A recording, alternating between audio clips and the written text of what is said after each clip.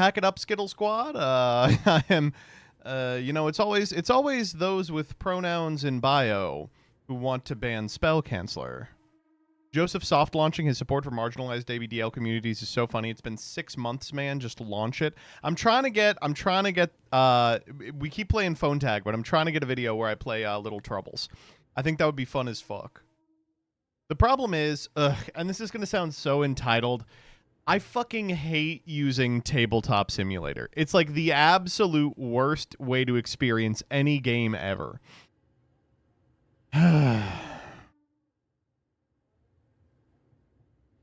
Bro, just buy the cards. I'm trying. They're all sold out.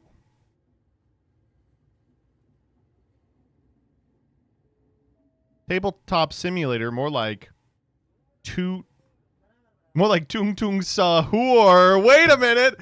TTS, more like Tung Tung Sahur. Oh, that's true. Anyway, how's everybody doing today? This is a quiet ass train. Let me turn the train up just a little bit. We got a couple of minutes before we get to our destination, which is, of course, the end of this video. They need to put Little Troubles on TCG Arena. They need to take Magic the Gathering out of Magic the Gathering Arena and replace it with Little Troubles. Do you think I could do the same thing that people do with Commander with Little Troubles? Like, invite my Polycule over, and instead of, like, yelling at each other about, why won't you let my fun combo resolve, we could just shit our pants? Yes, it'd be way more fun than Commander. In a sense, Commander is already doo-doo diarrhea. But not in the good way. Wait, MBT has a Polycule? Yeah, get with the times. It's me and Jillian and Danny. Now, one of them isn't a big fan of being in the Polycule.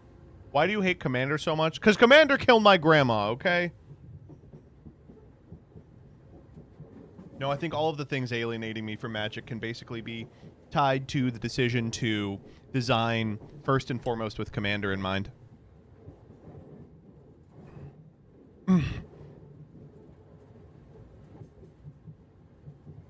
Kaboom. Kablow. Kaboom. Kablow. Did you see Popper ban? Yeah, we have to ban this this combo enabler because we released Thanos' asshole, the obvious infinite. They really made trans people second-class citizens the day after Freaks on the last day of Pride. It would be poetic if it wasn't the absolute worst shit ever. Yeah, I gotta be honest. If you all saw the Supreme Court decisions, they were trying to stealth Freaks. I mean, what can you say but that? It's like, I hate to be like this. Like, I know the world doesn't revolve around me, but like, it's so obvious what they're doing. Like, they are trying to stealth Freaks. They want to get the tough decisions in when I can't make fun of them for doing them. Dem's got to run unpacking it, right? Like, there's no other choice? Absolutely. It's free real estate, man. 5-4 on Birthright is unreal. That's kind of a mischaracterization, but not like... Not a huge mischaracterization. It is crazy. The fact that it wasn't 9-0 is like, uh-oh. Oh, no. What exactly happened? Pretty much every decision the Supreme Court took up, they fucked up in the worst possible way, with the exception of the birthright citizenship overturn, which was just flagrantly unconstitutional and still kind of came down to the wire. The big ones were 10th Amendment is no longer real. You can just fire people for any reason. That you're allowed to do the trans athlete ban, and of course birthright citizenship was the big ticket item.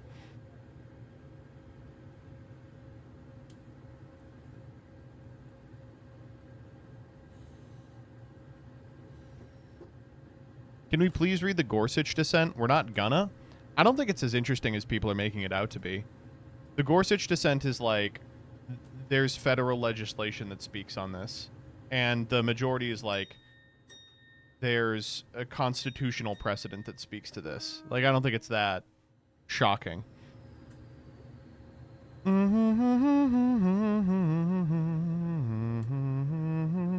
Why was there so much posting about trans men could be lesbians on Twitter this Pride Month? Because school's out. It is unfortunate that Pride Month happens during one of the months when school's out. But like every time you see people arguing about he, him, lesbians encroaching on women-only spaces and shit like that, you can just be like, that's a 20-year-old. I don't have to worry about this. Like, anytime there's like micro labels discourse, you just get to, in your mind, you just get to picture like a 19-year-old and then picture them like jumping off a cliff. Yeah, whew, okay. Glad I was able to destroy the teenager in my head. Do you have the post? Generational post dropped recently. That I will just be thinking about constantly. It was something like, as Pride Month comes to an end, we need to... It shocks me that there's never been any discussion that the two biggest horror villains in the history of time were men who dressed up as women, while the movie tries to point you away from the fact that they're trans. And the response was, this actually has been discussed extensively. You're just 21. It's like, yeah, dude. Someone should talk about Buffalo Bill. Yeah, I think they have. Probably the most talked about... I don't know, whatever. The problem is Silence of the Lambs came out before you were born. So, what are you going to do?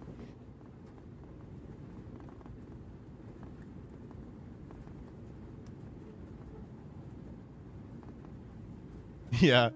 I feel like even in Woke 1.0, we never really reconciled that the villain in arguably the two most critically acclaimed horror films of all time are men who dress in women's clothing that the film goes to great lengths to say are absolutely not transvestites. The response, this has been talked about extensively, you're just 21.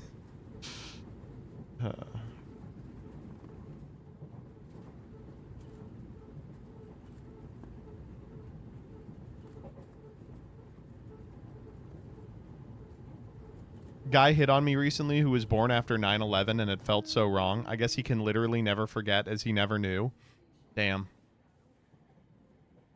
I'm not one of those people that's like, you can't date someone who was born after 9/11. But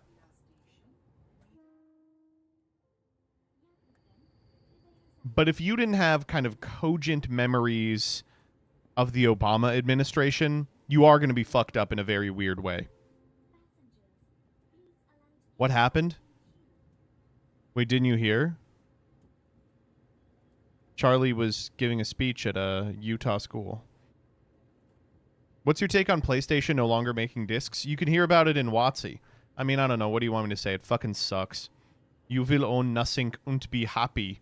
Whatever happened to that? Are you ready for the New World Order? Anyone born after 2016 is going to be like permanently brain damaged. That's probably true. I mean, that's true of us too. I'll be talking about a video game and someone will be like, this came out before I was born, and I'll feel horrible. What's the funniest one that could be? Undertale, right? Are you excited to go to your Oregon Yu-Gi-Oh locals smelling fresh and clean? Jesus Christ, man. Another fucking 100,000 years of Yu-Gi-Oh players smell bad jokes. I saw a good one that was like, this is kind of like a misnomer, right? The people didn't smell bad because they were Yu-Gi-Oh players. They smelled bad because they live in Oregon.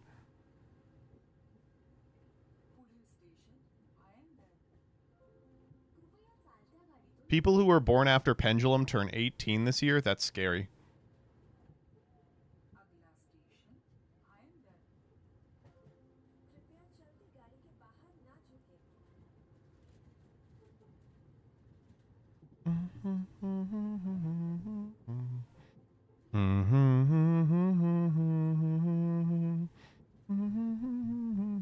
It's also not true, but who's going to fact check me? No, it's true. It literally is true. The Wii U is 37 years old this year. That is correct. Pirate Gaster is awesome. I've been loving Pirate Gaster. I'm a big fan. R. It's me, Weird Deered Gaster. You love the slur? Of course. What is this theory? It's not a theory.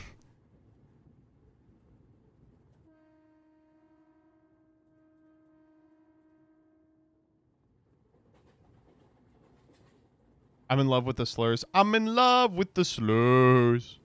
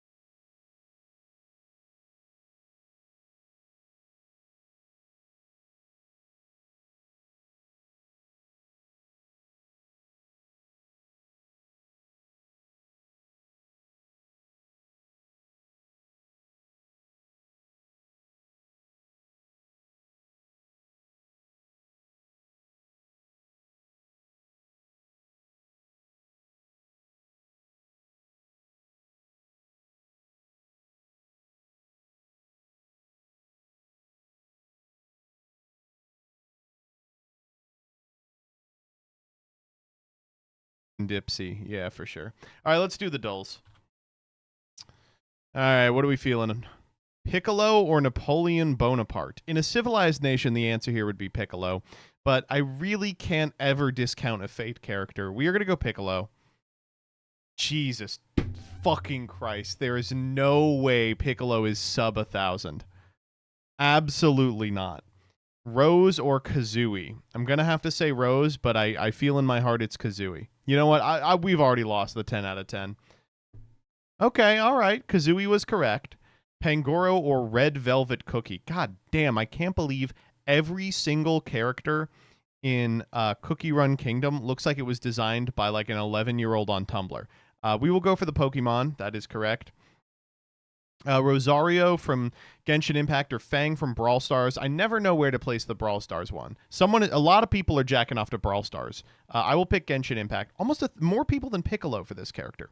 Midnight from My Hero Academia or Drizzile. Drizzile too new, I think, to have as many goons, and My Hero Academia characters very seldom disappoint. Problem with Midnight is that she is an adult, so it's not going to be super high among My Hero Academia viewers.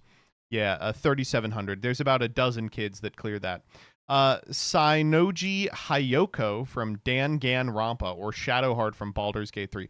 There's a lot of Shart. I will be picking Shart, yeah. Okay, we've got Mindfu or Kagame Rin. Don't even need to look at that one. Solgaleo or Ibuki from Street Fighter. Pokemon buff. This is a box legendary. Hard to not pick the Street Fighter character. I will be picking Solgaleo. Oh, was off. Was very wrong. Beelzebub from Helltaker or Yoruchi Shishoshin. Okay, so I think that Yoryuchi has a lot. And there is a lot of Helltaker porn, but the thing is they're like built to be attractive. So by virtue of doing that, I think it is going to be Yoryuchi. Yeah, absolutely correct. Daredevil or Vector the Crocodile, always bet on Sonic the Hedgehog. And we'll take an 8. We'll take an 8 for our trouble. All right, let's do the Scrandle. What are we thinking? I'm gonna do the 75-cent mango bitch enchantaduro. All right, here we go. Baja style hot dog or flat iron 6-ounce steak cooked in garlic butter. Unfortunately, the answer to this one is the Baja style hot dog, but I'm pretty sure that the disgusting cretins on Scrandle.com have picked the steak, so we will go steak. Yeah, unsurprising. Chicken tenders with fries or the gay cheesecake. Man, the gay cheesecake looks fucking awesome. I will be picking the gay cheesecake. Also, $20 for the chicken tenders and fries. Fuck off. Onion biajas or the full Monty. Some shit that the British people enjoy.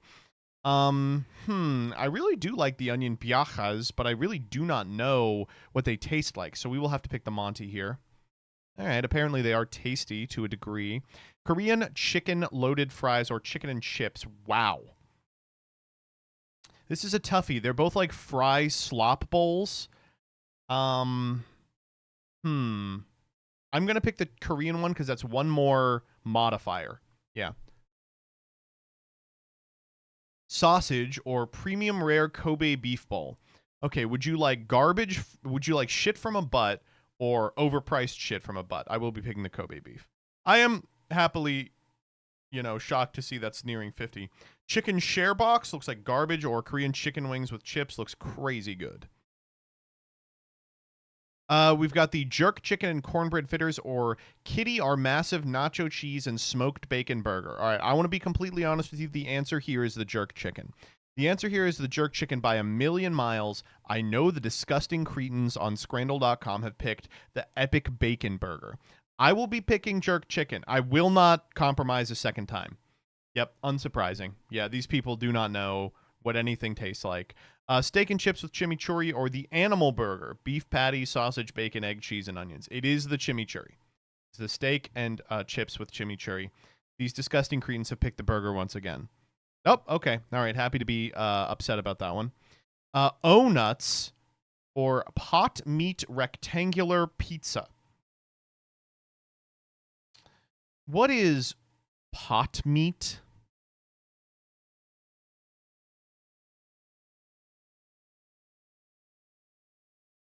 Stew. I mean, the pizza sounds really good. I'm sure these donuts are stupid. Yeah. All right, we'll take it. And finally, chocolate and nut covered banana or pie, peas, and gravy. You're gonna hate me for this. It's the banana. Yep. Thank you. I'll take a 9. Fuck you for that one I got wrong. Whoa, everyone was getting everything wrong today. Let's do cuddle. Yikes. Honestly, just straight down the middle. 48.52. I'll take it. Okay, then poople. Where war? Shit.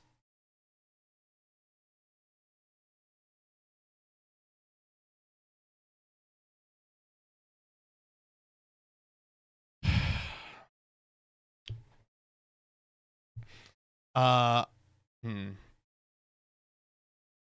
Poor pole. Yeah, how about that?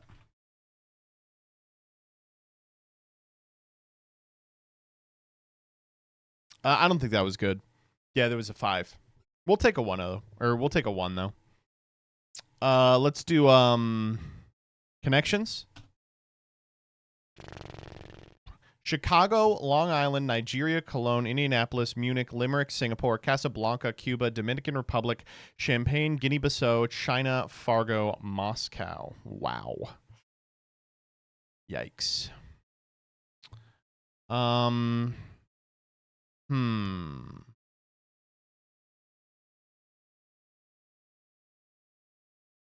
looking at the cow in Moscow.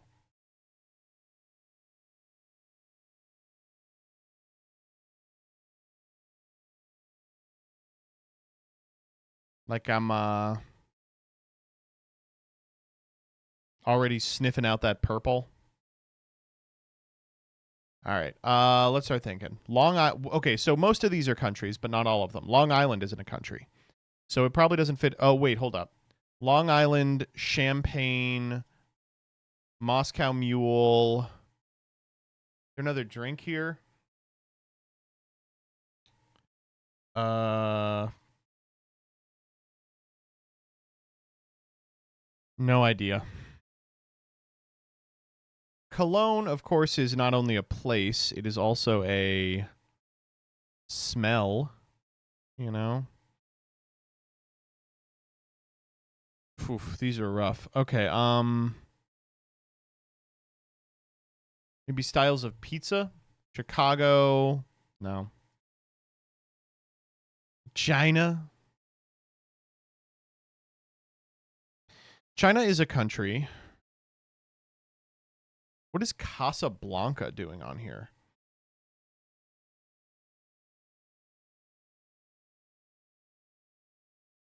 This is tough. This is really hard. Fargo is a movie. Casablanca is a movie. Chicago is a movie musical.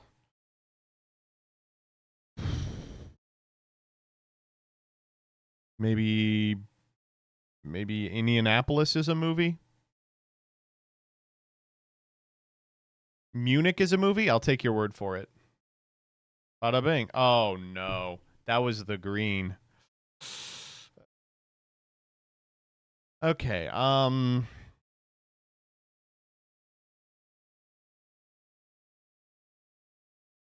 Indianapolis has Diana in it. That's nothing.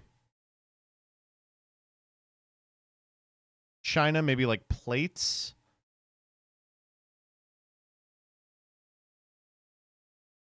I'm still liking the alcohol, but I'm missing one. Long Island, Champagne, Moscow. Cuba, you say? Okay, I'll write Cuba. No.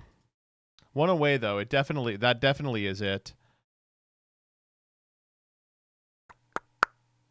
It's a Singapore sling. Can one of you be an alcoholic, please? All right. I gotta pass up the alcohol. Take out champagne? You think it's Singapore and Cuba? Oh. Oh, awful. Oh. I guess I just don't drink enough. All right, we have the yellow and the purple left. Guinea-Bissau is in the purple for sure. Because no one knows enough facts about Guinea-Bissau to put it anywhere else. It's gonna be some stupid wordplay thing. Maybe like a guinea pig, a China pig.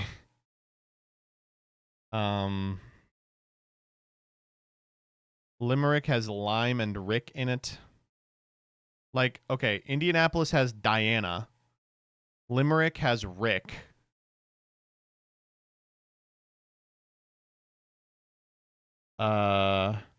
Dominican Republic has Dominic. I like that. I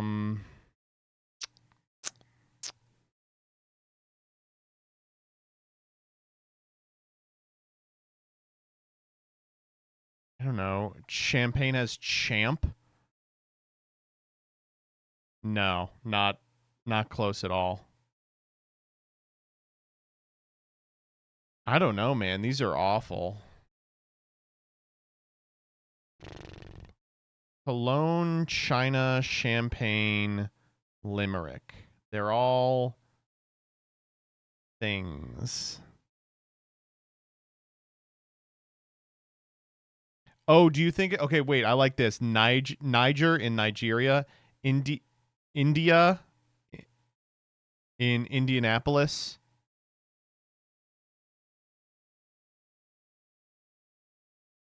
Wait, but I don't know what the other two would be.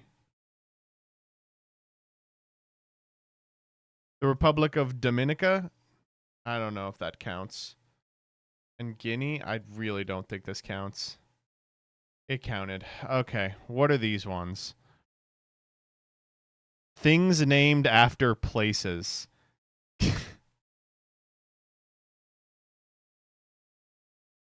Like the worst one in years, dude. Oh my god. Giga Hitler. Words that mean two things. Crazy.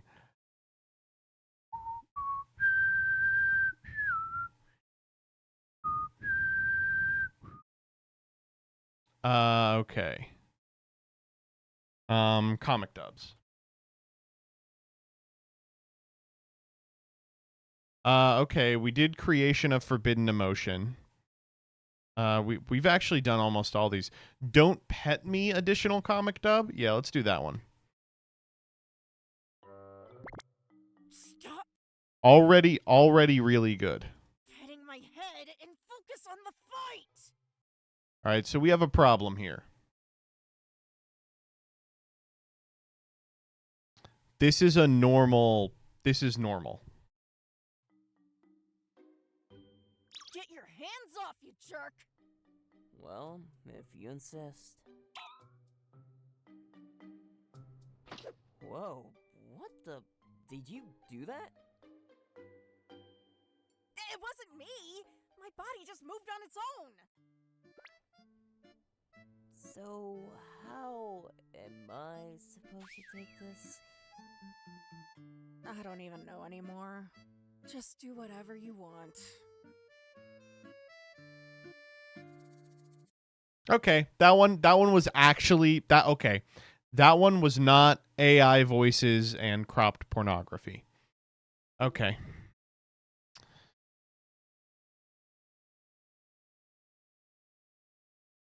Can you get on Dual Doku? Yeah.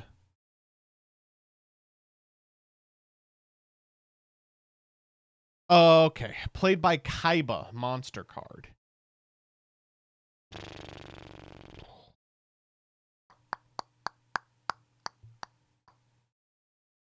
I'm going to say Z Metal Tank.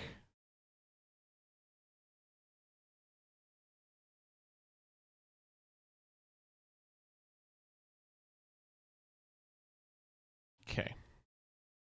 Attack 2000 to 3000 played by Kaiba. I'm going to say XZ Tank Cannon.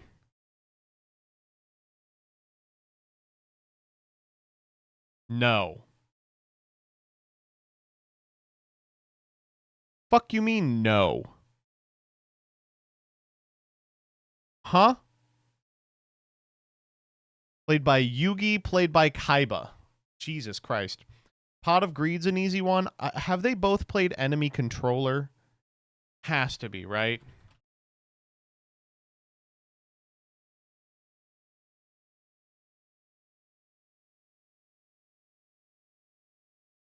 Nope. Damn, that's rough. I really don't want to put in Pot of Greed. Did they both play Nightmare Steel Cage? Ugh, yuck. I'm gonna put in Reborn. I'm gonna hope that works. That did work. Type attack 2000 to 3000. Damn. I mean, I could just put XYZ. That's 2000 to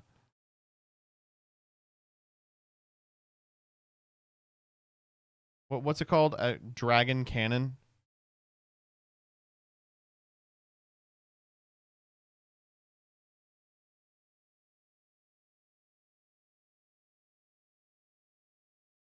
Okay.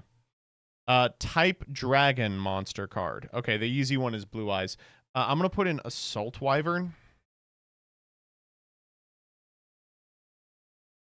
Attack 2 to 3 dragon. That's Curse of Dragon, probably.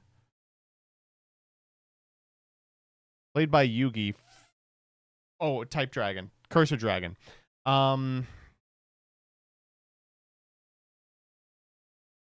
What the fuck dragons does Yugi play? He probably plays Alligator Sword at some point.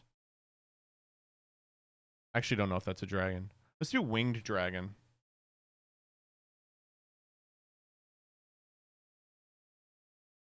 Cool. Defense 2 to 3,000 monster card. Oh, so I can just do anything here. Neo Aquamador. Attack 2 to 3,000. Defense 2 to 3,000.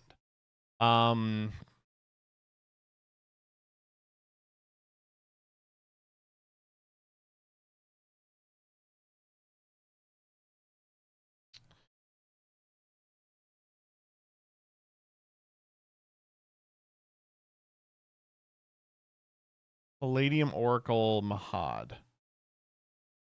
Played by Yugi. Defense 3,000. 2 to 3,000. I could put in Gaia.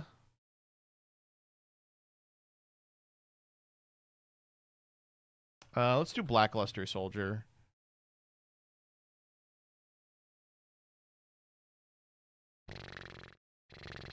$16, $6, $15.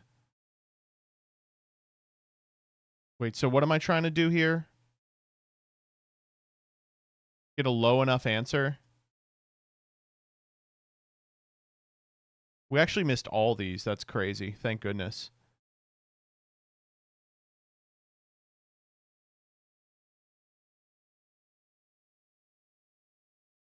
This is cool. I like this. Dual Doku.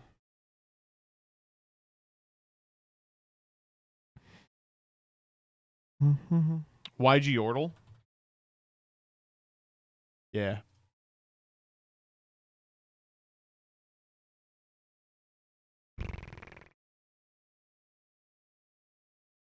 Well, it's an effect monster, but it's also something else.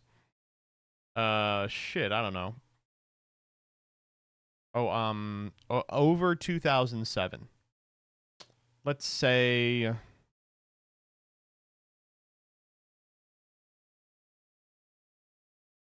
And it's got a defense stat. Let's say Eldritch. Lower than 10. Higher than 25. Lower than 28.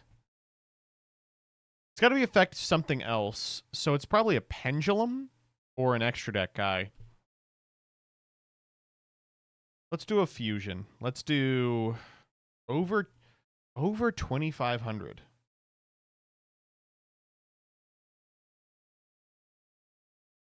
Guardian Chimera? No, not at all. A fusion penned? Ooh, I like that. Ooh.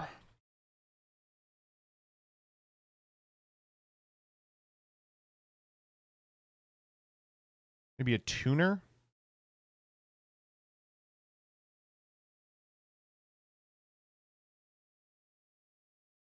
I like Dragostapelia. Okay. It is not a fusion. It is a dark. It is a 2,600 attack monster with less than 1,900 defense. Less than 2018. Not a plant either.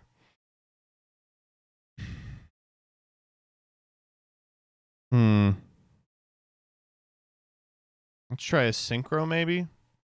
Like a 7 synchro. Urziqueous? That's 21. There's 7 with 26.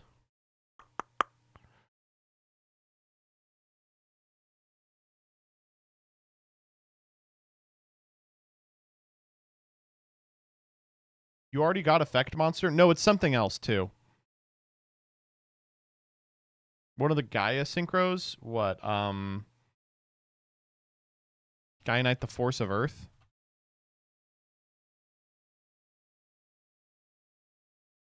He's not an effect. I'm stupid as fuck. He's a dark effect monster with 2,600 attack and a reasonable amount of defense. Let's try an Xyz. I mean, we're going down the line, man. An Xyz monster with exactly 2,600 defense or attack. Who the fuck could that be?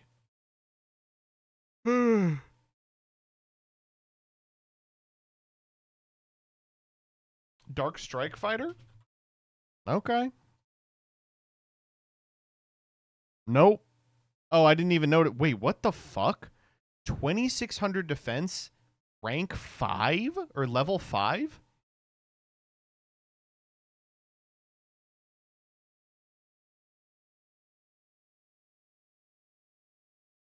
Has to be Ardreas.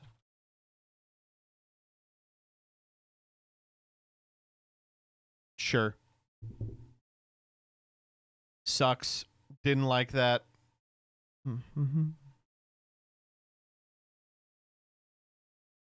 I don't think I do a Master Duel Masochist, but I appreciate it.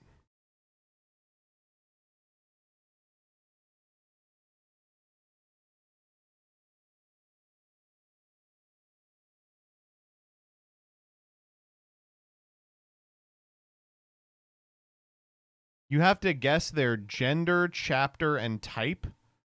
Jesus, I don't know. Let's start with water cooler.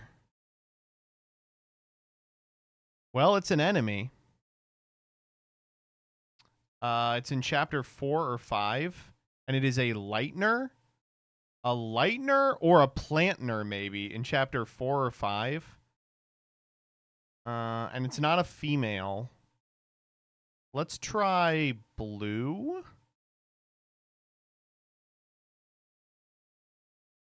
Okay, we got plantner right. Oh, it's Seth, right? Male wrong, female wrong. Too easy, too easy. Too easy.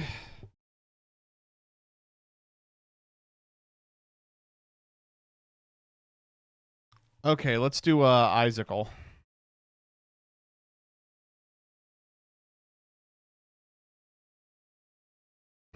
Okay, let's start Sacred Heart.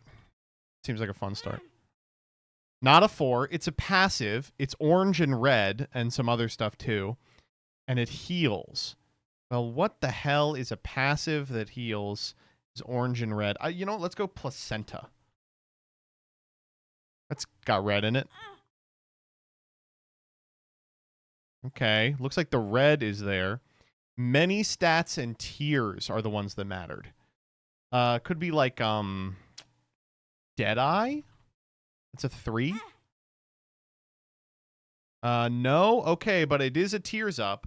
Tears Up with red in it. You can find probably in the Ultra Secret. That's a 1. What the fuck is in... Oh, not in the Ultra Secret. In the Item Room. Item Room, 1. Tears Up, red, passive.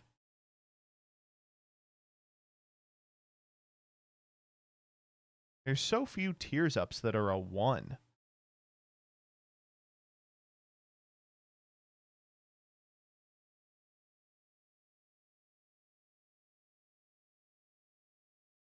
Charm of the Vampire doesn't give tears. Yeah, no.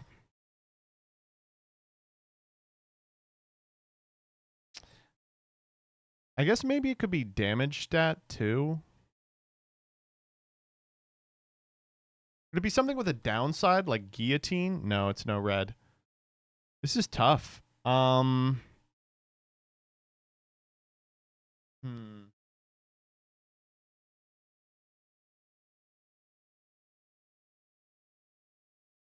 Bozo give tears or damage? It gives damage.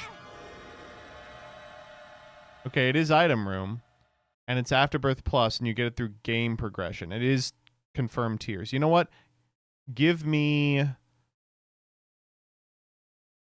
the description. Tears. Okay, that's not helpful. It is a 1 as well. A 1 that gives tears. What the fuck could that possibly be? What Tears Up is a 1?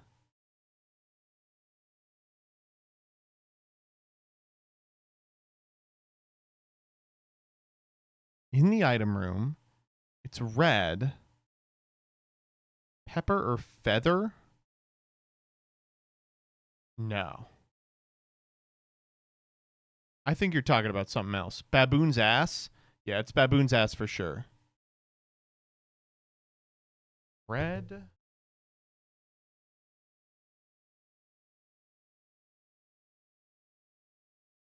I don't know, man. Oh, it could be Shard of Glass? Well, it's a 1. No, it's red. It is red.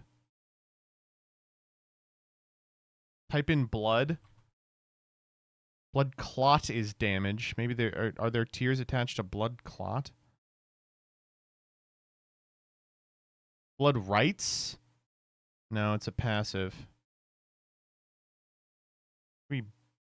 Yeah, I'll do blood clot. It's a 2, shockingly. Maybe something that's dead? No. Lusty? No, Lusty's not a... Lusty's good as fuck. Mom's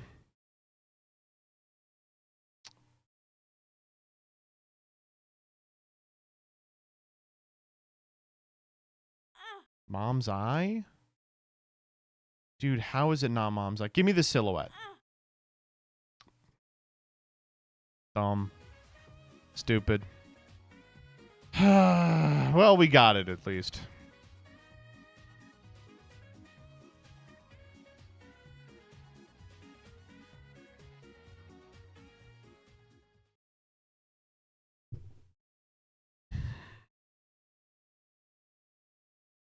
So tears is not tears up. Yeah, I guess it has an impact on tears. What they meant is like it's a tier modifier.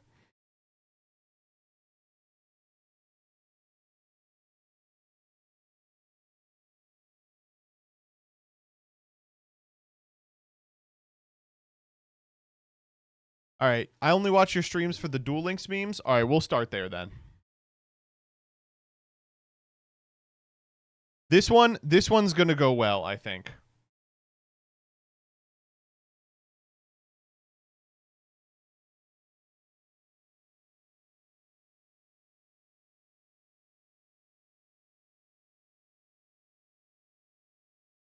Meme review. That's right. We are once again doing Duel Links meta memes. Now, the important part of Duel Links meta memes is that it has become a proxy war in recent weeks between Chiron, who is posting the stupidest shit you've ever seen in your life, and Mechlord, who is posting the second stupidest shit that you've ever seen in your life. Of course, we are Team Mechlord. The thing about Duel Links meta is that no one uses it. So the top memes have like 4 upvotes. It would be really easy to just game the system. We're beginning with Clockwork Heart, which is, of course, someone we already know. It's pretty impressive that it's just the same 5 guys every week. Now, here we go. Why Do I Hope by Clockwork Heart. My pet deck is doing great against the AI. Maybe it can work in PvP. You lose, you lose, you lose. Never again. So this sucks for a number of reasons. Obviously, this is bad. This is the best week ever. Like, this is legitimately the top meme of the week. They were like, this is the one. So much going on here. First and foremost, it's the most boring nothing critique ever. Could be applied to literally any game that includes decks. The only thing that differentiates it as a Duel Links meme is the you lose is from Duel Links. The other weird thing about this one is that in Duel Links, frequently decks are worse against the AI on auto duel than they are in PvP where you get your skill. So honestly, I have no fucking clue that why this would be something you would be upset about. Let me see what did it look like originally. 591. Too good for the AI, not good enough for PvP hell. Really? You people are doing... Okay, all right. Except my pet decks lose to AI because Auto Duel is busy drooling in the corner. There we go. Okay, see, that's what I expect. Mechlord top comment. He's the only person commenting on this subreddit. Next up. I love drawing the out. Same guy.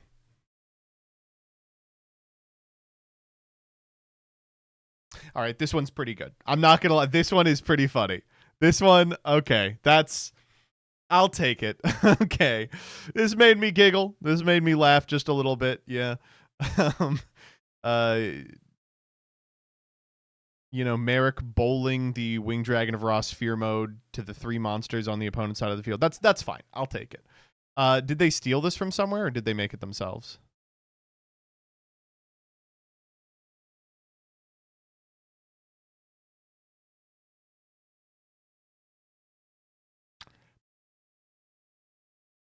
It looks like they made it themselves. All right, fuck me. We have a winner. That's not a bad one at all. All right, next up. Aren't you glad we got a ban list? Okay, now we've got Mech Lord coming up. Let's see what Mech Lord has graced us with this week. The strongest deck in history versus the strongest deck of today. Fuck.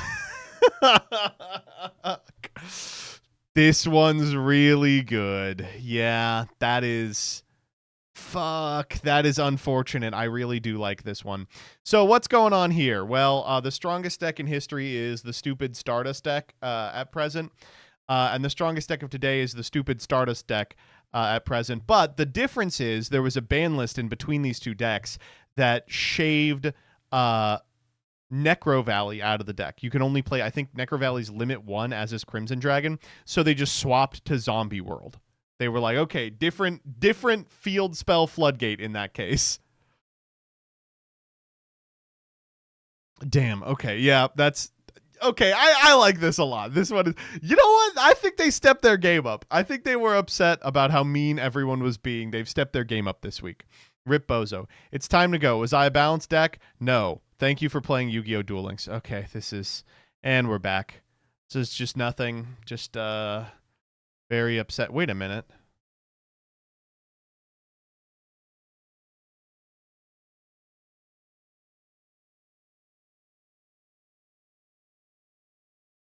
Okay, it looks like they made this, but I guess maybe the tag here is from the original.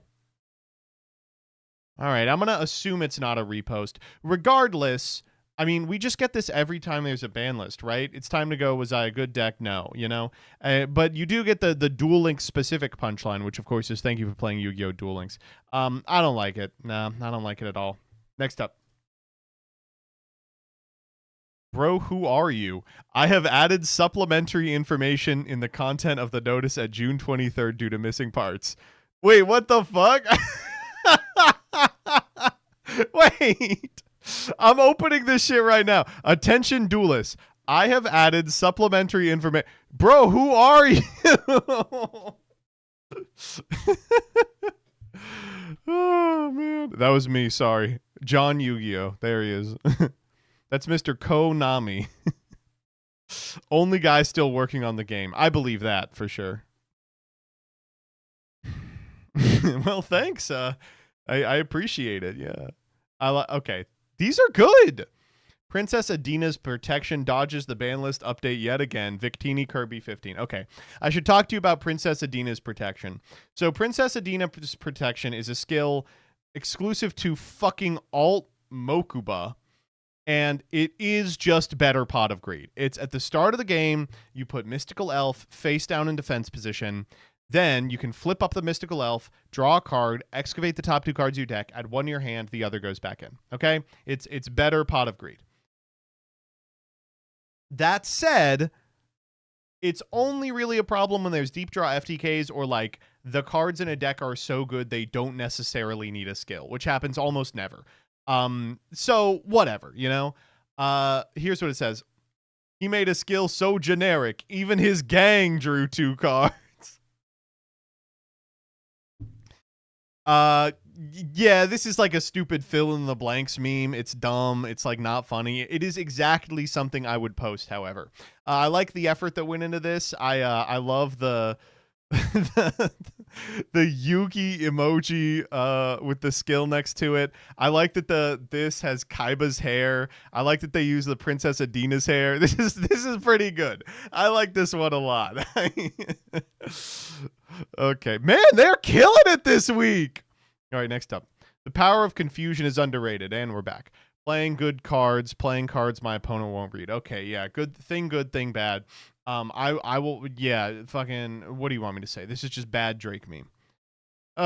Man, we were doing so good. We had like 6 bangers in a row. Okay. Keep moving. Going on 6 months with no new ritual support. Please help me. Please, I need ritual.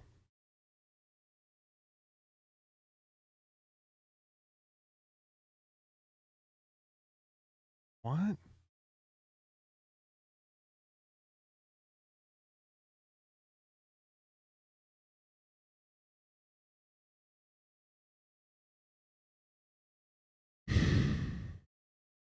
Oh, I get it. Rituals are blue. No.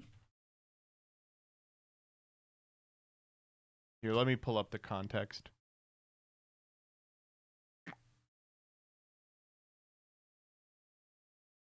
Oh.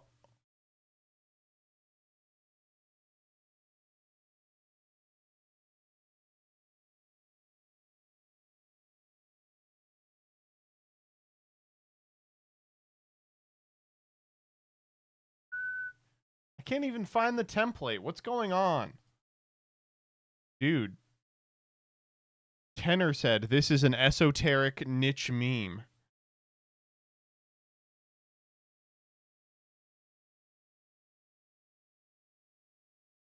They could have added Natasha forever ago.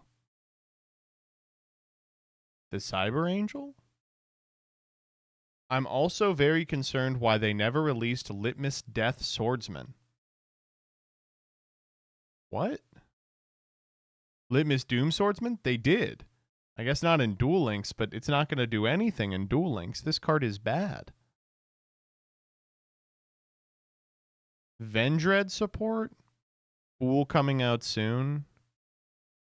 I'm just like shocked at the concept that there are people who consider themselves ritual players. They're just like, I'm a ritual player. I am only happy when the cards I am casting are blue.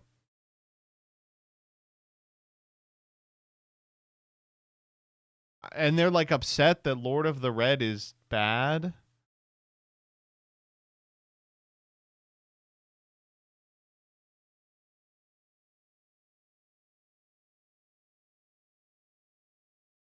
I am a light machine ritual player, I guess. Some people will latch on to anything. Sure. Next up. This fool tried reading my cards. My opponent reading everything on my field, graveyard, and banishment to figure out what's protecting my card. It's my skill.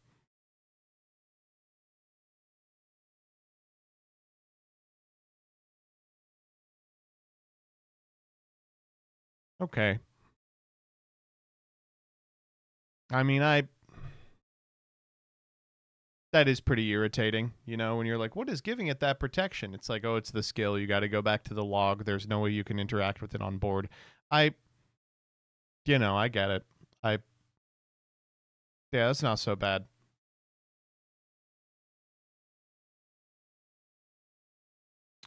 Next up. Whew. I saw a lot of people talking shit on Clockwork Heart. They were pretty hit or miss this week. I'm ready to see the randos. Bring on the fucking randos. Rocket mains smashing their tables. Rocket getting new support so they can play with their 100 summons per turn. Nibiru the Primal Being 3 unlimited. Win the Squid Game! Okay, so a lot going on here. First and foremost, why is Nibiru squished? I guess they've taken a screen cap of the Unlimit page that includes Nibiru, but now there's all this weird negative space. Second thing, good thing, bad. Imageflip.com at the bottom. Rocket getting new support so they can play with their 100 summons per turn, like they weren't already doing that. Like, I don't know. It's just not good. When the squid jerking you off and you come. When she trying to play games, but you a gangsta. All right, next up. We've got a Mechlord one, the real winner of this ban list. I lived, bitch. It's number 107, Tachyon. I actually joked that Tachyon would get unnerfed before Infernoids on Discord.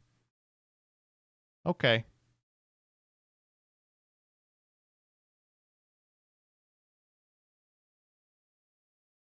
Honest ban list reaction. You already did your ban list reaction. Therion Battle Royale. The rest of the ban list. Okay.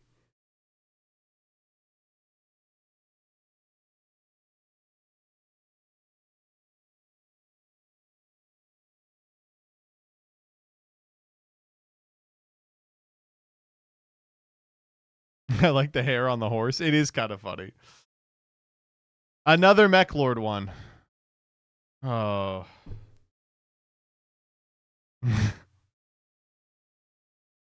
This one's just a discussion. I don't even think this is a meme. No, maybe it is.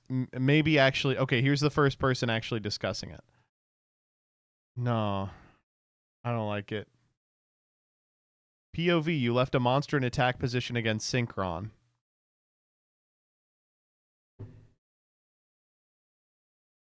It's a fun edit. It is a fun edit. That monster does go to 10 million attack. It's a fun edit. What do you want? It's a fun edit. So sue me. It's a fun edit. Another engine with no free monster zones to splash it into any competitive deck. At least let my child in. Sorry, ma'am, there's no empty seats left in the bus. End board bus.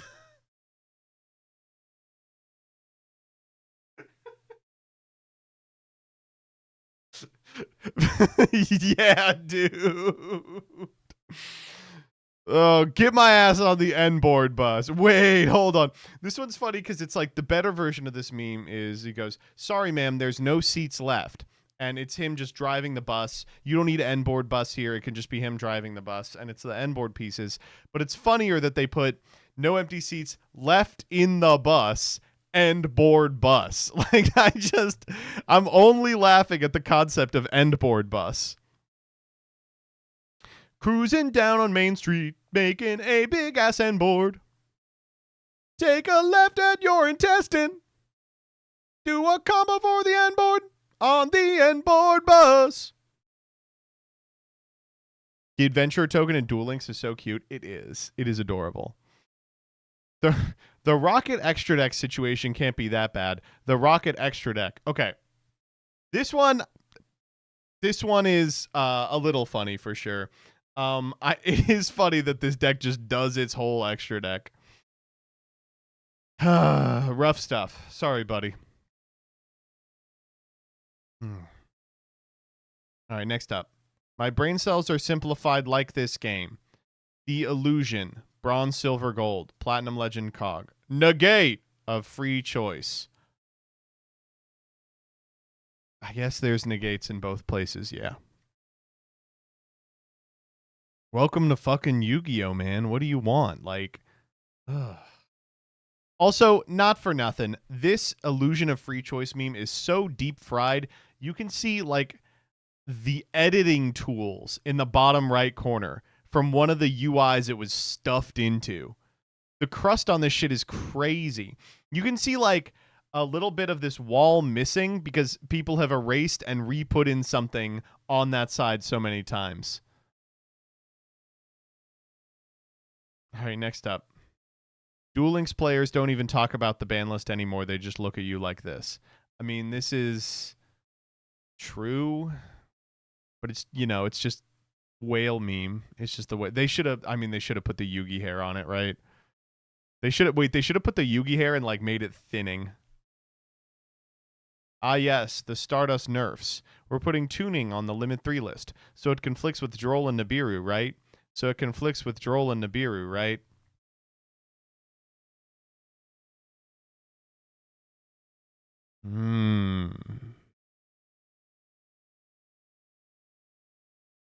Now we're getting to the fucking dregs, man. Now we are getting to the fucking dregs. Another Mechlord one. Why would Konami free Droll and Nibiru? Are they stupid? What does he even do? Limited 3. Thank you for playing Yu-Gi-Oh! Duel Links. Okay. Wait, meme aside, why the fuck is Droll unlimited? They unlimited Droll and Nibiru on the most recent list, and admittedly, I don't know why. It just seems like they probably shouldn't. No Chiron this week. What the fuck? No Chiron at all? Chiron, I believe in you. You can come the fuck back. Disappointed from the absence of Chiron. Hope he's doing okay. Chiron, I believe in you. Let's stalk Chiron and see if they posted this week.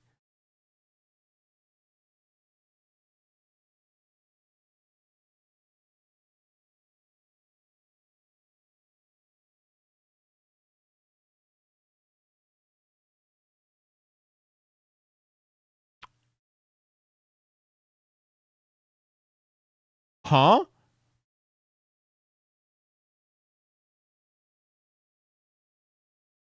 Chiron hasn't posted this hour.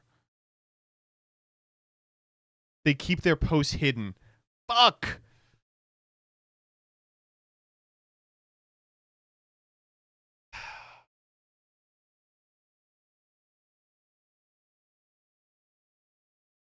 Send them a DM. We got to scroll the Reddit now. Yeah, for sure.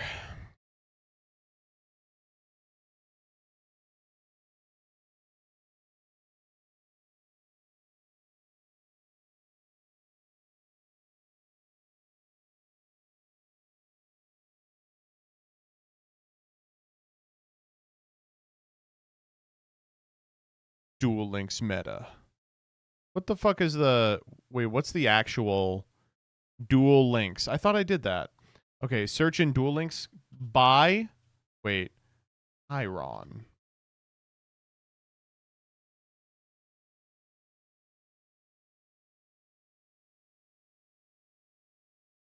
I don't know how to use this. Past week.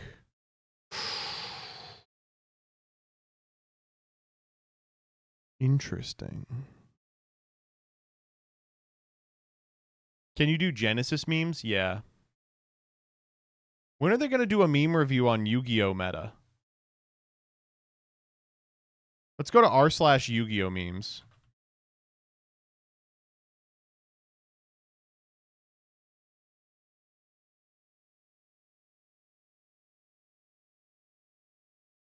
Oh, yeah. These are fucking epic. Wait, there's 2 posts. You kidnapped my grandfather. Let's settle this over a children's card game. Immediately followed by, yeah, sorry that this guy died. Come on, man. Fucking hell. All right, I'm out. I'm out. Oh, boy. I am less toxic than Cyrus, right?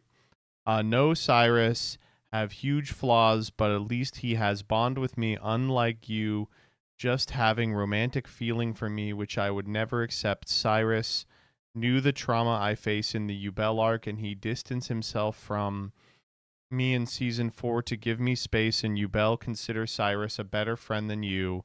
Get wrecked, Alexis.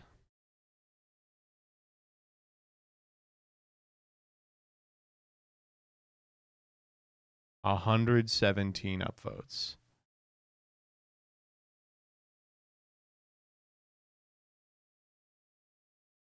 This one is unfortunately pretty good. The goatee player who pronounced it as goatee versus the goatee player who pronounced it as goatee. That, okay, hold up. That one's actually pretty good.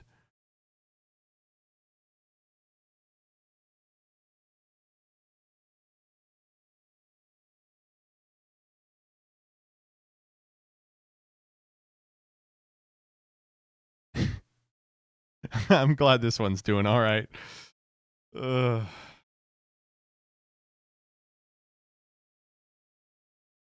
want this I want one of these real bad. I have in my head a version of this that's like stun player hates meta, wants Ash banned. How else can I offend you today? I want a picture of me at locals drinking out of it, doing the like convicted felon face. You know what I mean? Where the guy's like, oh yeah, oh yeah. Oh man. All right. The what?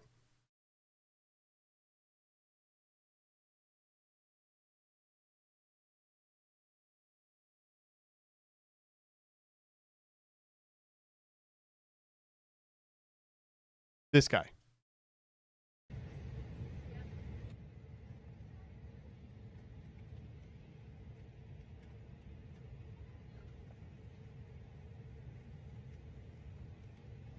Dude, I love this guy. This is like my favorite guy too. He does this everywhere.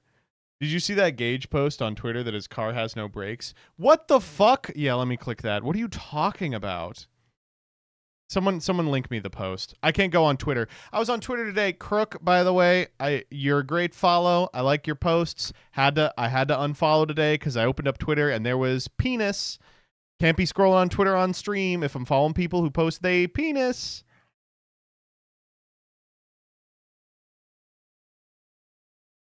My car brakes tend to get spongy towards the end of my commute to work. Surely this isn't normal, right? Should I get it checked out by a mechanic? Is there anything I can check by myself before doing that? Okay. Are you ready? This is actually not news to me. Let me pull it up. I think it's in Wonky.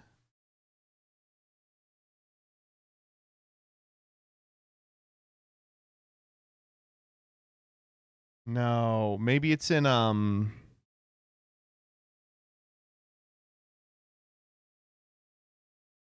it's in one of our chats. I'm going to see if I can find it. Wonky Variety, perhaps? Yeah, here it is. So, so this is the chat that's the Wonky Boys and Dan, who edits for the Wonky Variety channel. This is what he posted on the 29th. This was 3 days ago. Do your guys' brakes ever get spongy on regular drives? I feel like I should be concerned. Farfa goes, you do not want to fuck with brakes. Get it checked ASAP. Doug goes, that is abnormal. Farfa goes, spongy is like moisture air. It's probably a simple fix. Gage goes, Jesus fucking Christ. It's always something. And then 2 days later, he's like, am I supposed to do something about this?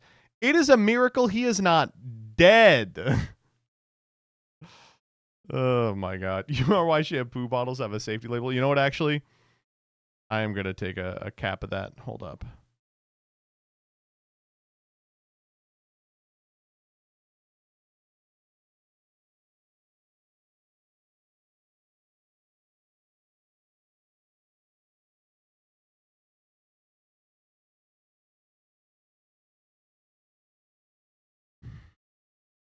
My brakes are getting worse. Should I be concerned? Why didn't you respond to him? I mean, I figured they had it covered. I was like, oh, good. He knows. Oh, man. Can you admit it's beast mode? Okay. It is a little beast mode. It is a little beast mode.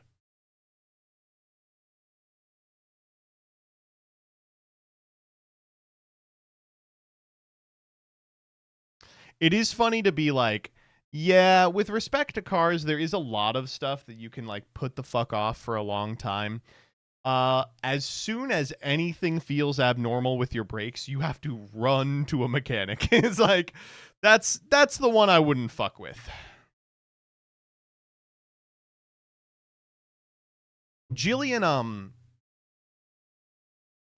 car, when you would brake for a long time, it would grind.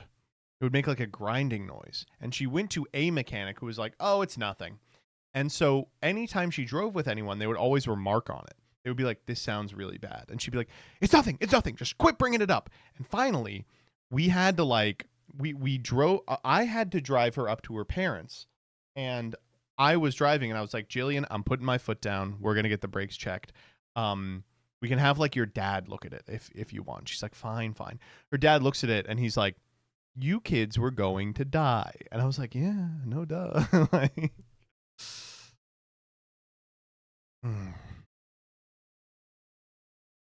what kind of mechanic says it's nothing and turns down potential business? I don't know, man. I was like, that's the first mechanic who has lied to a woman who came in with a brake problem by saying the brakes were not in need of repair.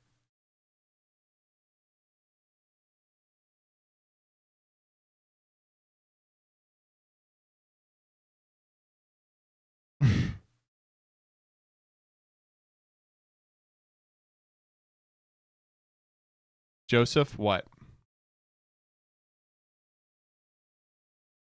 How much of your timeline is unscrollable? I'm curious. It's not so bad. Here, I'll show you.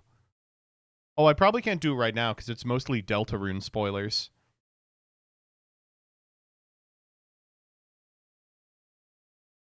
Let's play some dinks. No. We're going to watch some videos first.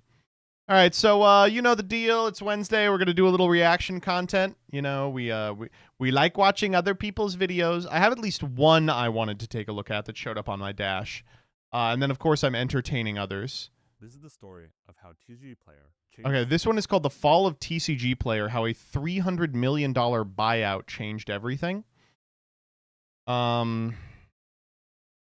What's next for me? What the fuck?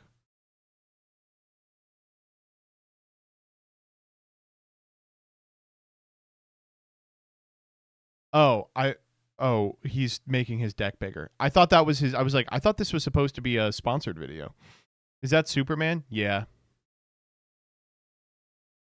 This repo video, I'm so upset that it's not doing well because we had so much fun.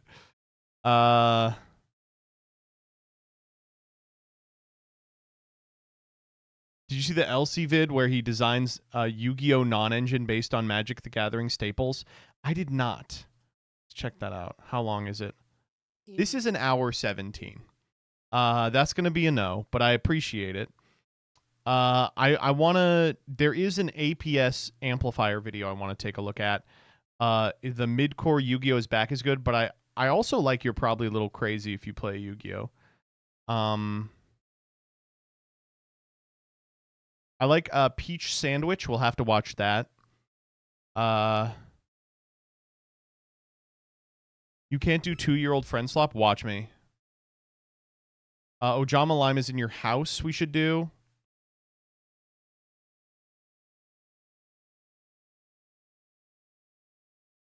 Cookie dough steak we have to do. Explaining the worst Yu-Gi-Oh cards ever made. Should we do this? Garbage.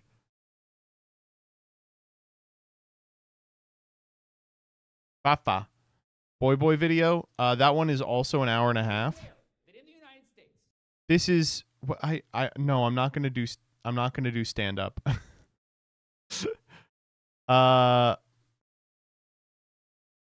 Boy video is sadly uneventful. Thank you for saving me an hour 17.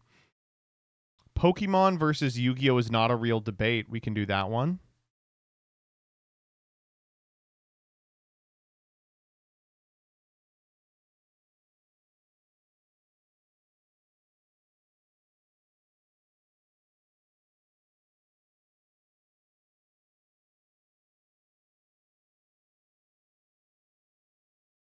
I want to do Mega Popsicle for sure.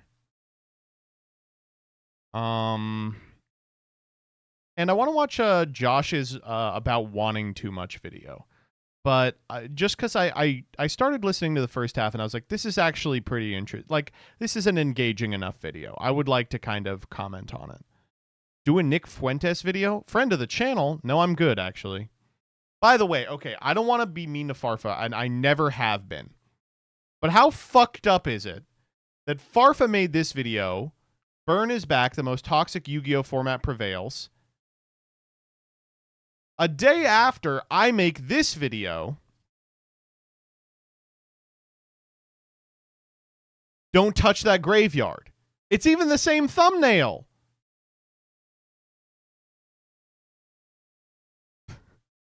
Ooh, drama. No, it was just an event that happened at the same time. He's always stream sniping. That's true. All right. Let's begin with the peach sandwich. Sandwiches of history today from delicious recipes of 1920. We're going to be making the peach sandwich. Now, in order to do this, I had to have soaked peaches that were dried overnight. Let's check in with Yesterday Barry and see if he did it. Hey, Yesterday Barry. Yeah? Did you remember to soak the peaches overnight? They're literally in the pot on the stove right next to you. Wait.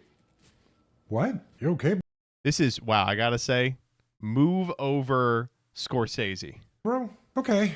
Thank you. Well, now we're to gently stew This is like the scene in Homestuck where Carcat and past Carcat are yelling at each other. peaches. All right, now that they're plump and tart, we add in a little bit of sugar. Now into butter bread, we grate chocolate. I'm using unsweetened because we've got sweetness with the peaches. And that's my assumption. Not 100% sure. Could be Oh, this is going to be delicious. but we're going unsweetened. Now we cut the peaches into small pieces. Now we put our peaches on top of chocolate. Oh We top that with man, another slice of buttered I can already tell this is gonna whip ass. bread, buttered side down. Okay, let's give this peach sandwich a go. It's not bad. The peach flavor No, it looked so good. is a little bit muted because it's a dried peach that we're rehydrating. I'm glad that I did add the sugar because it did get a little sweeter. And I think that's playing nicely with the chocolate. But here's the thing, I do want to plus it up just a little bit. Well, sure enough, I forgot to hit record, but I did plus it up with more chocolate and some Malden sea salt. Okay, let's give this peach sandwich plussed up with a little bit more chocolate and some Malden sea salt a go. So that's actually really good. The salt, get a little bit of salinity, but it helps heighten the peach flavor and helps increase the sensation of sweet. Goes really well with the chocolate. And the butter is unsalted that I'm using because salted butter back in the day was a way for manufacturers to use bad milk. And so the desired thing for most sandwiches was unsalted butter. And now we got a little salt in the sandwich for that too. All right, so the original peach sandwich, clever way to be able to have fruit in times when you could not have fruit back in the day, because you know now we can go to the supermarket any time of year and get fruit, and it's shipped in from around the world. Back then, you ate what was in season, and that was it. But dehydrating fruit or drying fruit was a way you could preserve it and have it later. You just had to bring it back to life with a little soak and maybe a little poach. I think the original peach sandwich with the chocolate, I thought that was pretty good as a sort of a dessert sandwich, tea sandwich. I'd probably give that a good 7.5. Wow, was not expecting that. Plus up a little more chocolate and a little bit of salt, 7.5, 8. Definitely gonna finish it. And yeah, I would make this again for like a tea party or something like that. I don't think I would make this for my lunch, but today, lunch. All right, see you tomorrow. I'm intrigued by this concept. I wonder if there are other like sandwiches that I could make. All right, okay. Let's get to the Yu-Gi-Oh. So this is let's do this TCG Player one first. It's called The Fall of TCG Player, how a $300 million buyout changed everything, and it's about when eBay got control of TCG Player a couple of years ago. Forever after a massive corporate buyout. What started as a platform built for players and collectors has now become a flashpoint for controversy, labor disputes, and frustrated buyers. Today, we're digging into what's really happening with TCGplayer, how eBay's acquiring reshaped the company, and what the future might look like for the hobby's biggest marketplace. For those that don't know, TCGplayer has been one of the largest markets for trading card games since 2008. If you've ever tried to build a deck for any card game, you've probably used it. The platform became famous for its massive selection, competitive price. It's actually pretty interesting. I'm one of the people who was purchasing cards prior to 2008, of course, because I was just a little bitty baby. And I wanted cool card for deck. And I remember back in the day using Mike Loda and Gathering Grounds to get most of my stuff. In fact, I still have a Gathering Grounds long box from when I ordered like 300 cards from there. They shipped it in a long box, and you know, it came to my door. I've been using it for fucking 2 decades on. Let me see if I can pull up. The interesting part is neither of those websites have improved at all. Yeah, MikeLoda.com still looks like this, and by the way, is still active. I spoke with someone who told me Mike Loda is a local of theirs, and occasionally will show up to places to vend, and I think that's great. And they were like, yeah, one of the Yu-Gi-Oh people mentioned you because he got stuff off there. He's like, oh yeah, it's a long time. Let's see what we can buy off Trading Card Mint. Shambhala. We can buy Shambhala. You all know Shambhala. We can buy Crimson Moon. We can buy Shadowverse Evolve. All right, what Yu-Gi-Oh shit do they have? Yu-Gi-Oh! Edison. Oh my god, they have an Whoa! Okay, wait. I'm realizing I clicked Edison, but they actually have 16 total Edison cards available. Ah. And going to the second page has required me to do a security verification. These aren't terrible prices. A nice super. Oh my god. Ryo is so expensive. What is these guys used to advertise on Dueling Book also? What do you got from Chaos Origins? Oh, pretty much everything. Okay, let's get past the Starlights. They're selling the Overframe for 5 hundo. That is a lot. Okay, we've made it past the Starlights. Surge for 16, Crackle for 15, Alistair for 14. How much is Pot? 6, 7? Fuck me. Griffo for 10. I pulled a Griffo in my entry packs. I was shocked to see it was 10. There's no way that stays at 10. Hyper Invoked Eon. The Chaotic Phantasmal Sacred Beast. Oh, man. And then everything's worth nothing. Then, Gathering Grounds, I think, is a little different. Yeah, I've always wanted to use this one.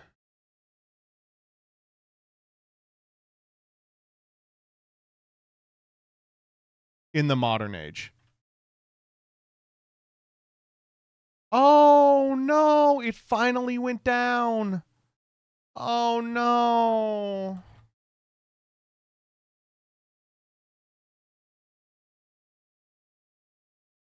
Oh. Yep. So, this site was up basically until last year. I remember checking. Let me see if I can pull it up. On the Wayback Machine. They have a... Oh, man. They want like an Earl. Okay, they have some from 2024, yeah. So here's a late 2024. This is December 11th, and here's what the website looks like.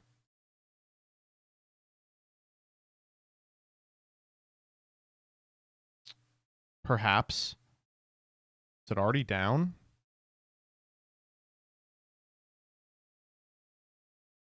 Let's do the 6th. No. Let me pull from 2023. Damn, I know it was up really recently.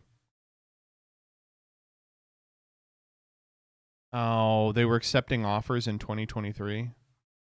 Let's try 2021. February 23rd.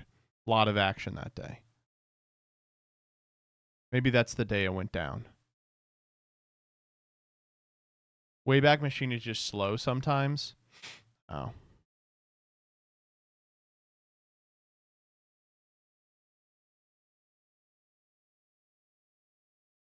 Yeah. This is going to be upsetting if I can't get to it. Yeah, that's a domain registry again. I'll just go back to 2005. So...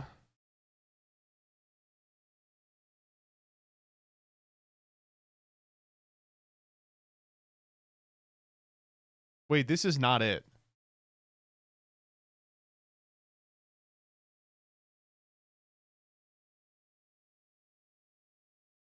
The fuck? I feel... huh? Okay, well, now I'm going crazy.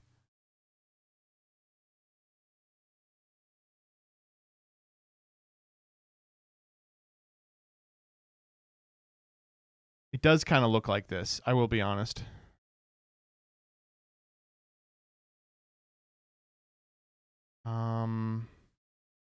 Maybe like 2008.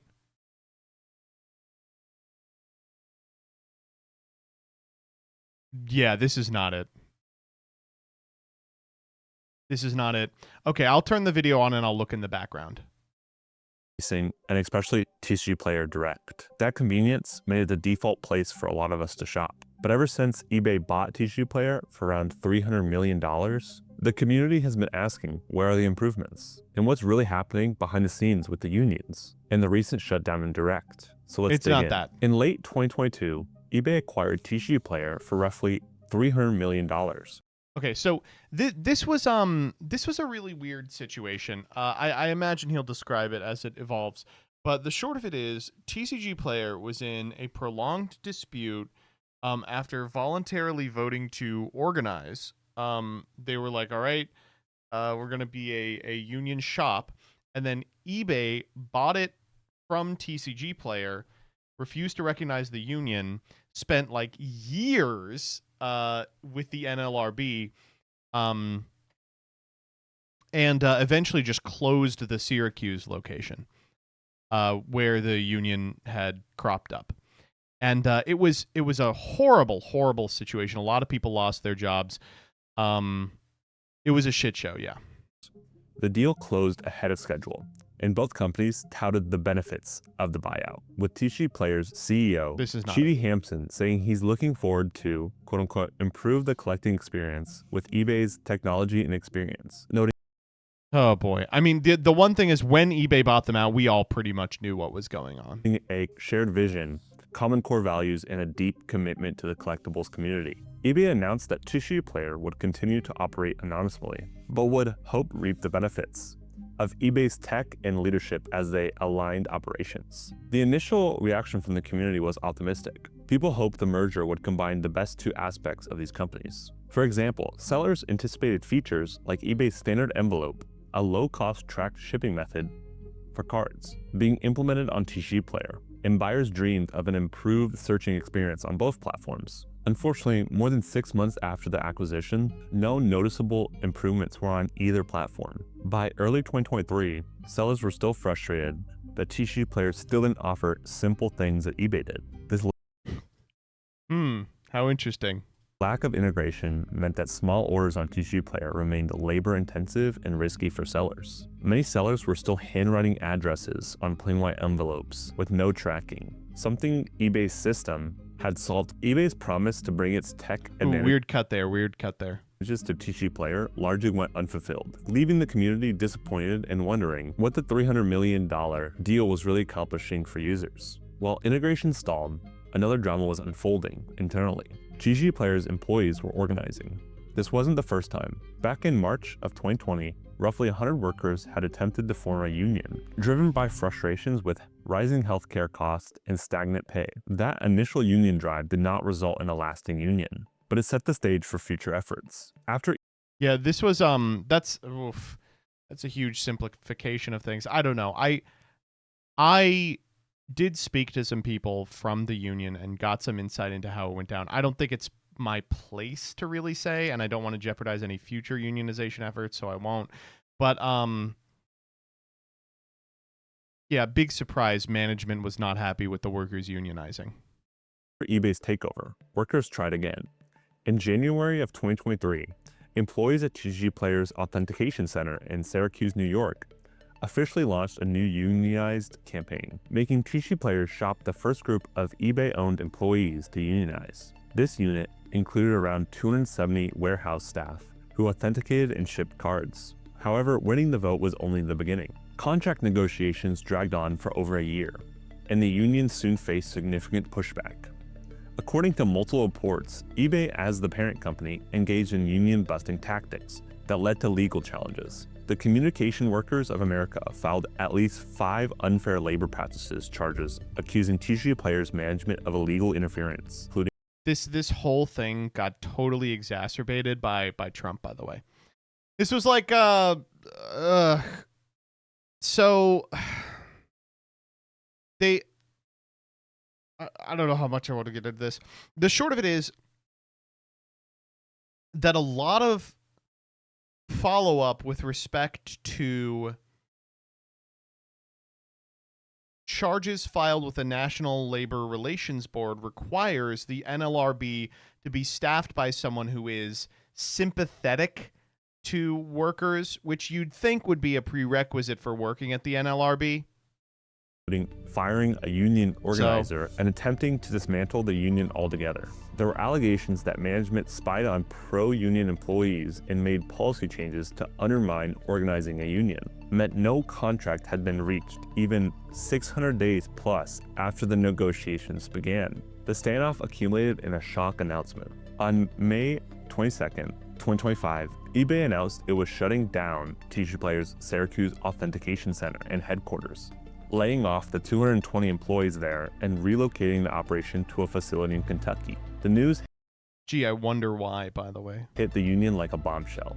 It came just days after a scheduled bargaining session was suddenly canceled by eBay, which the union saw as highly suspicious. The union blasted the move as a blatant attempt to quote-unquote evade its bargaining obligations and keep the company union-free. Essentially, the union charged that eBay decided to break the union by closing the entire location, rather than negotiating a contract. From eBay's perspective, the closure was part of consolidating operations and moving to a state with a more central logistics hub. But the optics were hard to ignore. Kentucky's minimum wage is roughly half of that of New York's, meaning labor costs would be much lower. To the displaced Syracuse employees, it certainly looked like eBay was prioritizing cost-cutting and eliminating the union influence in one stroke. The union quickly filed new charges, accusing eBay of illegally terminating the employment of workers to avoid bargaining.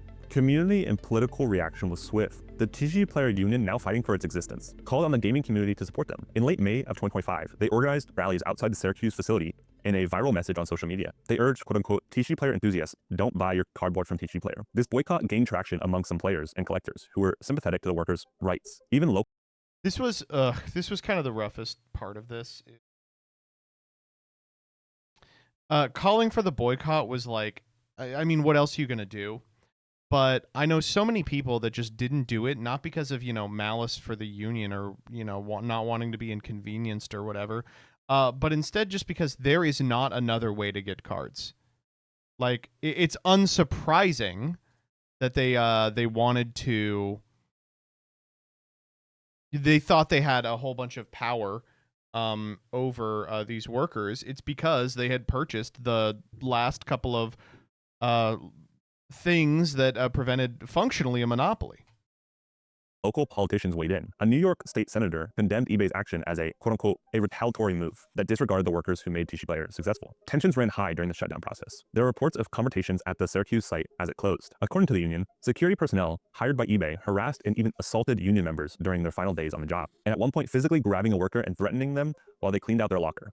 This was crazy, by the way. The stuff that was alleged was that like they had hired like a union busting firm to like stalk them functionally. Denied any union busting intent, but did not specifically address these harassment claims. Amid this charged atmosphere, the union did score a final victory of sorts. They leveraged the public pressure and negotiations to secure a much better severance package for the laid-off employees than what was originally offered. In June of 2025, it was crazy, by the way. The difference with respect to what the union was able to secure in terms of a severance package was night and day based on the nothing they were expected to get. Weeks after the closure announcement, the union announced that they have reached a closing agreement with eBay/TCGplayer. While it wasn't the collective bargaining agreement they initially sought, it provides significant benefits to help the workers land on their feet. This included 20 weeks of severance pay, 6 months of health insurance, 7 months of mental health benefits, and a lump sum of $1,250. Union representatives expressed gratitude to the community for boycotting and supporting them, crediting that solidarity for bringing eBay back to the table. An eBay spokesperson stated they were pleased to have reached an agreement and believed it provides the necessary support for employees during the transition. In the end, though, the result is bittersweet. The Syracuse staff, who were the heart of TCGplayer's operations and the focus behind unionization, were gone. eBay effectively eliminated the first union in its corporate family by eliminating those jobs. The episode left many in the community questioning eBay's commitment to the hobby's community and to the promise of treating employees with care and respect. It also raised concerns about how TCGplayer would function after losing so many experienced authenticators and service people. One immediate impact of the Syracuse shutdown was on TCGplayer Direct, the very service that made TCGplayer so convenient for buyers.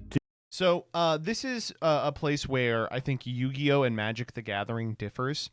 TCGplayer Direct is a mechanism by which you can get, I mean, he'll explain it momentarily, I imagine.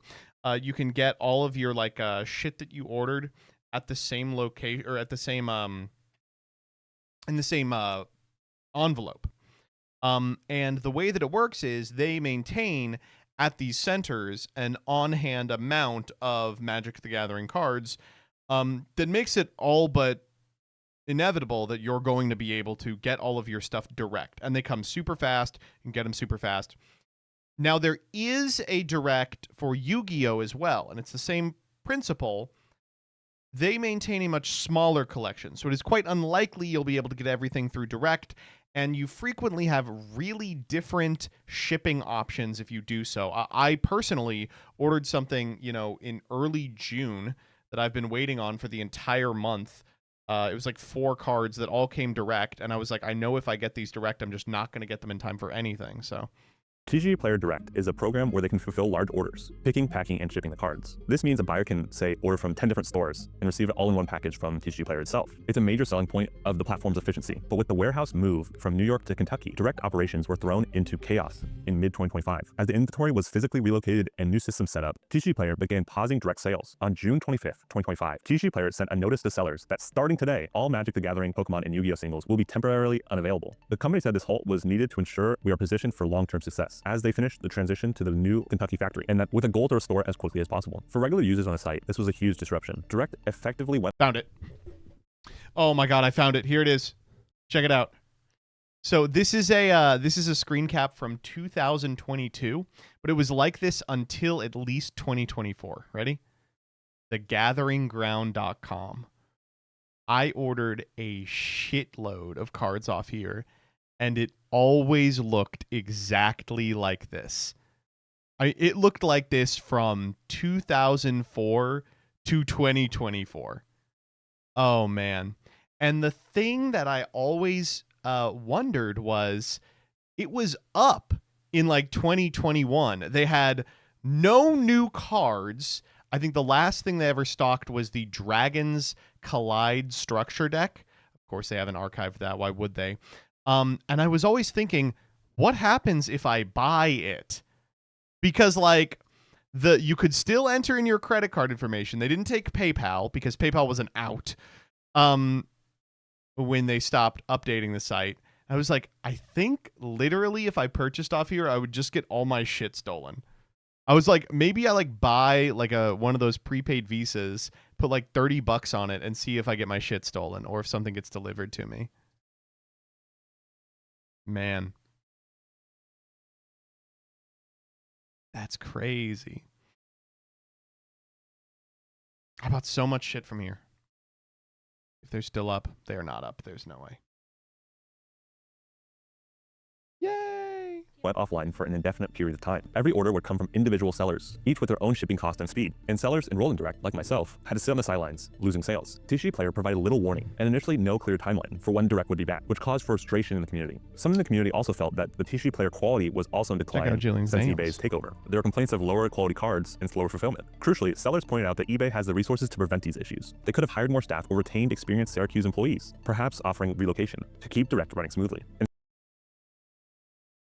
This was like the weirdest part of the takeover is like the benefit, like the sell to players was that this was going to be net good for everybody, in part because eBay just had so much money that like all of the annoying parts of TCGplayer, that sometimes there's not enough employees to track everything, that like sometimes you have to like hunt down these fucking cards, that like QC occasionally means that some garbage gets shipped at like near mint and you have to open these annoying ass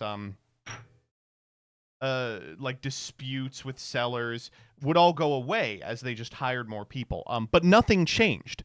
In fact, it all got worse. Instead, it appears the transition was understaffed and undercommunicated. The prevailing feeling was that eBay prioritized cost cutting than the experience of the customer, and both the buyer and seller was paying the price in the short term. As of right, and this, not to be an asshole, but like this is exactly what the union was warning about. They were like, as the eBay takeover happened, it was like our jobs are about to get a lot harder. We're all going to be doing a lot more work as they cut people and expect us to fill without hiring new people. And we're going to be paid the same, if not less. Right now, TCGplayer is still not fully up for all product lines, and each passing week without it puts strains on buyers and sellers. And not to be a real bitch about this, getting Alestrals on TCGplayer, I was kind of privy to that discussion. These days, I don't think there's nearly as much of a demand for Alestrals cards on TCGplayer, but there was a period. Oh my god! Oh, I searched Alestral in Alestrals. Just take me to Alestrals, please. There was a period in which like cards were not super available to people because sealed product wasn't everywhere, and so I knew people who had like day one stores prepped and sold like thousands of commons.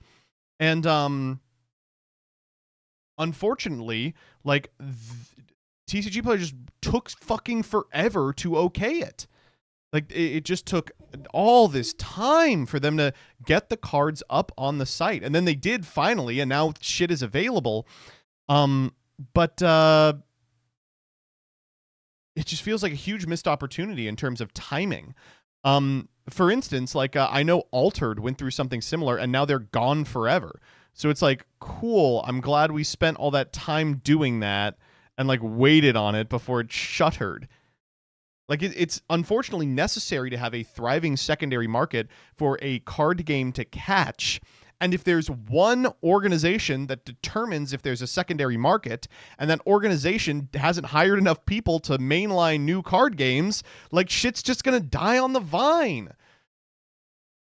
Sorry. Buyers lost the convenience of one-stop shopping, and TCGplayer's reputation took a hit as people vented on social media about the site being down or not working like it used to. For a platform whose appeal was efficiency, this was a serious setback.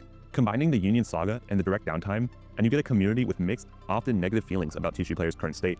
On one hand, many cards enthusiasts remain loyal to TCGplayer for its selection and prices. It's still a default marketplace for a lot of buyers, the place where you can find almost any card often at the lowest market price, especially from smaller sellers. Some sellers also still prefer it for moving large volumes of inexpensive cards quickly, without having to create detailed listings. This convenience keeps the platform relevant despite the issues. On the other hand, frustration has been mounting through 2024 and 2025. A number of users were appalled by how TCGplayer under eBay handled the union effort. The fact that 87% of the Syracuse workers were earning below a living wage in the area, and then got laid off after unionizing. That doesn't sit right with many. Some collectors pledged to support the union by boycotting the site or at least avoiding TCGplayer Direct. Threads appeared on Reddit with titles like "Please don't buy from TCGplayer," urging fellow players to skip the platform in protest or to buy from independent sellers. And in the aftermath, a large portion of the customer base remain wary of giving money to a company they perceive as union busting. Despite all this, it's important to note that TCGplayer is not dead. Far from it. People still continue. But they're making a shitload of money. Like, it is the only place you can consistently buy cards to use it on the daily. And not everyone is boycotting or complaining about the service. The site still offers a wide array of cards. The vibe of the community is mixed, with concerns and criticisms, but there is also hope that TCGplayer can right the ship, with some longtime users expressing sadness rather than anger. TCGplayer was a beloved part of the trading card community, and they want it to succeed. With the Syracuse era over and eBay firmly at the helm, what does the future hold for TCGplayer? As of mid-2025, several things seem likely. Integration of services. Now that the operations are consolidated at an eBay logistics center in Kentucky, eBay may finally start to integrate some of the services into TCGplayer. It's possible. Man, this was the I remember talking to some people who were well-meaning, if not maybe a little naive, and they were like, listen, I understand that they're closing the Syracuse plant. It's not because of the union. It's so they can have a centralized hub in Kentucky. You know, that was years ago now. And it's like, have things improved since then? Also, we'll see TCGplayer adopt the eBay standard envelope for tracked shipping, or introduce an in-platform label printing system to help sellers with the pain points they've been loudly saying. eBay hasn't announced this, but the transition period might enable such upgrades. TCGplayer has stated its goal to restore Direct as quickly and smoothly as possible. Once the new authentication center in Louisville is fully operational and staffed, Direct should come back online for all major games. The real question is whether it will simply return to the status quo, or if eBay will innovate on the Direct model. Given the really sad part about this is the names at the helm. There's so many like crazy, unbelievable like Magic pros and big names in the trading card game community that are at TCGplayer. People with like decades of pedigree, like working on and with games and as part of distribution systems. And seeing it fail in this way makes me think like, did those people sell out, or is it that eBay has such a stranglehold over TCGplayer operations that they're being like hamstrung at any individual opportunity to improve things? It's just rough, man. Complaints, there is an opportunity to make Direct faster and more reliable, perhaps by investing in automation, better inventory management, LSV, and by the way. communication to buyers about delays. eBay certainly has the capital to do so. It's a matter of will. If Direct remains shaky, TCGplayer risks losing customers to alternatives. Speaking of alternative, there's no fucking alternatives, man. There's no alternatives to this. There's nothing remotely resembling this website. The closest you've got is what? Tier 0 offering deck cores. eBay itself is a direct Honko competitor. wrote for them for years, right? Yes. Fucking Doug wrote for them for years. They used to upload my shit from TMTs so that people could just buy them with one click. Kelly Locke's been there for 100 years. Like there's Zach Butler's been there for 100 years. It's just like, I don't know. It's unfortunate. Many card buyers and sellers could shift entirely to eBay if TCGplayer fails. There are also other platforms I mean, do you hear yourself, right? They might lose to a competitor. If TCGplayer fails, people might sell on eBay. Yeah, dude, that's why they bought it. They bought it because now they control the largest place to purchase these cards and the other place you would put them. Forms like Card Market in Europe that are popping up. To stay on top, TCGplayer will Card Market is a legitimate competitor. If Card Market expands to America, which I don't think they ever will, it would be monumental. need to leverage what made it great. Community trust, ease of use for cards, and robust catalog search features, and not driving away users with problems. eBay likely acquired TCGplayer to capture the segment of hobbyists who prefer the specialized experience, so they have incentives to keep TCGplayer healthy. But if community opinion remains sour, eBay might face a dwindling user base on TCGplayer, undermining the value of their investment. With a fresh start in a new state, eBay effectively gets to reset the labor situation. However, the By firing everyone and waiting, eBay gets to pretend that it never happened. story isn't necessarily over. The former Syracuse employees and union have drawn national attention on what happened. If the Kentucky operation Channel Fireball is still around. Okay, I do want to... Sorry. I'm talking specifically about Yu-Gi-Oh!, where there's no alternative. There are a couple of places you can buy Magic cards that are different. Like Card Kingdom, right? grows, those workers might attempt to organize as well. The union vowed that, quote unquote, from Syracuse to Louisville, workers everywhere deserves rights. And as long Is that a quote? He said quote unquote, so no, right? as we don't stop fighting for it, we will win. eBay will have to decide if it will engage That's the end of the quote, right? differently with any future organizing efforts or repeat the continuous approach. In any case, the company's reputation in the industry has been impacted. Future hires will surely be aware of the past issues. In summary, TCGplayer's direction is on a trajectory for failure. The platform is still immensely valuable to the trading card community for the service it provides, but recent turmoil has highlighted its vulnerabilities, with many boycotting the company all around. And as we've investigated, the answers involve a perfect storm of corporate change, labor disputes, and operational hiccup. Going forward, if eBay and TCGplayer want to regain the full trust of users, they'll need to address what's wrong head on. Invest in the platform's technology, treat the workers with respect, communicate transparently, and deliver the efficient, affordable card-placed marketplace that fans fell in love with. TCGplayer earned its place as a pillar of the hobby by putting the community first. Its future success may depend remembering that principle. Thank you all for watching. If you want more content like this, subscribe, and let me know in the comments below what other subjects you want me to cover. And let me know your thoughts on the situation, how you've been impacted, and what you've seen in the community. And I'll see you all next time. It's just a really frustrating situation. It's like, yeah, they could massively improve stuff, but there's no place for people to go to. There's no way to opt out of like TCGplayer dominance, and there's no incentive for them to improve things because they're still making money. I don't know, man. Rough stuff. Let's do something a little more positive. This one's is Yu-Gi-Oh! Actually doing better now from APS Amplifier? Long have we awaited. It is finally time to talk about the state of the mid-core Yu-Gi-Oh! Player in 2026, I guess. This is sort of an update to a video that I made last year that really sort of grew legs and got talked about a lot, basically around the idea that I sort of feel like the mid-core Yu-Gi-Oh! Crowd has been struggling a bit and was not doing well. Okay, so if you're unfamiliar, Paul has basically invented a type of Yu-Gi-Oh! Player called a mid-core player. And the concept of a mid-core Yu-Gi-Oh! Player is like someone who's not a top professional who wants to be able to like go to locals and maybe go to regionals, play fun, inexpensive decks that they like. EPM, I'm kind of with you too. I'm not a huge fan of this term because I think it's so imprecise that I don't think it's really helpful. Like, for top players, the health of the meta isn't that big of a deal, with a couple of, specific levers that do matter a great deal to them. But like, if the top decks produce frustrating yet skillful game states, for a lot of them, the thrill of winning and improving and getting better than your opponents is enough to kind of stomach a format that feels bad. But for kind of the, I guess I'd say, average player, if you go to locals and sit down across from like a KT player that looks at your hand 4 turns in a row, or 4 games in a row, you're going to feel like a fucking asshole. So, I think there is a pretty good argument that type of player is the bread and butter of Yu-Gi-Oh! And is not being catered towards. We'll see what understanding Paul comes to in this video. well. And so I have wanted to revisit this for a while. Some people have asked me to talk about this for a bit, so I figure why not? There have been a lot of interesting developments in Yu-Gi-Oh! Since I made that video, and so I think it's just always important to kind of revisit things, see what's changed, to get other people's opinions on it.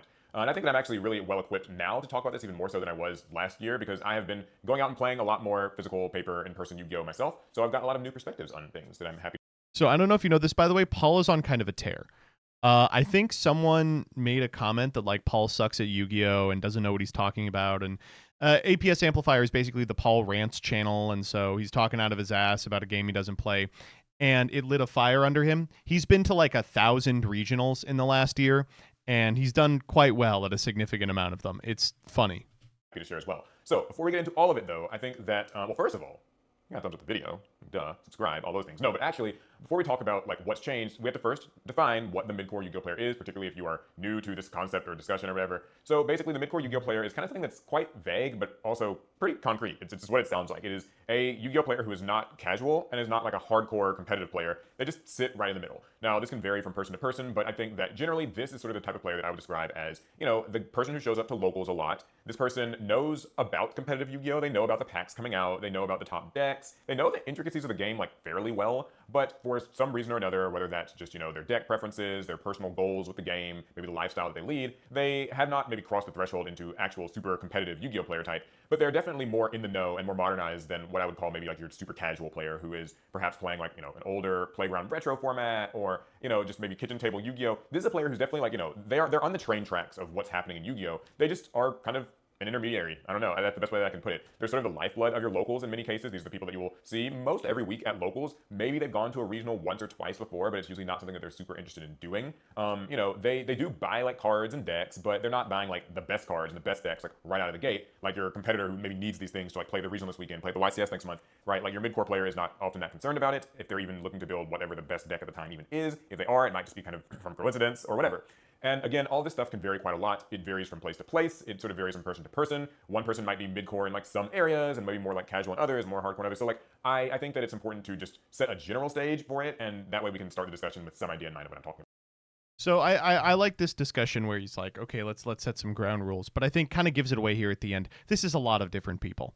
This is like, this refers to a huge class of individuals. So measuring if Yu-Gi-Oh! Is doing well for all of them it's kind of a fool's errand, but you know, we're fools, so let's make it happen.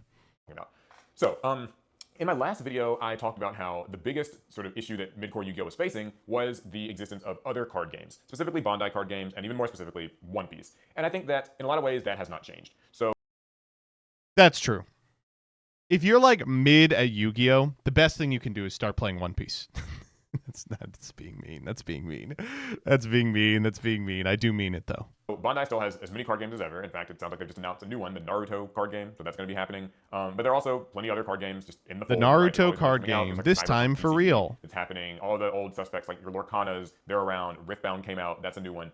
Let's see if he mentions Elestrals. There's no way. So there are definitely a lot of options for a mid-core card game player to play, and some do probably serve them a little bit better than Yu-Gi-Oh! Whether it's maybe products that feel more fulfilling to open, a tournament circuit or format that kind of feels more rewarding to play at, a better local support scene. There are still all those other games out there, but I think that actually Yu-Gi-Oh! Has taken a lot of ideas from the Bandai games and incorporated them slowly but steadily into Yu-Gi-Oh! And I do feel like it has been to the benefit of, well, really every Yu-Gi-Oh! Player, but certainly the mid-core Yu-Gi-Oh! Player, because that's kind of where the locals level focus comes up the most. So one of the things that Bandai card games always do really well is with promo cards. There are a lot of really good promos for like playing at your locals. They do these things that I guess sort of similar to OTS events in Yu-Gi-Oh! That are things like the new type events in Gundam or the Evolution Cup in Digimon. I think One Piece like has an equivalent, maybe Union Arena does too. Usually these are like your slightly more competitive, like once every month or so, like locals event that usually has some sort of a promo card that you maybe get for like getting top 4, or maybe you just get it for entering. And those cards sometimes have a small bit of a price tag on them, so players may like to have that, or it can just be nice for a collection. They could be like a resource card, like a Dawn card maybe, but also it could just be like a leader card in One Piece, for instance. And I think that those do actually a really important job in making you feel rewarded for going to locals and playing. And Yu-Gi-Oh! For the longest time, and by the longest time I mean maybe like... Let me make sure the audio on this is right. Give me a sec. Like all modern sets, it's full of both nostalgic Millennia bait and legacy support for decks that desperately need it. The last I want to say 3 to 5 years. It depends on who you ask. But I've always felt like playing locals in Yu-Gi-Oh! Has always felt like a bit of a mixed bag. Like, there are OTS packs, and OTS packs are something you're supposed to get just for playing if you're playing at like an official tournament store. But the OTS packs, what they get has kind of been like up in the air a little bit in the last few. Like, OTS pack 28 had Ultimate Rare Blue Eyes White Dragon, which was a huge hit. But generally, it feels like the value of pulling an Ultimate Rare out of an OTS pack has kind of gone downhill for a number of reasons. I actually, I'll speak on this real quick, and by that I mean I'll flex. I went to the Corey pre-release in my area, and in my 3 OTS entries, I pulled Ulti Tracer, Ulti Ash. You know, no big deal, just Ulti Tracer. But Ash looked really bad. Been as amazing. I've heard that. But the bigger thing I feel like is just because of the introduction of like quarter century secret rares a few years ago, and now like kind of the reintegration of Starlight rares as like something you can pull a little bit more easily than they used to be able to, and the rarity collection sets where like all these cards can get reprinted in all these different rarities. I think what basically happened is that it sort of devalued what it meant to pull like an ulti out of your OTS pack. And then one other thing too is sometimes the OTS packs, like, you know, they have 3 ultimate rares in them, and the ultimate rares are supposed to be things that were sort of like tournament viable cards from the last format or so. And usually there'd be maybe one card that's like more of a retro card or a staple, like a Harpy's Feather Duster, let's say. But it feels like they kind of fell behind a little bit on that. Like, they would print cards that were kind of getting like rotated out of the game, and then that would be when they get like an ultimate rare, and so it kind of felt like if you pulled it, it's a little bit dated. That's all changed though, because now we have the new Ultimate Tournament Pack, and it's gotten a few changes that I really approve of. So first of all, there are 6 Ultimate Rares instead of 3 Ultimate Rares, so more slots potentially for some of your favorite cards to be included, but also the likelihood of pulling an Ultimate Rare is double that of what it used to be. And that, honestly, I think is the biggest factor here, because that is what makes a mid-core player's local experience really feel worth it. Yeah. Somebody is going to win the tournament, and they're going to maybe get packs or more OTS packs or whatever, but the fact that you can just enter at your locals and have a chance to get like an ultimate rare quite easily, because before now they were kind of tough. You didn't really pull ultis all that much. Some weeks would go by and no one would pull one. Yeah. But I think now, if you know it's to be believed and it's twice as easy to pull one, then I think that actually really does a lot for the mid-core player, because they just go to locals, they play, they do all right. You know, maybe your locals is 4 rounds, you go 2 and 2, but you got 2 OTS packs for playing, so you end up maybe pulling an ultimate rare a lot more. This is I like calling them the 2-2 players. I think that really defines it for me, but it definitely is not more precise Often than you did before, and so it's a good enough incentive to come back. That's not the case for everybody, but I do think that is I think that's an objective improvement over what it used to be. There's also the introduction of these new winner packs that they've been talking about, which I think those are going to be going into effect in the fall. So those are exciting too. That's something that only the one winner of OTS like locals gets. So it's not exactly necessarily going to be targeting all of your mid-core crowd, but it could be the thing that maybe encourages somebody to, you know, take that slight step towards like, oh, maybe I want to take this tournament a little bit more seriously so I can get a winner pack. So those are the stamped cards, you know, get one card inside of it, and those will be a little bit more elusive. I think they'll carry a bit of a higher price tag. So that's cool. Those are things that Yu-Gi-Oh! Definitely took directly from Bandai. Another thing they took directly from Bandai, or really, I mean, other like, Magic's been doing this, Pokemon's been doing this. Yeah, this is something that's like easy to talk about because he's got me saying Bandai is doing it now, right? Like, yes, Bandai and Lorcana and Illustrals have these crazy, unbelievable rewards for showing up, for doing okay at your local tournaments, for doing okay over a period of time, regardless of your ability to like convert onto like a world stage or something. But all of these are cribbing from Magic. Like, it's hard to overstate just how fundamental Magic is to even the structure of winners packs. Like, these are all cribbed from Magic. And that makes it a little more embarrassing, right? Like, if Yu-Gi-Oh! Saw the success that Bandai was having, giving out like cool little Dawn rewards to people for coming out for locals, right? And then, you know, was like, oh, we need to do that too, and started putting out like winners promos and stuff, you know? That would be one thing. But we've known that this incentivizes people to go to their OTS for decades because the other card game does it. Is the extended art cards, which have been a pretty big hit so far, honestly. Like, people talked about these a lot, and I think that they're wonderful. They're the great. Extended art cards look pretty good in person now that I've gotten a chance to sort of see a few of them. Have yet to pull one myself. I think that they look really good. I think that they've made really good picks for the cards that get extended arts. Some of them are like anime favorites, you know, your Dragon Master Magia and your Red Eyes Dark Dragoon. Some staples like the Dominus cards or maybe like a Chaos Angel or something like that. I think that's a really good call. And now the new ones with like Chaos Origins and stuff, where you could get like Blackluster Soldier or you know, something like that, Magician of Black Chaos as an overframe. Like, don't you want to lock in for Glorious Gallery? You could get a box. My OTS has sold out of Glorious Gallery. I've actually been enjoying opening Glorious Gallery. I got like a few of them, and I was like, oh, this is fun. And so yesterday I was at Locals, and I was like, you know what, let me pick up a pack. I'll rip it real quick. And they were like, no, we're out. I'm like, what? Like, what do you mean you're out? They're like, yeah, we don't have any more. I'm like, how the fuck did you sell out of Glorious Gallery? Which, by the way, I realized they never actually titled these as overframes. They just always refer to them in the TCG in English as like extended art cards. Extended art, yeah. Overframe. So I guess Konami doesn't really care very much. I think that where this serves a mid-core player best, because you might be thinking, like, yeah, but like all those overframe cards are super expensive, and like, you know, a mid-core player is probably maybe something of a budget like player, depends. So they wouldn't really be like, you know, shelling out money for these cards. And I think that the point is actually more so that it makes it again, not to talk up Alestrals. I feel like I get on here and I just fucking inevitably complain about Alestrals.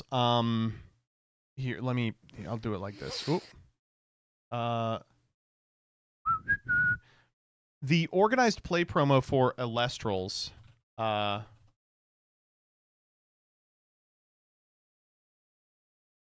For season 5 is Patroclus's Dice, which is the card that I helped put together. Look at this fucking card, man. So the white marble frame is something that's only available on these OTS cards. And then look, it does a little animation here. But this is something I really love. The one for like winners of big events has this like gold vein on the marble foiling rather than just like the multicolored one. You see what I mean? Like there's a normal, there's the gold vein.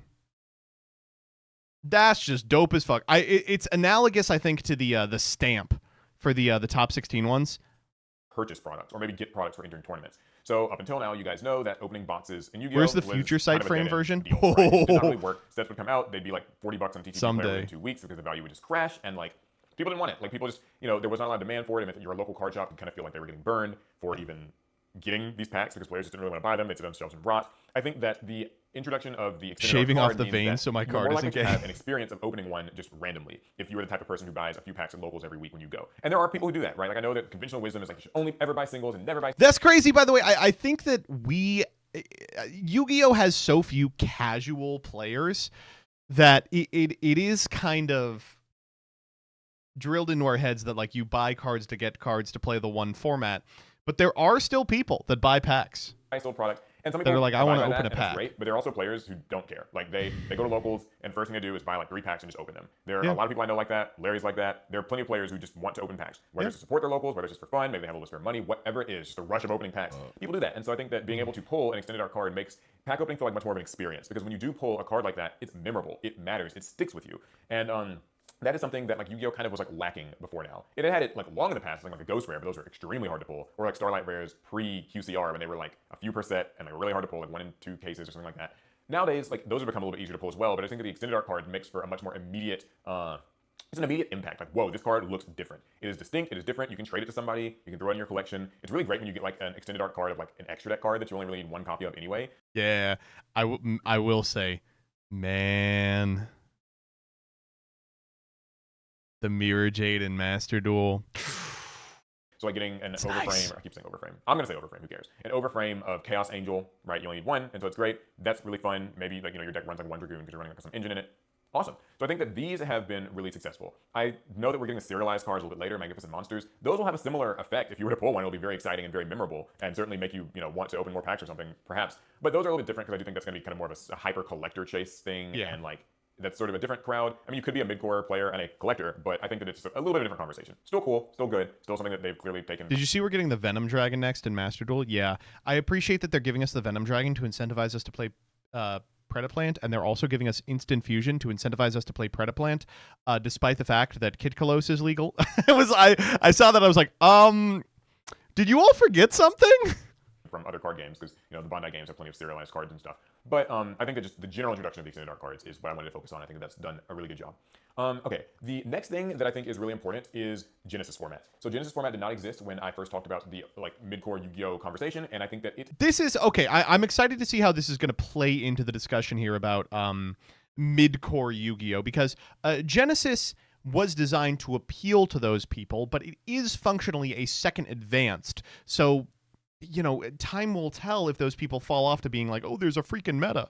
It has been Well, it was certainly a big deal when it came out, and I think that it's seen mixed results, but it's by no means bad. So Genesis format, you guys sort of hopefully know what it is, but just a quick catch up. It doesn't use the traditional ban list. It gives cards point values. It basically says like there's 100 points, and your deck has to fit within its 100-point threshold. All the floodgates and like turn skip cards tend to be like either 100 points or very close to it, and like your average staples or hand traps might be anywhere from like 0 to 15 or 20 points, stuff like that. It's meant to bring the power level down a little bit. It's meant to still allow you to use the cool new modern cards that come out, but in a context where they can actually like function and play and not just be like sort of blown out in one turn. So this is where you might be able to actually play your Melfi deck, or maybe you'll be able to play your your Sue Ships, your GMX, your Tistina deck. And You will not be able to play any of that shit. You will be able to play Melfi.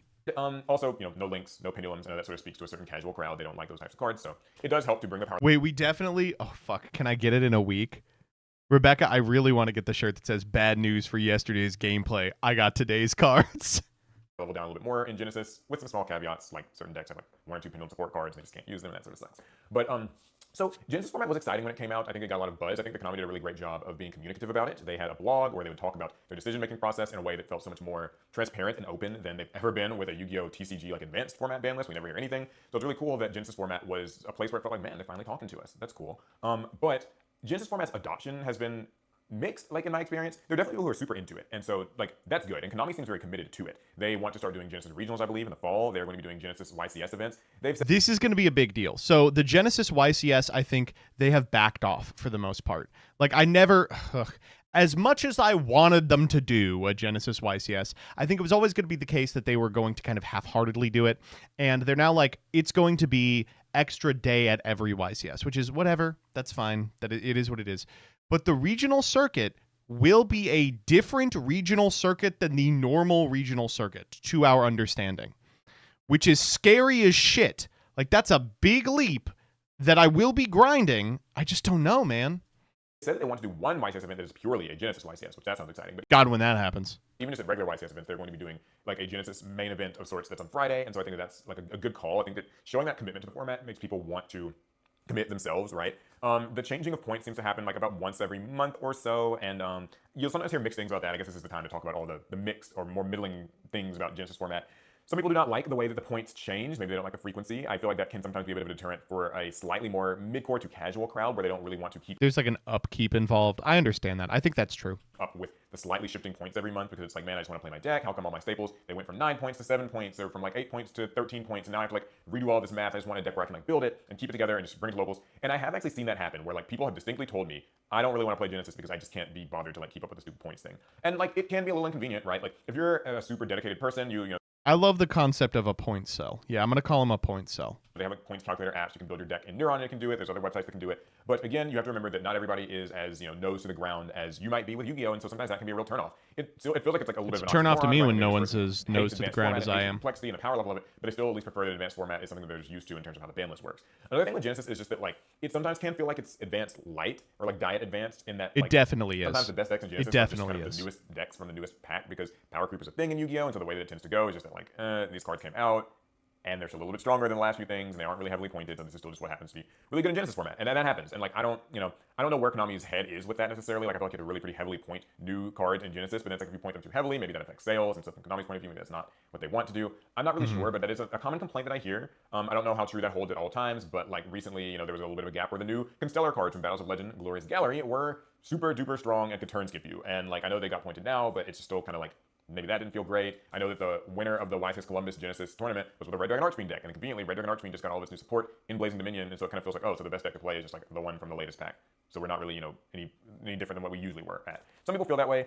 I think that the biggest issue I've really found with Genesis is just that, like, and it's not like an issue. Like, I don't want to frame this as like this is something that I don't like, because I actually have not personally played too much Genesis myself. I've played it mostly as like a practice thing with some friends who play it so that they can prepare for events and stuff. But it seems like it just has a tough time firing in the face of advanced formats. Like a lot of locals will maybe try to do Genesis once a month, and I just oftentimes hear that it simply does not fire. Like for whatever reason, there's just generally less interest. I think that's always going to be a consequence of having an alternative format, particularly. Yeah, I appreciate the locals that have been able to fire Genesis, but there have been a lot who tried to do it and it didn't work, and like people stopped showing up. One that sort of resembles your main format, but like sort of doesn't. It's tough. I would like to hear how people are experiencing Genesis though, like locally, because I feel like this could probably vary a lot from region to region. How many people? I will say I'm very lucky to have a local scene that is very down to try new stuff, and that applies to a lot of stuff. Like when Edison got big, people were playing it at locals. When Reaper was happening. People were bringing decks to locals for that. The only reason Alestrals got adopted in my area is because there were a lot of open-minded people. And I am lucky now to have 2 different locals that fire Genesis frequently. One that almost uniquely fires Genesis because it's been a way to kind of differentiate themselves to other local stores that fire Advanced. But, you know, I know a lot of people who, like, they live in a, like, this was how life was when I lived in Kansas, was there was a local. Like, in Northeast Kansas, there was one local, and God forbid you would be like, let's split the player base. There's not enough. What do you get? Does it fire at all? If you don't play, what would make you want to play? Are you interested at all? Just that whole thing. I still want to commend Konami though, because I think that I did specifically say in my video that there just was not a format where you can actually play middle of the road decks that just got support but just aren't like at the top of the, you know, the food chain of power. Genesis sort of allows most of those decks to work and function, and so I do think Konami at least deserves credit for trying to introduce this and trying to like make it be a thing. Is it perfect? No, but again, it is an objective improvement on the previous year, so can't complain too much about that.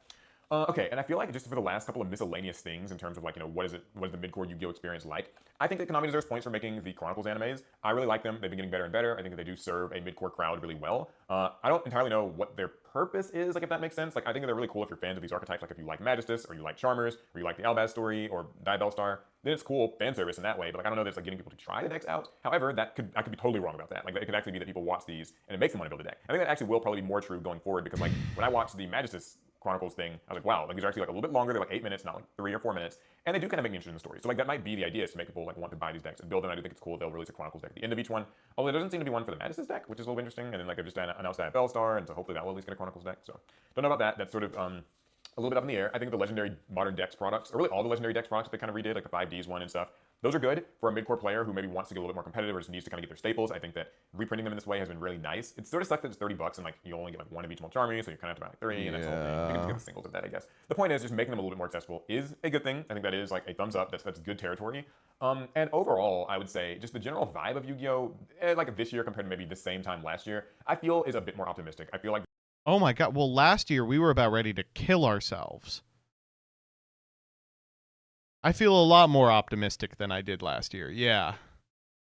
This time last year, we were doing what? Risial Malice? I'm feeling better.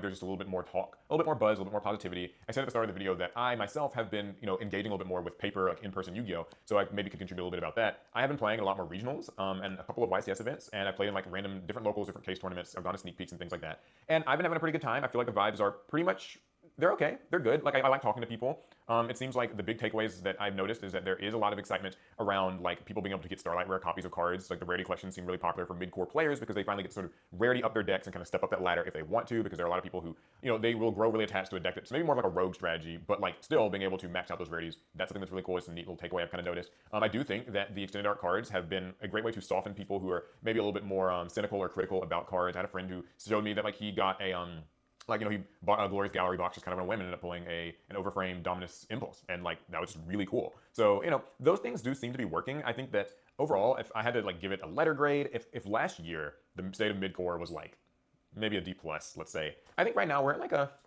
B-. I don't know, something like. People love to put a B on these things. They're like, it's a B. It's a B. I don't think it's a B. I think it's a C+. But B- isn't that far from C+. That. A lot of things still remain to be seen, right? Like we still have to kind of see how the Ultimate Tournament packs go and how the winter packs go, and like, we've just only started to really get the extended art cards, so this will be something that I think is important to revisit. And I think the biggest question mark probably is like, where does Genesis format end up landing? Can it like attract a new crowd, or will it kind of fizzle out? I'm not really sure about that, but I still think that things overall seem pretty good. What would I like to see improved that I haven't already gotten to talk about? I think like two things, and they're not exactly mid-core related, but they sort of technically could be. I think that, as always, more communication in general from Konami is something that I've always advocated for like 15 years now. I've talked about like Konami should talk a little bit. Oh my God, just keep writing those Genesis articles, Jerome. Keep them coming. More about ban lists, talk a little bit more about like little card design things, and like just tidbits like that would be really nice to see. But also I think that a little bit more coverage of the average player in the regional or competitive scene would be really cool. I kind of want to make a separate video on this, but like there are a lot of players who go to regionals all across the country, like every weekend, sometimes 2 regionals a weekend, flying around all the time to do like the world points grind. And it's something for like the hyper sweaty player, right? But I do think it'd be cool if Konami maybe drew some attention to that and like talked about it as a thing that like you could follow in real time. Like they updated those world's qualifying points lists, and so that there could maybe be a bit of a narrative there. You could like find your favorite players and sort of follow them, root for them. There could be some kind of a storyline. But also also like maybe highlight the player who went to this regional with a Dragoonity deck and ended up doing well. I think that that'd be cool if like, you know, take a picture of this player, get an interview with them if they want to, and like show their deck and like have that be on the official Yu-Gi-Oh social media. So that way like it kind of encourages people that, hey, you don't just have to be playing like Cool Tune and Branded or whatever to like do well at an event right now. You know, you could do well with Dragoonities or something, or Jirox or something like from one of these Battles of Legends side sets. Because I go to these regionals and I will find people who are like playing those types of decks, like a hero deck or something, and they end up doing really well, but nobody will really know. And so I think Konami can spotlight that, because to the mid-core player, that can be really good motivation to play more, buy more, attend more, whatever. How long can we live off the fumes of Joji Orlando's hero finish? Okay, I think I've gone on long enough about this. I did this entirely off the dome, actually. I'm really proud of myself. 25 minutes, Jesus Christ. So if you are still here, He would loves love to hear your yapping! insights on the state of the mid-core Yu-Gi-Oh player. If you have been reacting to this video on your live stream or something, the least you could do is at least thumbs up and subscribe and tell your viewers do the same thing. Yeah, okay, that's gonna be it. I look forward to hearing all of your opinions and stuff in the comments. I look forward to looking back on This this is video one and seeing problem where all with this changed, defining improved. mid-core Okay, so I broadly, will see you guys in the next one. is Like, everyone in the subscribe. comments is That's like, I'm a mid-core player, I'm a mid-core player, I'm a mid-core player. Ugh. Okay, next up.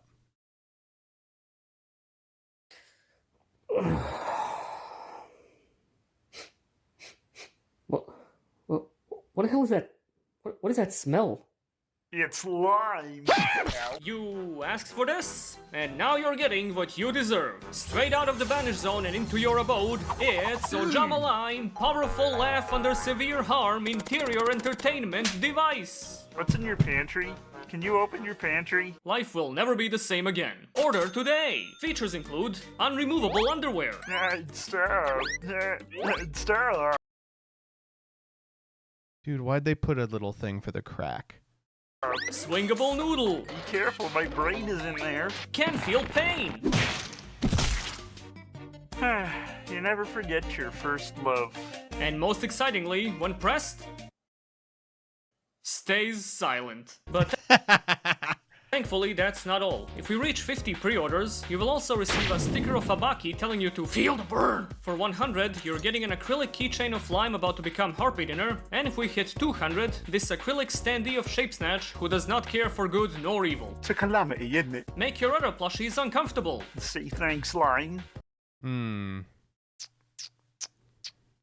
can't ever die, Lime. We are dying and dying, always dying in the light and the earth. Went into the light where every light is strange. Aluminum and concrete and steel burned like souls. Act fast, as supplies will be limited, and you don't want it after it's scalped on eBay. Wait, you're gonna do what to me? Order your very own Ojama Lime plushie today.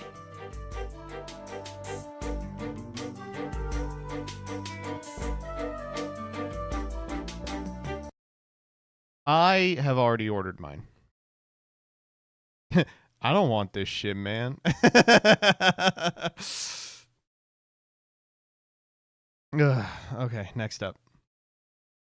These are like some of the best popsicles you can get on the market. The only problem is that they're just so small. So I figured we would wrong that right today. What color do you think it's gonna be? I think it's gonna be brown. And this is what's waiting for you at the end of the rainbow. And of course, we gotta figure out how to put a stick in there. Well, I mean, the odds are stacked against us, but, you know, at least we're finally ready to freeze this thing. So Like, is he allergic to trying? Like, at what point during this do you be like, maybe I should go back to the drawing board and think of a different way I can make this happen? we'll see ya in 24 hours. And now that it's been 24 hours, I don't remember why I thought this was a good idea. There we go. Come on, popsicle sticks, hang in there. No! Yeah, obviously, dude. They're not even... You just threw them in there. No! I think in order to eat this, you just have to have your kids gather around it like a salt lick. It's pretty good. Oh, that's good. Oh, Yeah, I mean, it's okay, sugar. That's good. I like that. Call me crazy, but this is not as stupid as it may appear. Yeah, you scrape a bunch off, and the next thing you know, you're in Hawaiian shaved ice town. I'm satisfied. So I'm gonna have to give the Mega Popsicle a 5 out of 5. Bop, bop, bop, bop, bop. Like, at what point do you be like, maybe I should get a thicker stick, or we'll try it again in, like, a different mold? He's like, no. No, I'm doing it like this. And if it all fucks up, that's fine. Wow.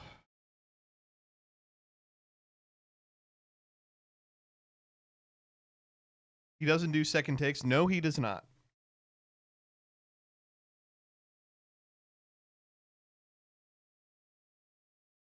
Wow. Okay, we should play Yu-Gi-Oh! On our Yu-Gi-Oh! Stream today. Ugh.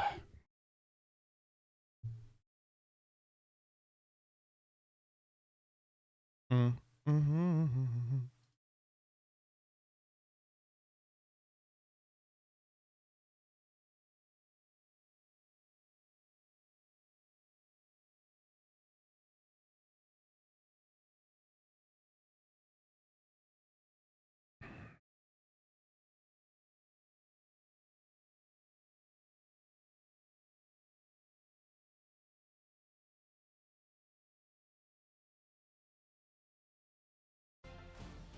Yeah, I don't want to say what the Japanese video was for specifically, in case things do happen, but I ended up having to show my YouTube channel at the job interview, and it was very awkward.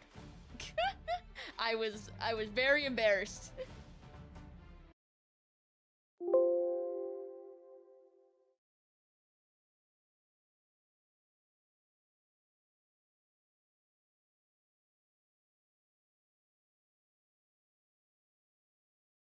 All right, chat. You ready to dink it up?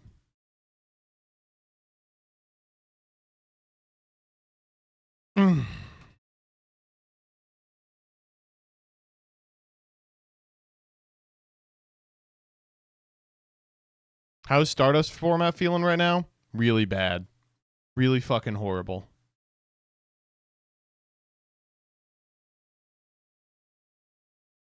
Great to hear, man. Shut the fuck up. Scarlon. When I want your opinion, we're going to play Rush Duel.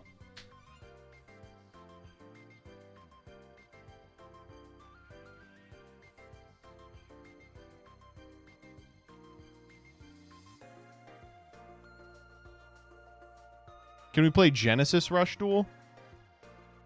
What the fuck are you talking about? No. Shut up.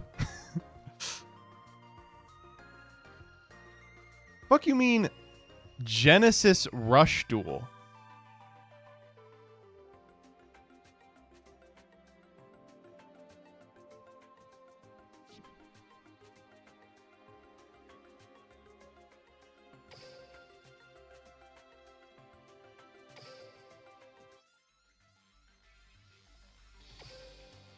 Can you guys stop being so mean? Exclamation mark custody battle.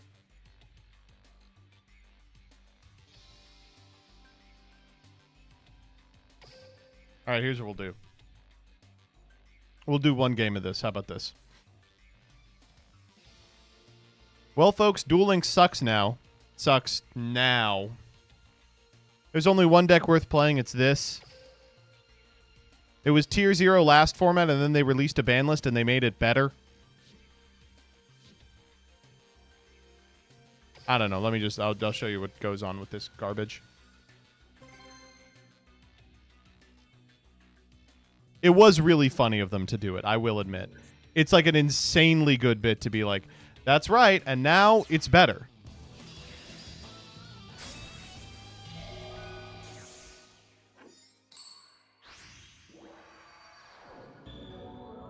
Our fight ends here. When you face the enforcers, you better get ready for war. You won't last an instant against me. Duel! It's go time. My turn. So there's just one issue with this deck, and that's that it takes 400 seconds to do the combo.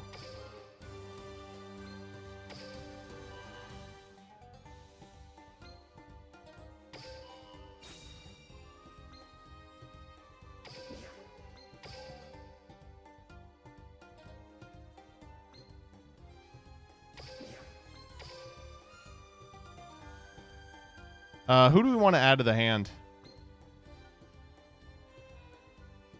I guess Shining Star. We could have put the Forbidden Droplet down.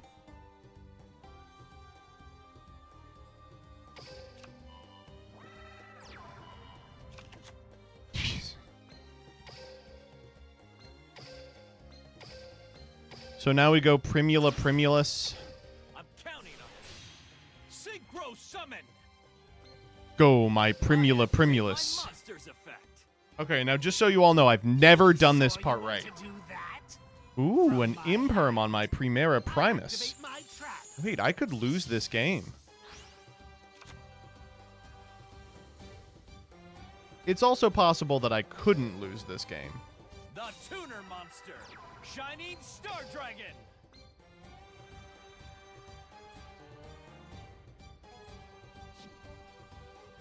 Bum bum bum bum bum bum bum bum bum bum. Stardust Synchron can activate from the hand or graveyard.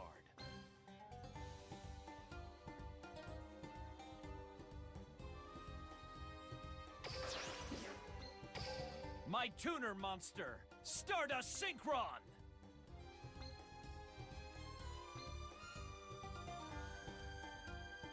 Stardust Synchron activates its effect. Stardust Trail can activate from my hand or graveyard. So, like, now my opponent's down a card. I'll take Converging Wishes. Why not?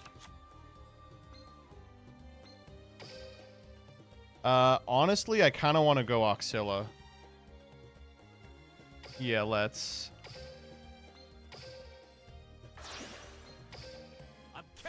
Alright, here's this asshole. Oxilla effect. Grab. Stand up. Activate stand up. I probably don't need this fucking shooting star. That's the coolest part, is that it puts it in your hand, so even if you don't need it, you can just cheat. Go, Primera! Go, Primera!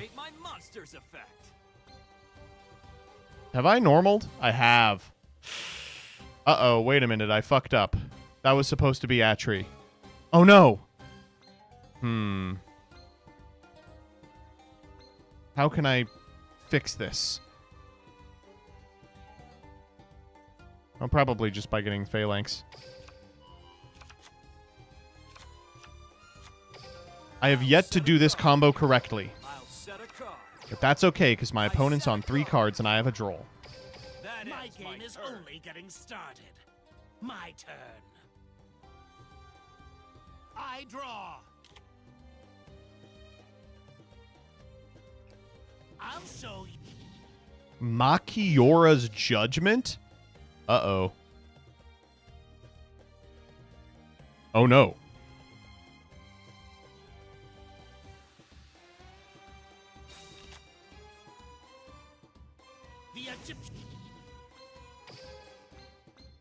This guy's a tuner too. Exosister Returnia. Okay. You know, it'd be cool if I could droll this. Here's what I'll do. I summon a monster. Honestly, that was your normal. I flip over my face down. Good luck. I activate my trap card. From my hand. Oh!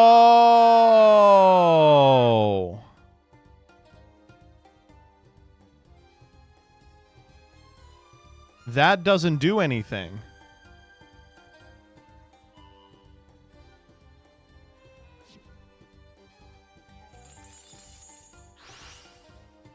Huh. There's still hope for me. I activate my monster's effect. I need your help. I special summon a monster.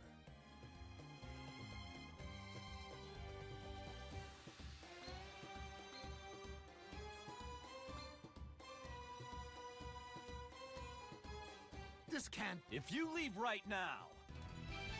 It's good enough that you can play like a fucking idiot and still do well. So we're going to play a format that actually takes skill. And I'm talking about Gush Duel.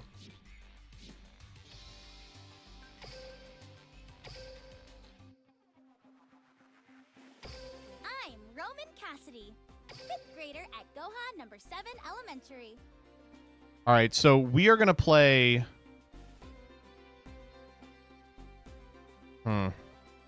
What's our tiger at? 1?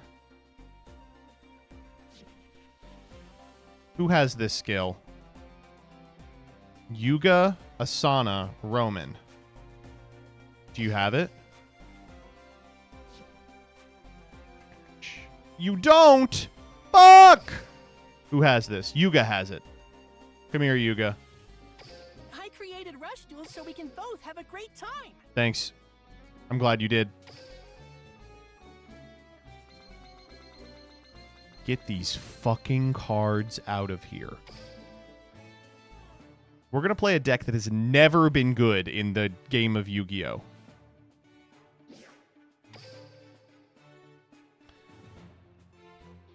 Gradius.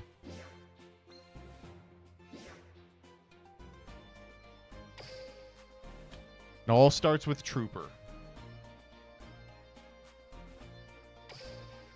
Lord British Space Fighter. We need 3 Cyber Serpent. We don't have it. Where the fuck do we get this card? Ah, yes. The Extreme Overlord mini box, of course. 2 Vic Viper Beginning. No! I can only have 1 Vic Viper Beginning. That's okay. I'll just jump.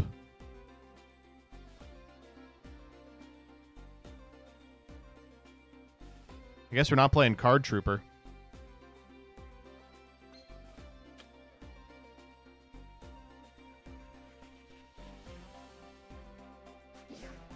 Three Vic Viper Spread Bomb.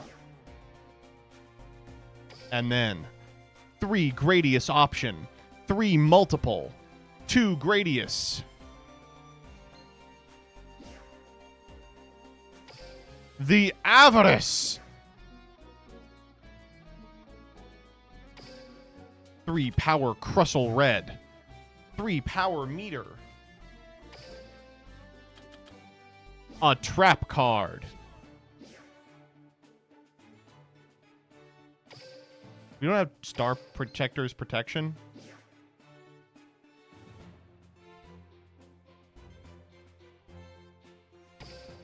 What? There it is. This card's crazy. Alright, what are we thinking for trap cards? We could play,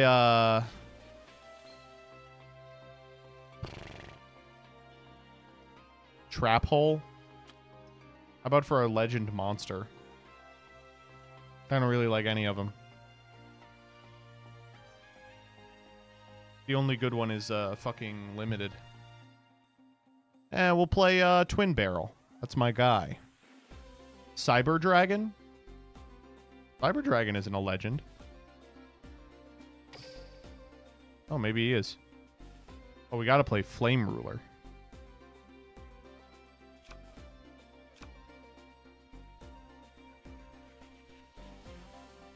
Ancient Gear Golem. No. I want to play Twin Barrel. And then our extra deck.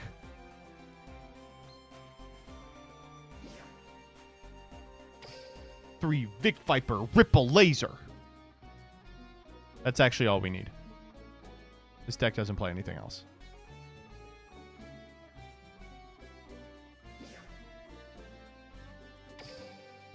We have to rename it.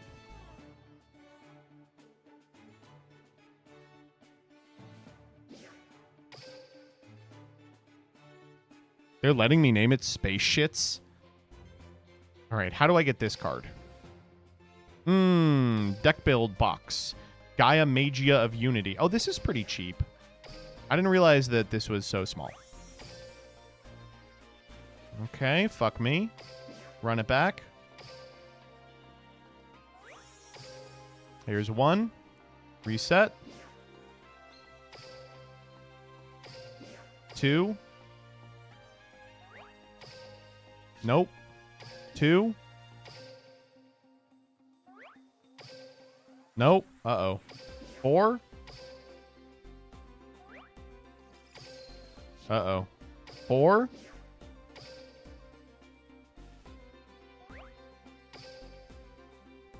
Uh-oh. 4.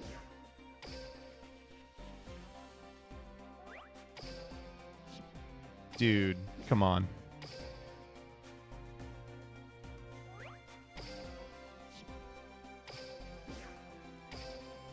This is not good.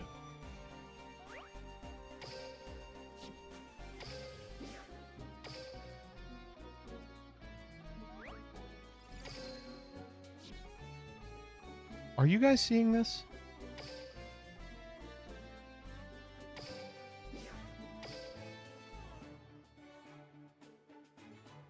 Eventually, you will have to pull it.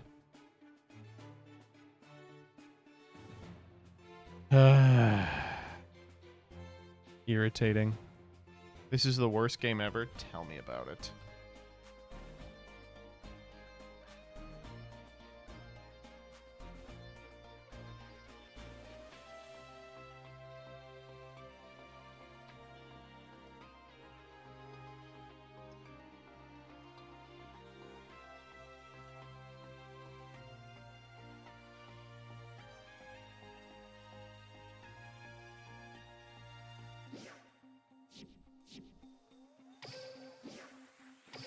Okay, I'm doing the 5 here. If it's in the last pack, I'll just cry. Thank God. Okay, reset that fucker. Surely the next one will be in the first 10, right? That's how it works. Next one in the first 10, easy. Nope. Next one in the second 10, easy. Oh, well, okay, there it was. Nice. I mean, that's a good card. That's a good card. Okay, Cyber Serpent is in the Extreme Overlord mini box, which apparently only has one of each fucking SR. You've got to be kidding me. Damn dog, the AI summary has it out for you. What does it say? Not the one I needed.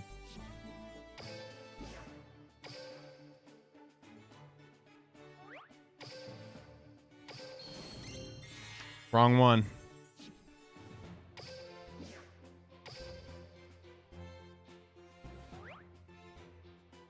Wraps the popsicle. MBT Yu-Gi-Oh! Wraps the popsicle video with a 5 out of 5, then pivots to dueling. After fumbling the Tier 0 Stardust combo again, they rage switch to Rush Duel, poorly building a Gradius deck from scratch. What the fuck? That's unbelievable. That's... Wow, that is rough. I don't ever want to hear that ever again. That is so annoying. Speaking of so annoying, what the fuck? Where is my...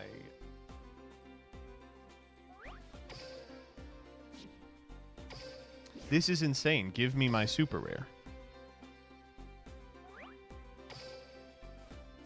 Where is my super rare? Dude, this can't keep happening. Okay, we got it. Run it.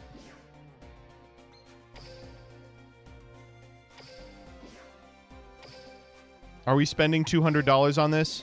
Yes.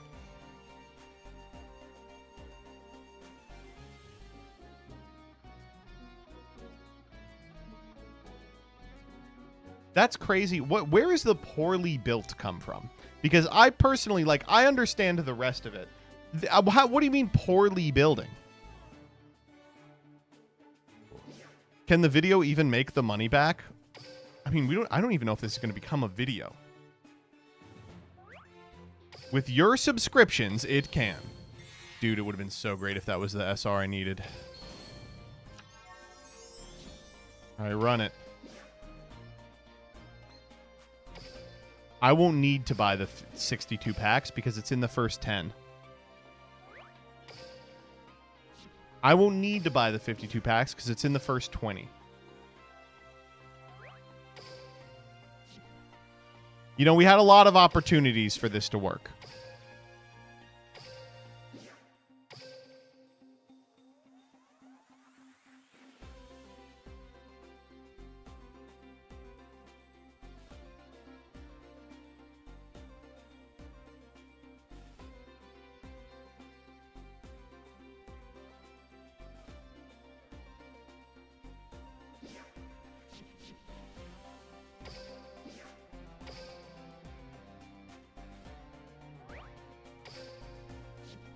That one didn't have an SR in it.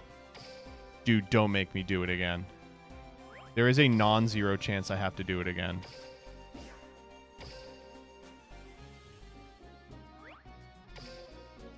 Come on, man. I can't. Dude, I can't. Thank you. Holy shit. Alright, see? No problem. Now, let's hop into ranked. Where are we in ranked? We're in doo-doo 5. We are in doo-doo 5. We're in poo-poo 1. We're in dog shit doo-doo ass 8.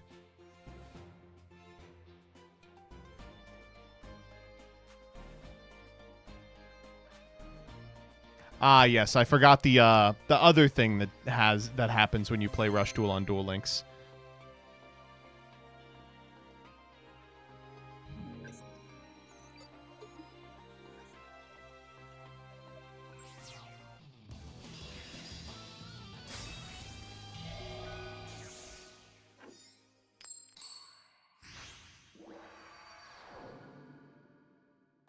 Can't know who'll win this rush duel till we start playing. This is the secrecy. Surrender yourself. Here we go. Maddox Sogetsu. Get ready for the rush. Go Rush. Here I go. It's my turn. Looks good. Oh my god. I'll set a monster. I set a card. I'm gonna set a card. I set a card. I set a monster. This duel's only getting Time started. to begin my I experiment. end my turn. It's my turn. I draw.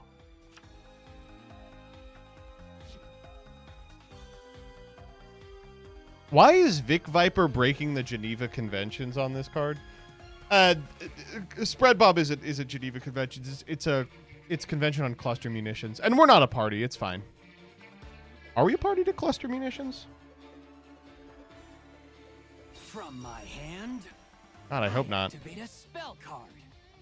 Convention on cluster munitions. I'm Googling it. Whew! Okay, thank God. I was gonna say, why would we ever hamstring our brave Vic Vipers?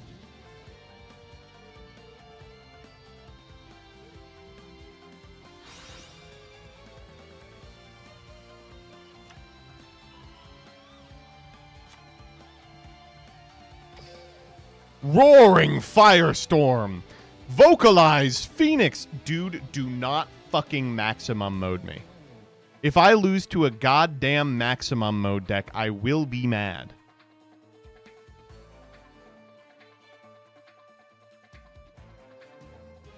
I'll set a card. Okay, thank God. I'll set a card. I'll set a card.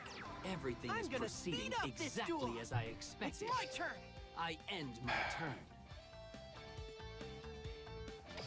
I won't let...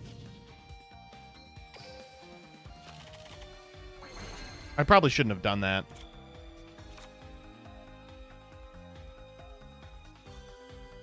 Here I come. I summon Get him, Vic Viper Spread Bomb. monster's effect. I guess I'll send...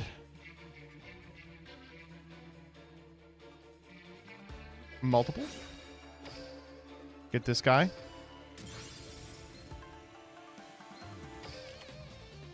Time for another cluster munition. I'll set Gradius here. Bop, bop. Oh, okay.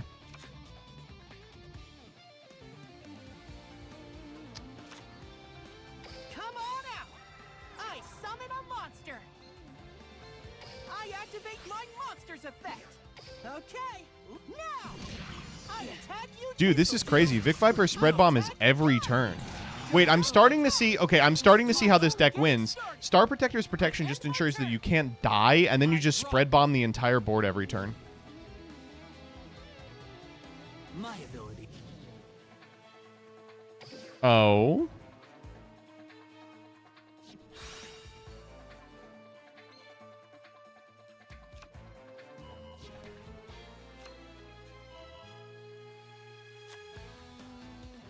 That was R and center. Dude, please don't max me. Yep. I set a monster. Yep. Everything is proceeding. Okay, I'm starting to realize that we might just be playing against a bad deck. I activate my monster's effect.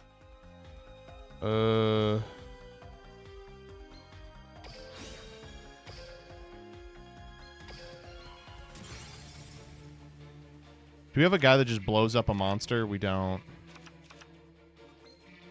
I activate my monster's effect. Cyber Serpent, I suppose. Lord British Space Fighter. All right, if it has 1400 defense, we lose. Fuck. We have no way to out that. I end my turn. I draw. Can't let that happen. I set this card earlier for this. I'm activating Star Protector's protection so that I have a fucking zone open. The trap card is literally the Iron Dome.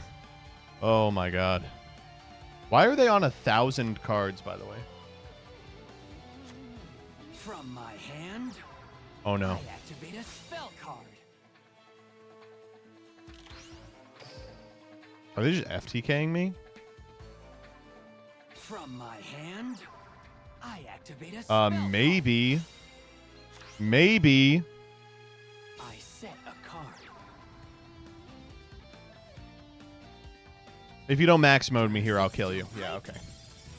4th turn kill. All right, well, I would say that we outskilled our opponent there, that we are in doo-doo 2. We are in number 2. All right, this time we won't draw all 3 traps and clog ourselves the whole game.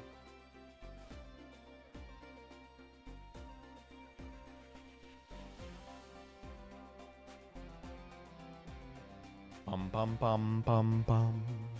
Bum bum bum bum bum bum bum bum bum.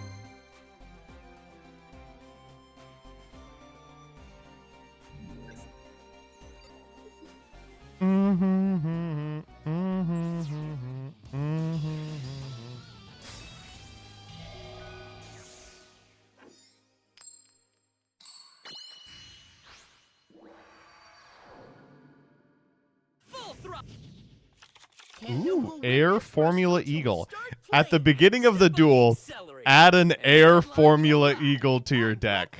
Turbo Rush Duel. I'm gonna You can just play this card. You don't...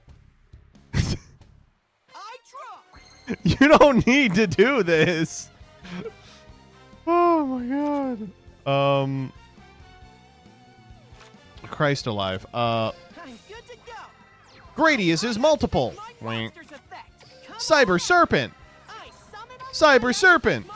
Wink. Oh, cool. Power Capsule Red.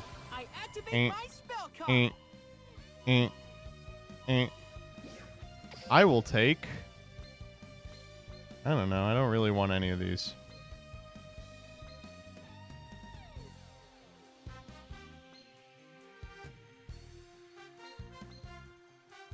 I'll take Gradius. No.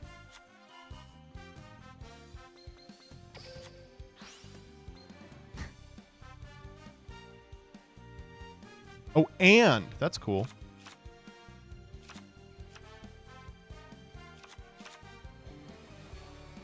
Here I come. Vic Viper spread cheeks. I don't want to get killed, so I'm going to send him.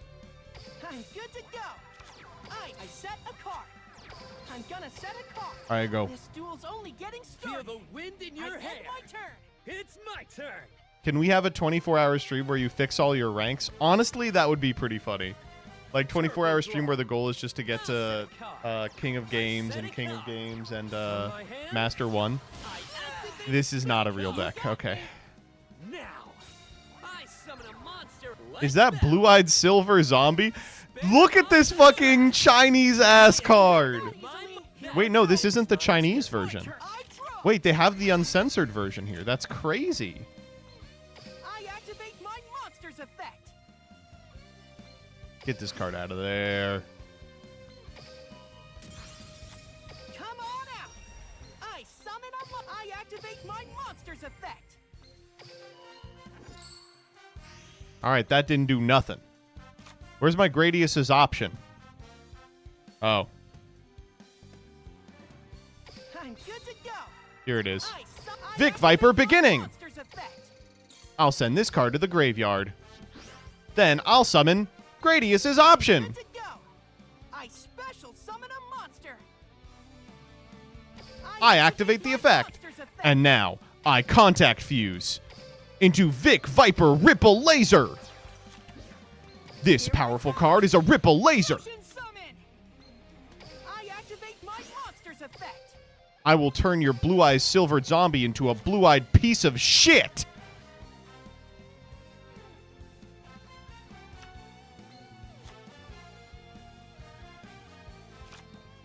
From my hand, I activate my spell card. I will take Lord British Space Fighter. Here I come. I summon Get him, Lord British Space Fighter. I activate my monster's effect. Get him, Pot of Avarice. Earlier for this moment. I activate my spell card.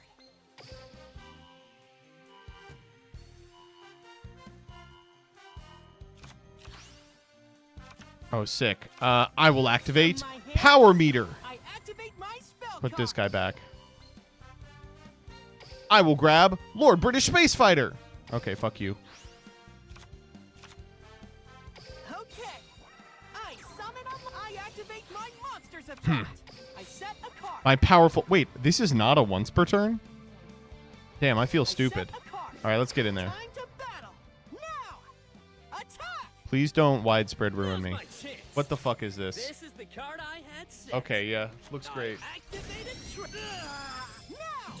Can we get out of bronze tonight? It shouldn't be that hard because so far we've only played against little doo-doo babies. Until they wave the checkered flag. I end my turn. It's my turn. Turbo draw. From my hand, I Dude. activate a spell card. Is that blue medicine?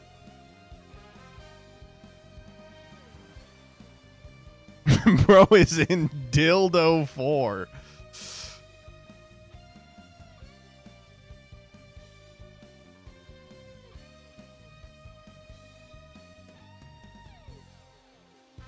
I'll set a monster.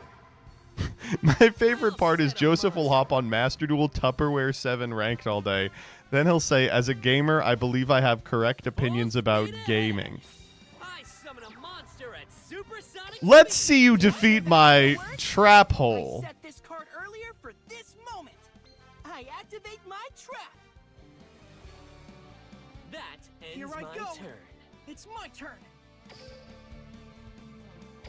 I won't let. I explained my job to a guy recently, and he said, is he good at the game? And I didn't really know what to say. Say yes! I'm crazy good. I'm cracked. I activate my monster's effect. I activate my monster's effect. I'll use this card I set. I activate my spell card. This is probably someone on lunch break, dog. At fucking 1 in the morning? I don't think so. Hey, here's a problem. I got to get one of these guys off field. Time to battle. Go! I should have just greeted it. I should have greeted it. I attack you directly. I gotta be careful because you can You are literally the 98th strongest Yu-Gi-Oh YouTuber according to multiple YCS champion Triff Gaming. I haven't heard of that guy. What is he, like a RuneScape guy? I set a monster. I set a Bro is in monster. Sandwich 5. Why is everyone being so mean to me today? I've been nothing but kind to you. What the fuck? Only a president can tribute summon like this. Let's see you defeat my Star Protector's protection. Here's this card I set. I activate my trap. Bro was in Ground Beef 3. Can you people shut the fuck up?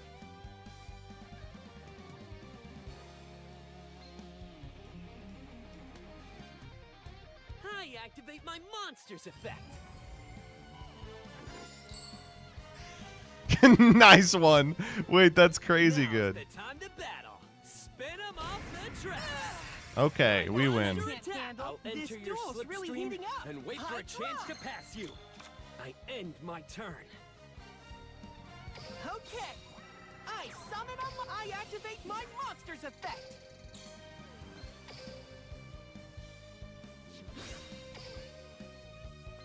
Come on out.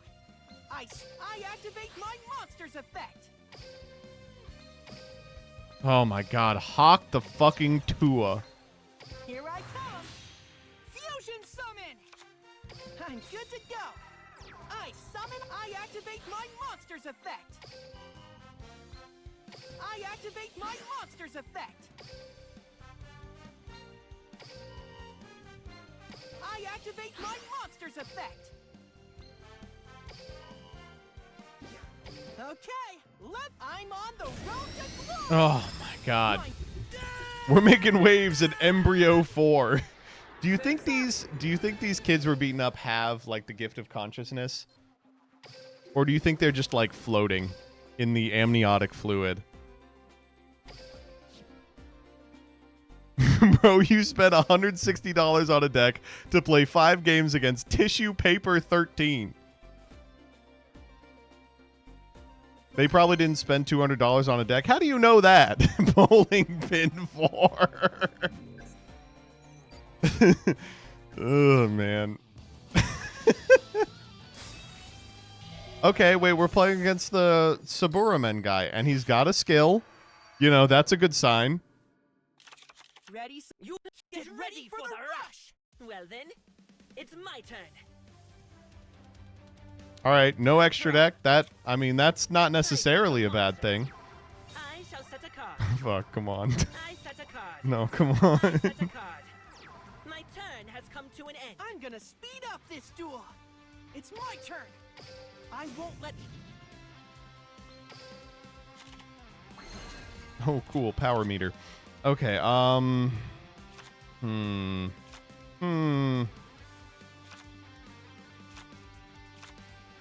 First we lead this guy. Summon a monster. Go for the effect. Activate my monster's effect. We missed. Okay. Spread I summon bomb. a monster. I activate my monster's effect.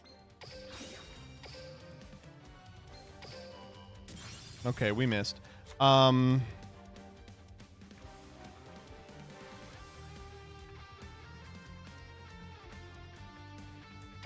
gonna set a card.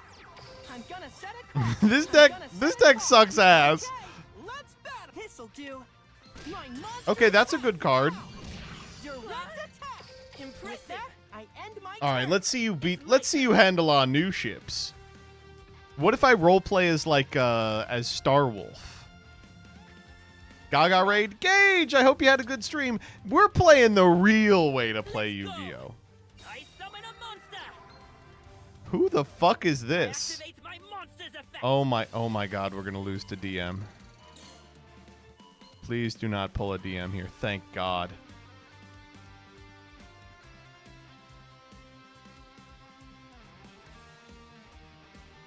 It is clear what I must do.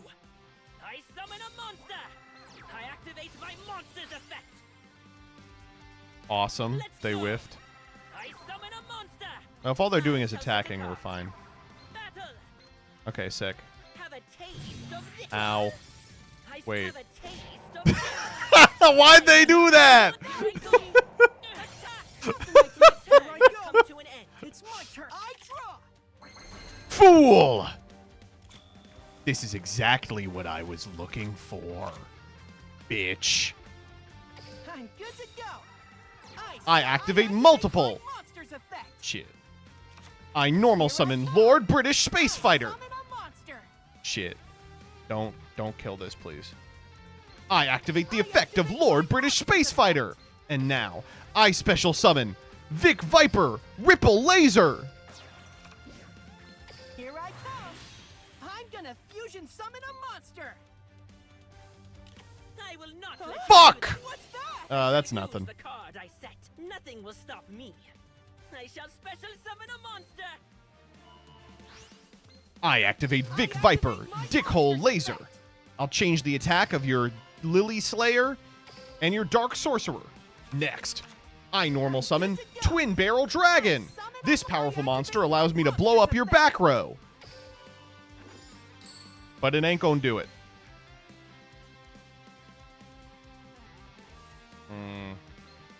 Do we have a power capsule red in graveyard? We do! I activate Power Meter. I'll use this card I set. This powerful card will put my Twin Barrel Dragon back on the bottom of my deck. From here, I'll grab Super Dimensional Lord British Space Fighter. Next, I'll normal summon Super. I'll activate the effect. Wait, why can't I special summon from the graveyard? Then you can special summon one Gradius's option from your graveyard face up in your field. Oh. Here I come. It's because I don't have one. Summon a monster. I activate my monster's effect. This ramen is sure to give you indigestion.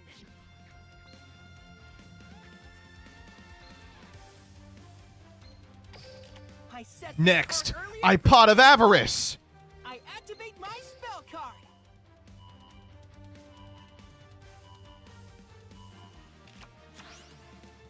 Oh, wait, that's actually crazy. I summon Wiener Butthole. Here I come. I'm gonna fusion summon a monster. I'll mill two I activate my monster's effect. and change the attack of your shit monster. But that's not all. I'll normal summon Vic Viper Spread Cheeks. I activate my monster's effect. I will destroy this card. It was Secret Order. So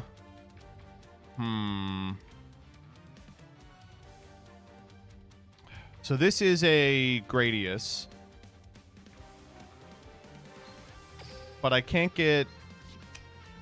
This is only Gradius's option in the hand or graveyard. I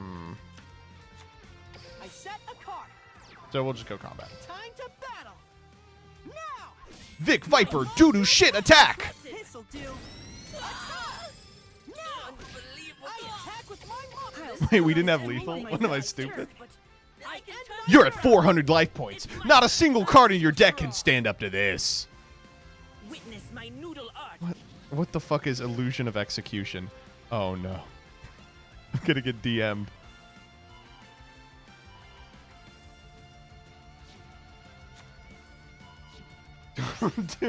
do not get Dark Resonance Burst.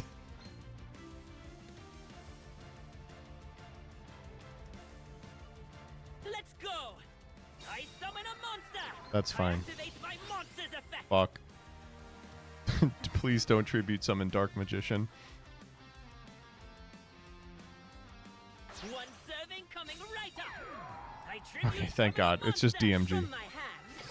I activate the spell card. Let's go. I shall special summon a monster. He's too from my big. hand. I activate What the fuck do you mean 1,000 knives? I shall use What do you mean 2,000 knives? from my hand. I'm actually gonna die. Oh my god. Oh my god, I'm dead! No! Fuck! What do you mean?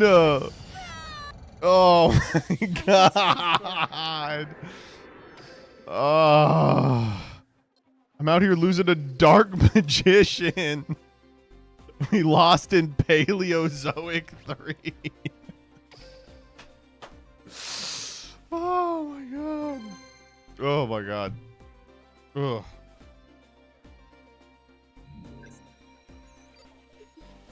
No, we're fine. We're gonna be okay.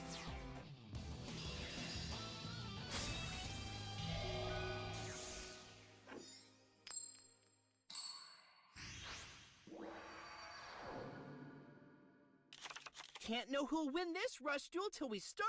The name's Euro. Here we Get ready for the rush. My turbo. I'll set a card. That Here I ends go. my turn. Okay. It's my turn. I draw. I feel a little more confident about this one. From my hand, I activate my spell card.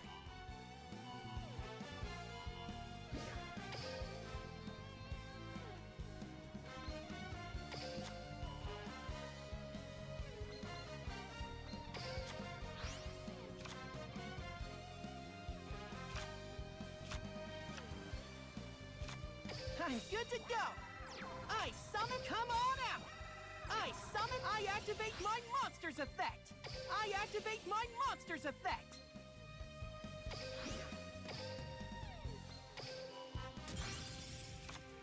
Okay. That was a good hit. I ain't gonna lie. A monster.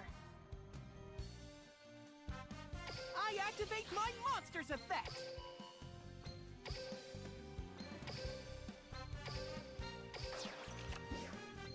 Come on out. I'm gonna fusion summon a monster. I set a card. I set a card. I activate my monster's effect. Okay, go. Okay, we did it. Big Viper Ripple Laser has made it onto the field. Wait, we could like pop a back row mid combo? That's crazy. Why is everyone so mad about this goddamn deck? Take this. You sure that's gonna work? I don't need my monster. I have faith in my deck. I activate my trap.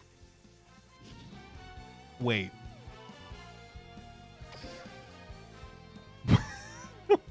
Wait. What do you mean it's another air formula deck?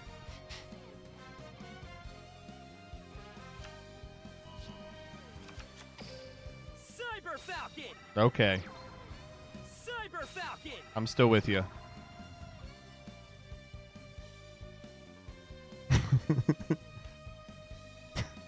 Dog, just bring back Variety Thursday.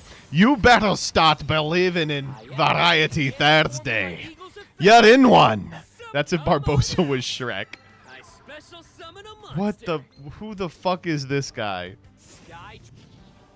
Good luck, Rebecca, for the edit. Her ass is not editing. Now, I tribute summon a monster. I set a card. Jesus Christ. Jesus Christ. Oh my god. Okay, well, anyway. Here I go. My turn. It's my turn. I draw. Perfect. First, I begin with Lord British Space Fighter. I activate the effect. My Lord British Space Fighter will special summon a Gradius' option from the graveyard. Come on out. I'll activate the effect of a Gradius' option. And I will change the position of your gay Gungus. Next, I'll contact Fuse. Come to the field, Dick Griper. Here I come. I'm gonna fusion summon a monster. I activate the effect, Milling 2. Hey, I'll change the attack of your monster. 1, 2. Next. Come on out. I activate Cyber Shitpint. Oh, I drew. From my hand, I activate my Put this guy back in the deck. I would like...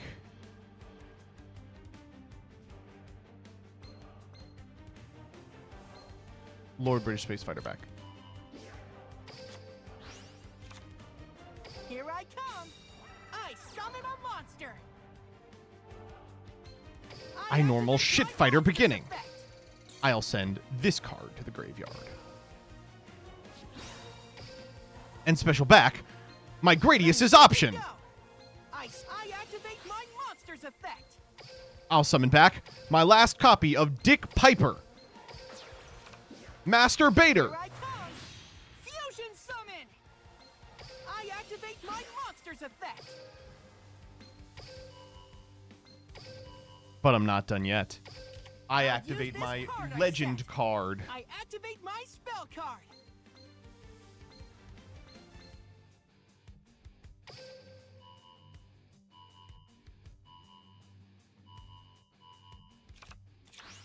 That's exactly the card I wanted. That's exactly the card I wanted.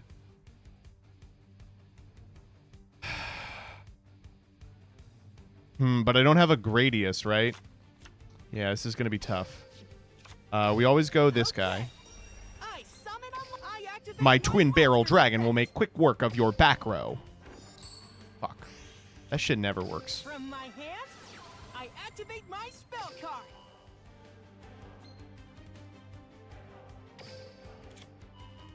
Yeah, I can't do it because I don't have a Gradius. Yeah. I summon Dick Viper Vanilla Bomb. I'll send my Gradius's option to the Gradius yard, and I'll pop your gay field spell. Battle! My powerful monster attacks you. My powerful monster attacks you. Nice game, bitch! You all said Gradius wasn't shit. Well, guess what? Gradius just won a game.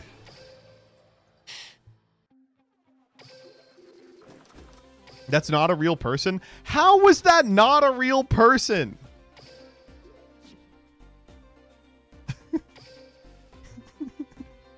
You sure did beat Sky Falcon Turbo?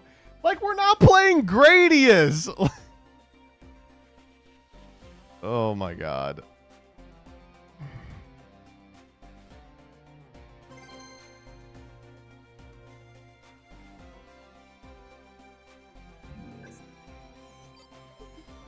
Do you want to know what the top deck is right now?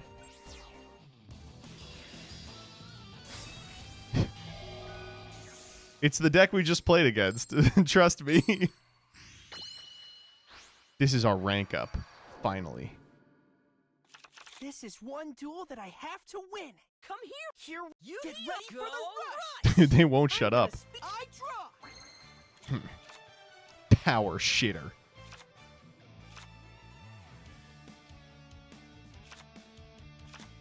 Okay. I'll begin by summoning Gradius's Plot Pickin. I activate my monster's effect. I send my Gradius's option to the graveyard. I'll contact Fuse. Come to the field. I'm gonna fusion Gradius's fart. I activate my monster's effect. Next, I summon Turd British Space Fighter. Summon back my Gradius's Ploption. Okay. Next, I'll activate multiple. That one already works. I'll summon Shit Viper. Ripple Laser. I'm gonna fusion summon a monster. Oh my god. Oh my god. I set this card I didn't mean to click that, dude. Oh my god. I activate my monster's effect. Here I come. It doesn't matter. I was actually, that was on purpose so that I could have more copies of Ripple Man in my extra deck. I end my turn. It's my turn. This is why we're stuck in Pickle 4. Okay. Huh.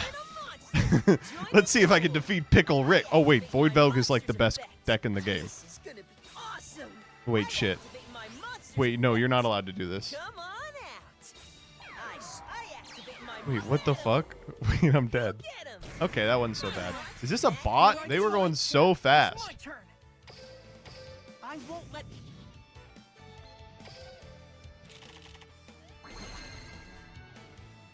Ha!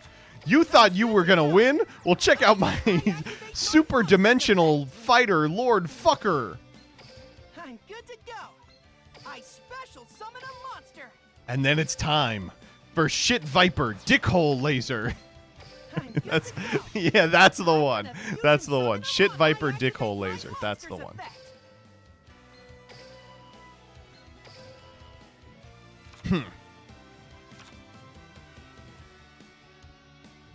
From my hand, I activate my spell card. Did I get any of them? No. I got multiple.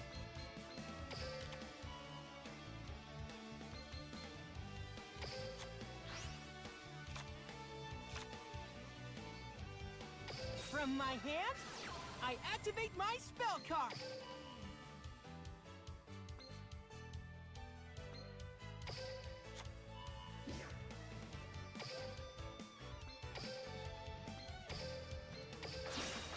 Here I come.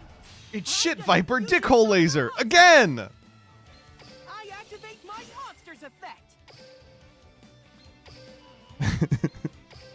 Do we win yet? We're pretty close. From my hand, I activate my I need to find Gradius's option here.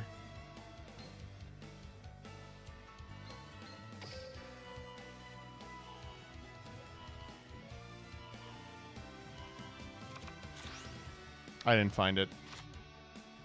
I'm good to go.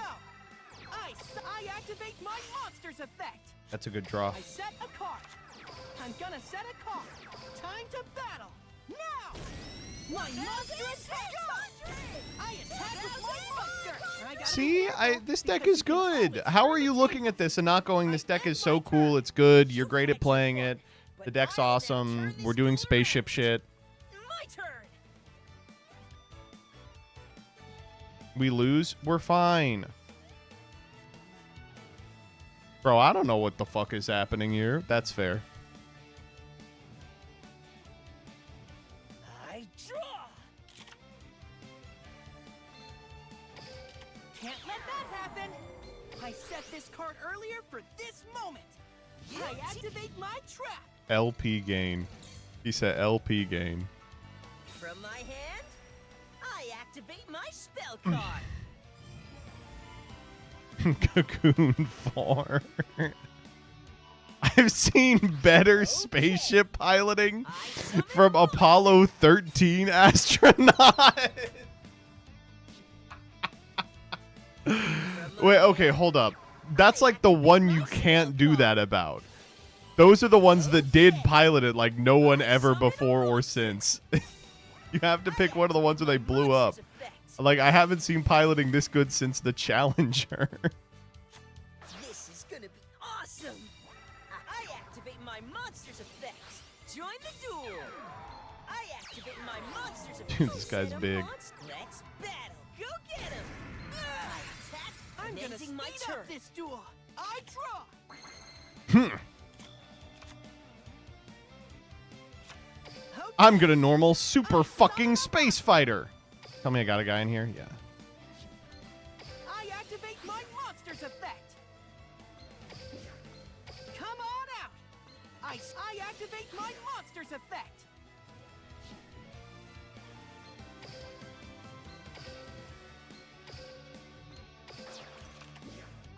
Come on out. Fusion summon. I activate my monster's effect. Bro is in flight 93. I activate my monster's effect.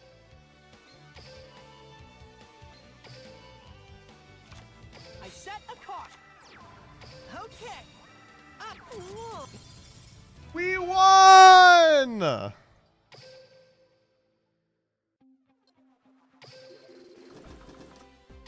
Look at that. We ranked up. We're almost out of doo-doo diamond.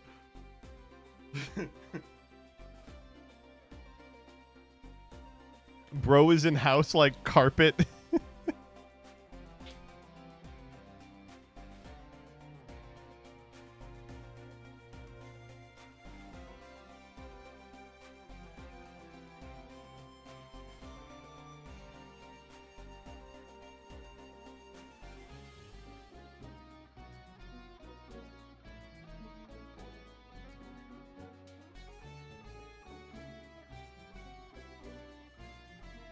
I just don't understand why people are so mean to me.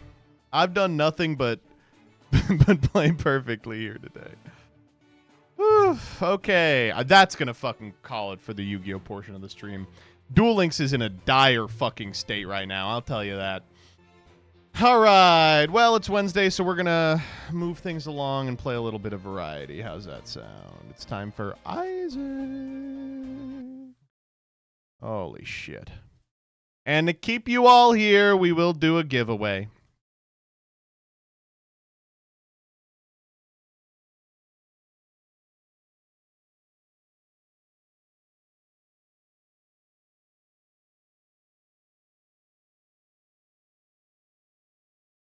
First up, huge shouts out to Blue Rose, think of the Hundo, I have seen it. Kamir Dry Bones, think of the 12. Grifting Coder, think of the 4. Tori Lemon Now, think of the 38. Dr. Uwu, think of the 59. Bandle Lolly, think of the 14. Tuck and Tyler, think of the 39. Sano, think of the 15. King KLL, think of the 29. And we are now caught the fuck up. Let's go to... He is worse at Isaac than he is at Yu-Gi-Oh! That's probably true, but that's only because I'm fucking crazy at Isaac. All right, we're going to start a giveaway, and it's going to be 4.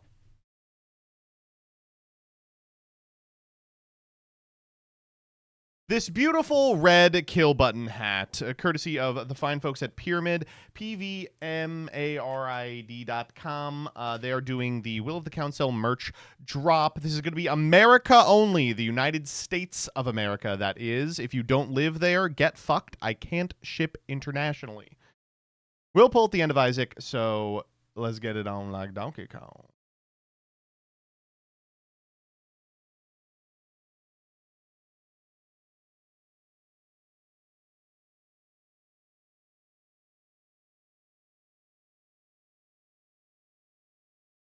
Oh, they updated the Planetarium Chance mod.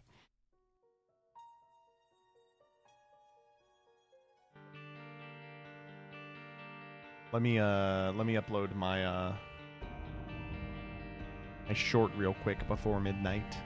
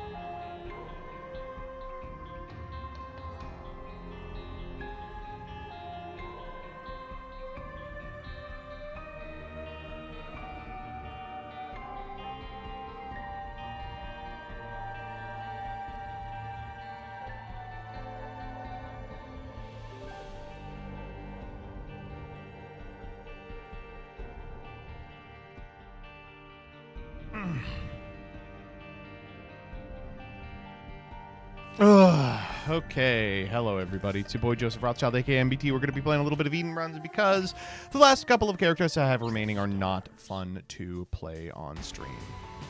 Like me a Flatstone, a pretty bad run otherwise. I fucking hate this active. But I probably can't pass up the poop trinket. And is that a mystery bag? Oh my god, look at this tier 8. Not a huge fan. Alright, how's the volume? Everybody doing good tonight? How is everybody doing? 1 starting heart? We'll be fine. We'll be fine. We just won't lose it, you know? I'm loving the facial hair, too. Look at that facial. You see CGB's recent video and what he did? I did not. What did he do? What did he do?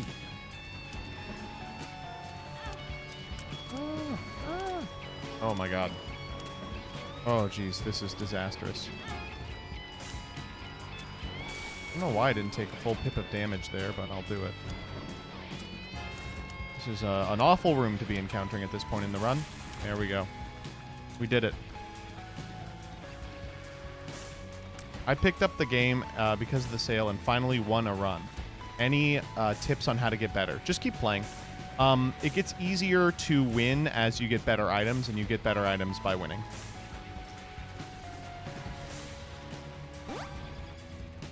Are you going to play those unfun characters on stream or just the pronoun game and Ace Attorney from now on? No, I'll probably just do Eden streaking on stream. Although I should do an Ace Attorney. It's been a little while, hasn't it? He's got Simo's Pot of Greed centered on the shelf in his stream room, both a card and the actual pot. That's nice. Oh, man.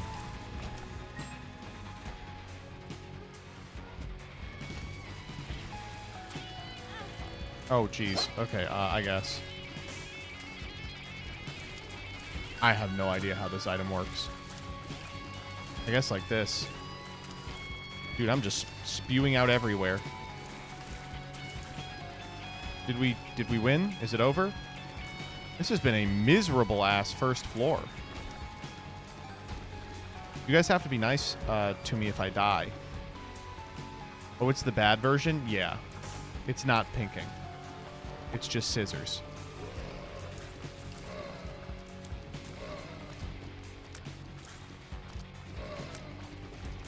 Aren't we always? Yeah. Can we just restart? This is dismal. No, I believe in this. We don't even have to be nice to you in general, and you aren't, mostly. What's the reason we don't do Ace Attorney? It's a number of reasons. Low views, obviously, but the big reasons are it's just all you can play for like a month, and frequently people will be like, oh, I missed a stream, so now I can't do this. And it's like, okay, I get that. Looking extra white today. Thanks, I've been working on it. I've been bleaching. Let me turn down the volume for me just a little bit. Any tips on how to play TCG when my locals doesn't host Yu-Gi-Oh? You know, the huge Dueling Book, Omega, etc. Tons of online tournaments. But, you know, if you don't have a local play group, nothing says you have to play Yu-Gi-Oh. For me, like, playing Yu-Gi-Oh, the whole reason to play Yu-Gi-Oh is because you can play it with your friends and have a good time. Oh my god, come on. Oh my god! He got the fucking boost! Okay, I thought we were dead for sure there. I was just sure we were dead. Can we get like a heart or something? I want to play with the actual cards though. Oh, well then you'll have to do that. Regionals, YCSs, etc.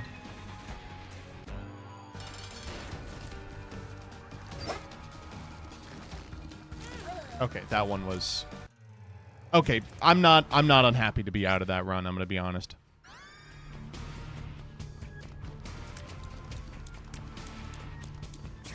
This one sucks balls too. The stars.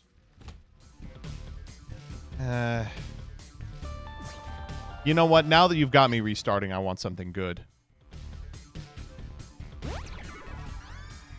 I'll do this one, yeah. 4.5 damage to start out. That's pretty damn good. Book of Secrets, I am not a huge fan of. Oh my god, we're dead here. We're dead here. Okay.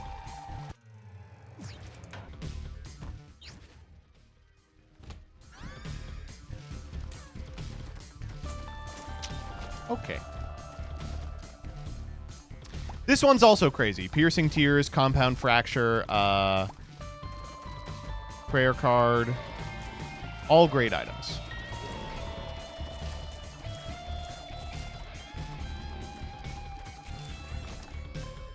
And a nickel.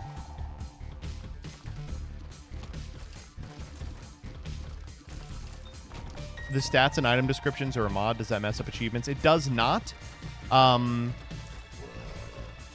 There is a way to do internal item descriptions, but it's like an unlock, right? Hematemesis. Okay, that didn't do anything. Nose Goblin 2. We do not have Nose Goblin. You have to beat Mom first, yeah. Internal won't even activate if you haven't beaten Mom. They're like, no, you have to beat Mom.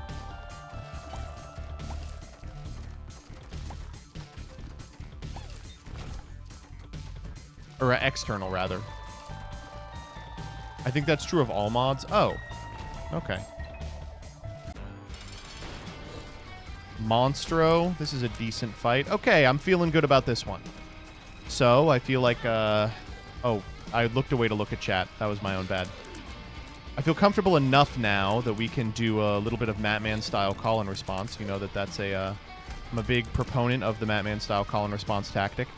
He said in a recent video that he was 37 years old, then clarified and was like, I'm like 26 or something. I just have to say, as an actual 37-year-old, that's stolen valor. Who's your favorite mod? What do you mean by that? Who's your favorite mod?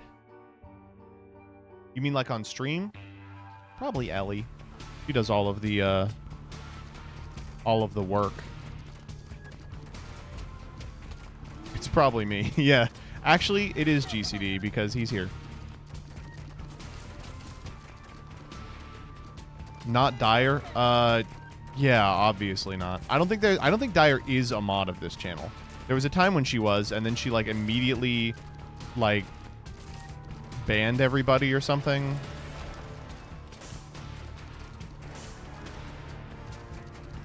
Oh, GCD actually did just set the game to the wrong game. So that's a point away from GCD.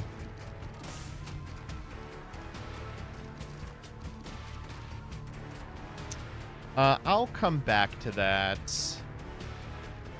I don't have a lot of money. There's no reason to really go into the item room. It's Repentance, right? Yeah, it's Repentance.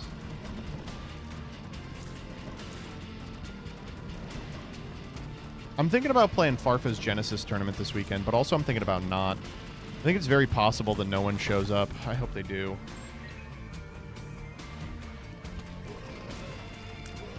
Best of one on DB. Oh my god. I literally was like prepped out for it, and I was like, well, this will be a great opportunity to play like the side deck that I'm still not particularly comfortable with. And then, oh, it's best of one. Oh, awesome. That'll be a lot of fun. It'll be won by like Stevie on some stupid ass FTK. You know how it goes.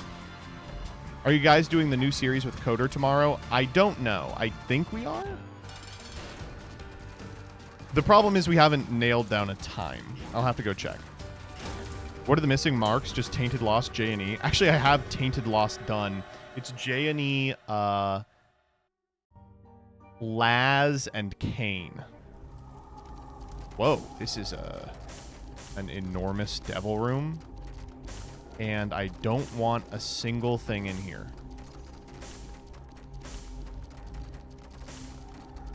All right, I'll keep it open.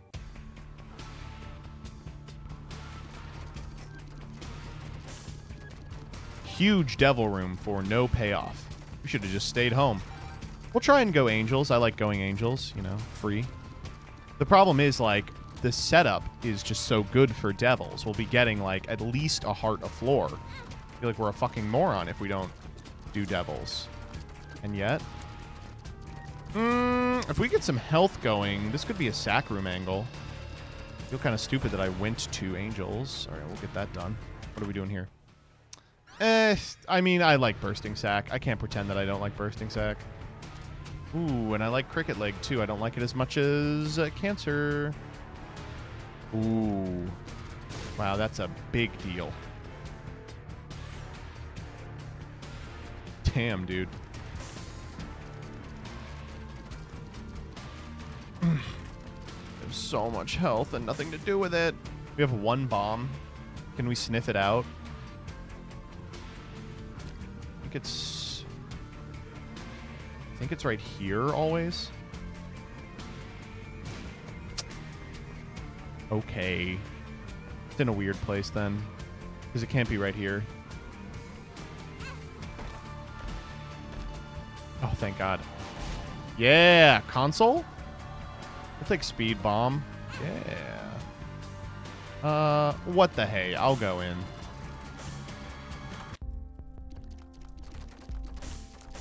Okay, I don't want any of that, so. Okay, what are we thinking? It could be here? Oh, you know what? There is another 3 it could be. Right here? What the fuck? Not there. It's not there. Can't be there. Is this the only other place it can be? I think so. Maybe I'm the stupidest man who ever lived. Maybe I just don't get it. What the fuck? Where is the secret room? Alright, we'll never know. Could be off treasure. Up to curse. Can't it not be north of the treasure room because it's too small? Or can it connect via upwards?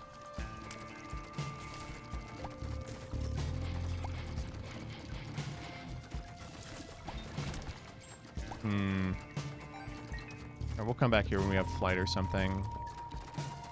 I'm almost positive it could be on the north.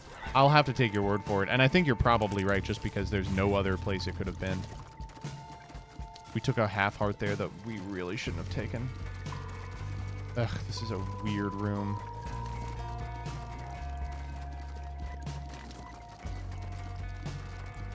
Come on. There we go. Thank you. Burp for hematemesis. That might actually do something. Cool, we're going infinite here. Always good to just get extra charges while we have the prayer card. Like, I want to be able to get a heart and a half per floor. Really speeds up the devil deal time frame. Yeah, Isaac is really cool, but you do need to be able to know when to stop. One of the most irritating games to 100% of all time.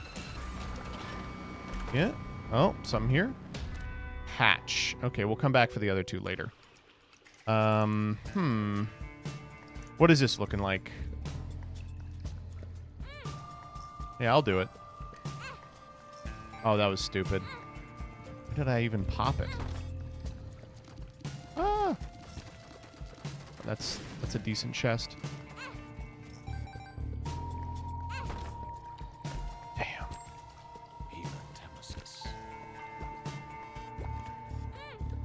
Come on. Bad gets all around.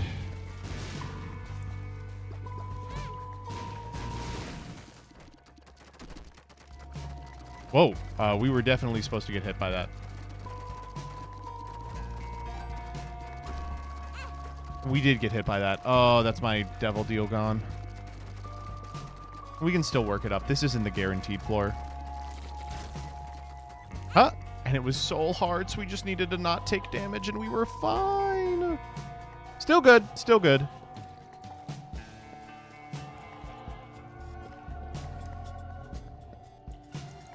One and one? Yeah, I'll do this. I believe. It's just money. Well, we're full health. Like, F-U-L-L health. Surely there's something we can do with that. Please come back. Please come back. I have to hit you. Please come back.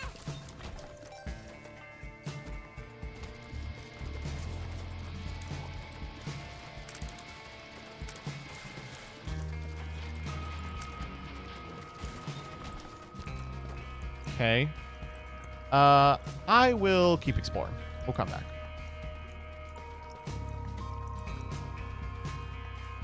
Head up here. Counterfeit? Oh, it's just money. I mean, I am good on money. I'm going to need some keys. I'm going to need some bombs.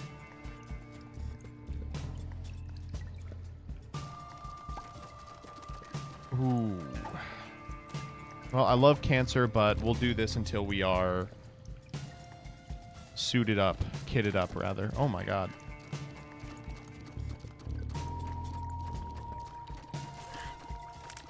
Got 2 of them there. 3 and 4. More money, just what we needed. Okay, we need a key, like, right now. Oh my god, I'm just taking hits I don't have to. There's a key. Probably shop. Okay, hold up. Things are happening, things are happening.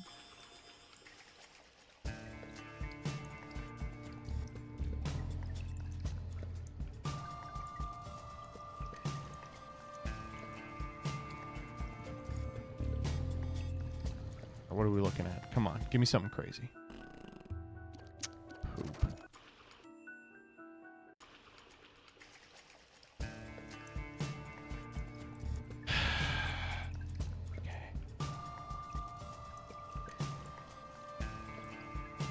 A little upset. Nice secret room pull. Isn't even a secret room pull. It's just that item being annoying. Mystery gift has like a really low chance to fire either poop or coal. You know, like a lump of coal from Santa. But the lump of coal is actually a good item and poop isn't.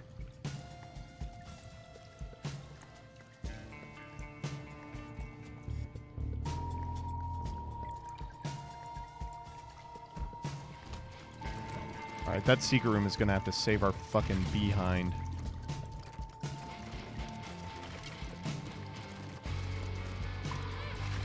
Dude. Oh my god. I'm just playing very poorly today is a lot of the problem too. Oh my god. We are not prepared for this room.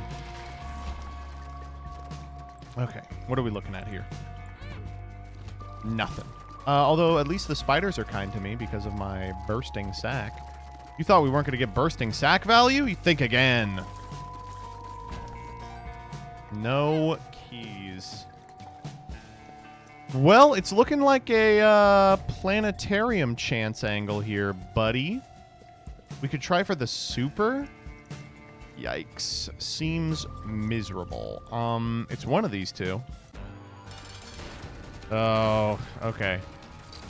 Well, sometimes an 8% is a 100%. Is there a tinted in here I can get him to blow up?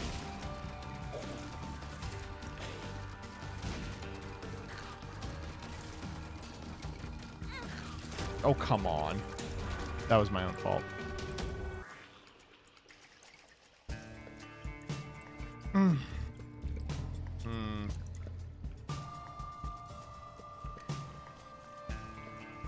Do I want to spawn Gabriel here? Does that do anything for us? Yeah, I think it does. Let's get the other key out of the way. Increase our angel chance just a teensy little bit. It's going to take some time, though, because we are not strong. We have no way to cheese this fight. No fires, no nothing. We are just going to have to go in.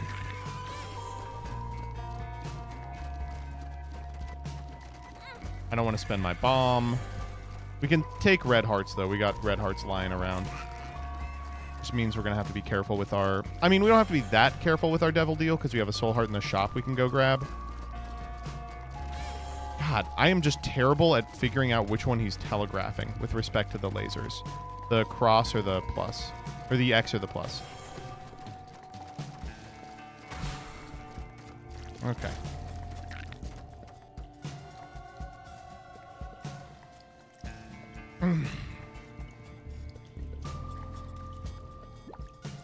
Wish I could find a tinted. I'm not seeing any, though.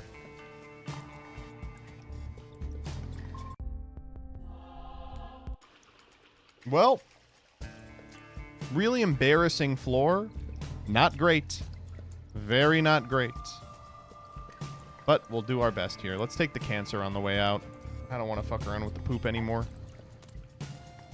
I ain't giving up cancer. You will just get planetarium? Yeah. All right, I believe. It's this one or this one. I'm going to say it's this one. Nope.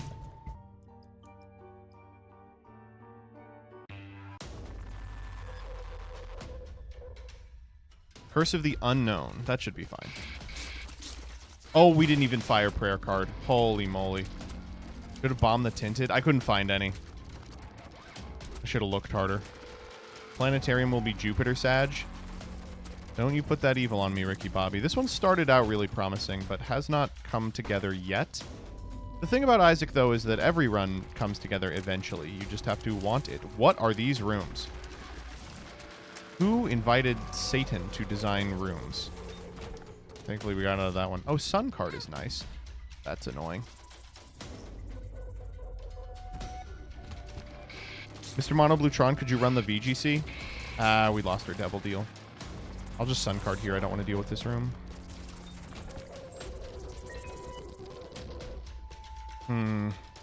There's a key. No planetarium this floor.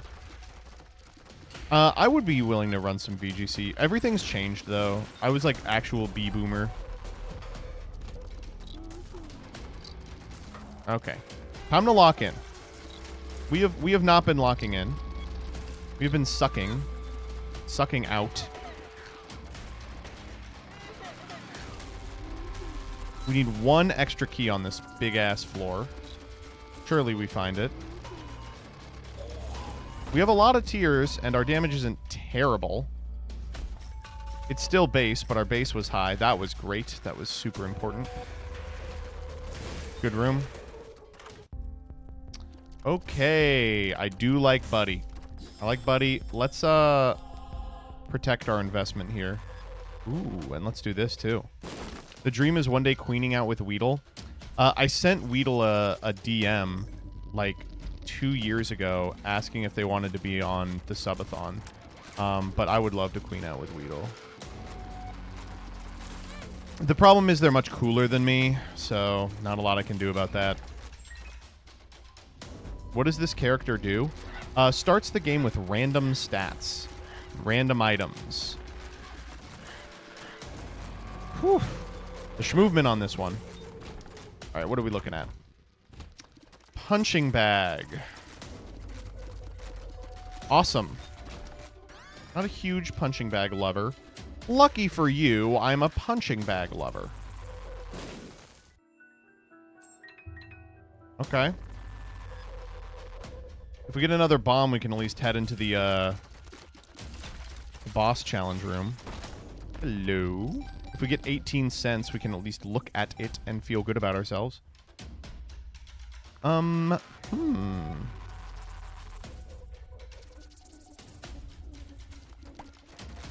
Interesting. Don't want to do that yet. Now I feel like I should have taken the poop trinket. Alright, we got nothing. Punching bag is low-key garbage because it makes bosses unpredictable. Yeah, it's high-key garbage. It is not a good item. But I take it. There's a key. There's another heart, which means we can safely take some damage without feeling bad about ourselves.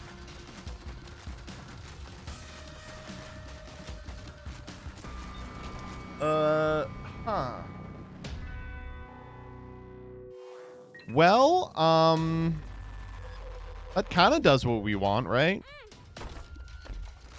Oh, we got a bomb anyway. I'll still use it.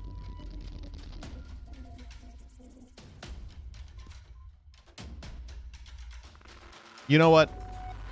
While we're taking damage. Judgment. Oh, that's quite interesting, actually.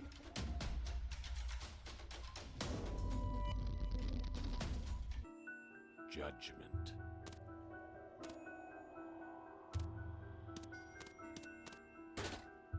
Eh.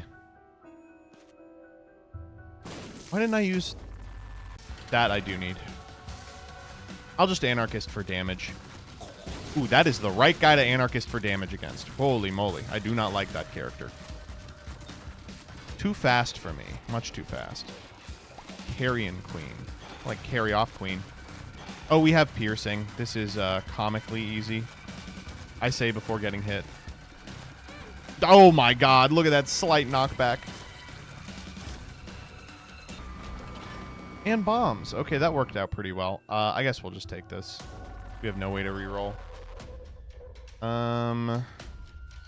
Let's go grab our good item from up there.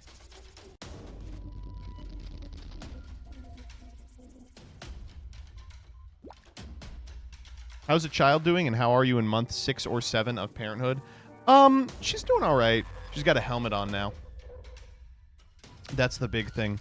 When she was in the NICU, she was on her back for so long that the back of her head got kind of flat. So she's in a helmet to correct that, and that has been an adventure. In part, it's been an adventure because Jillian is unhappy that we did the helmet, and I vouched for the helmet. I was like, we should do the helmet. Flatheads are in right now. Fuck. I've doomed her. All right, ready? 15% is actually 100% when you really think about it.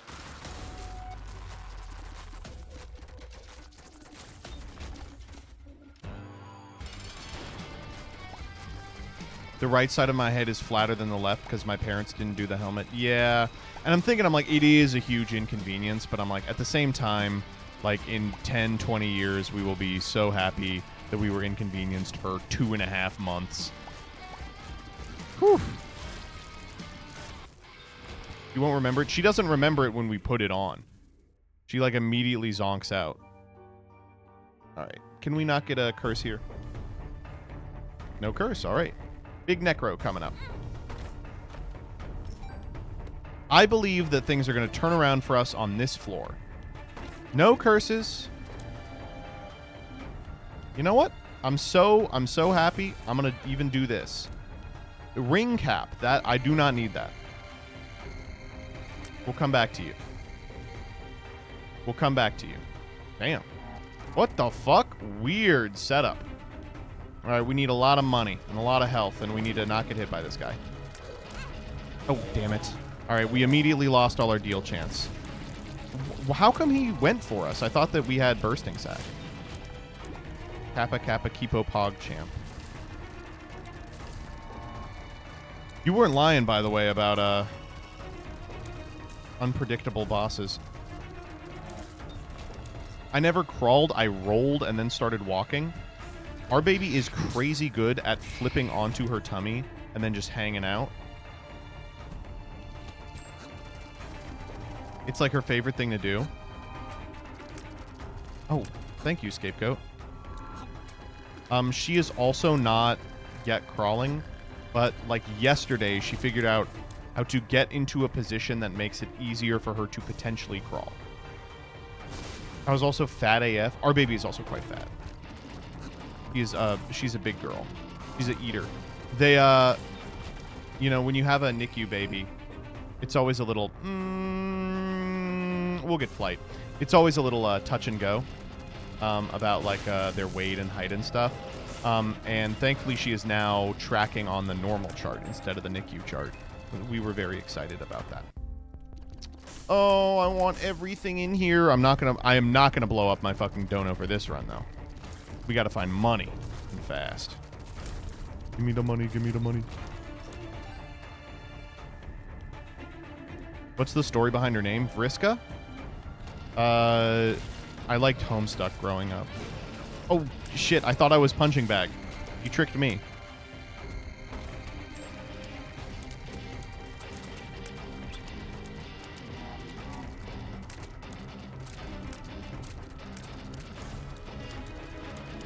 The only way to understand MBT's baby is to have read Homestuck. That's true. Is there another one? Hello? This is probably too much value to not take a hit on this.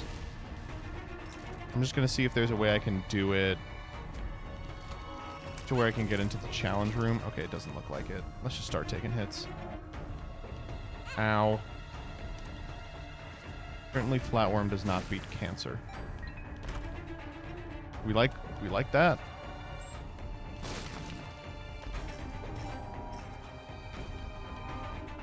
That's a lot of money. A lot of moolah.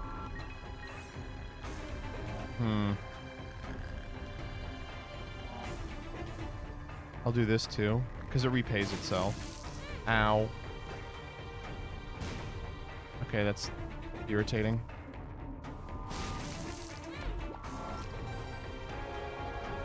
I mean, we got tons of health, baby. We just need something to spend it on. Ya dig? That's enough money to get one of the cool items, by the way. Probably Sackhead is the best of them.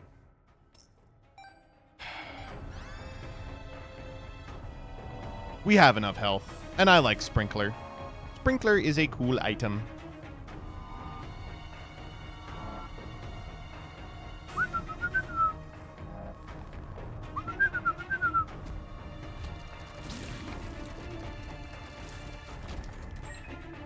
No hearts. Perhaps there will be a heart in this room.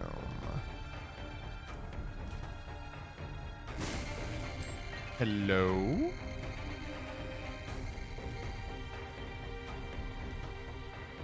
Oh, there's tons of, like, Delta Rune theories I think are interesting. I just think, like, that being your exclusive way of engaging with the game is a really irritating way to do anything. Okay, there was nothing I could do about that. I hate this guy. He's got 2 attacks that just irritate the piss out of me. The brim is one of them, of course. You can see now that I've been hit by it twice. All right, sometimes a 1% is a 100%, and that's the other one. Mom's heals, not quite my tempo. All right, we got money.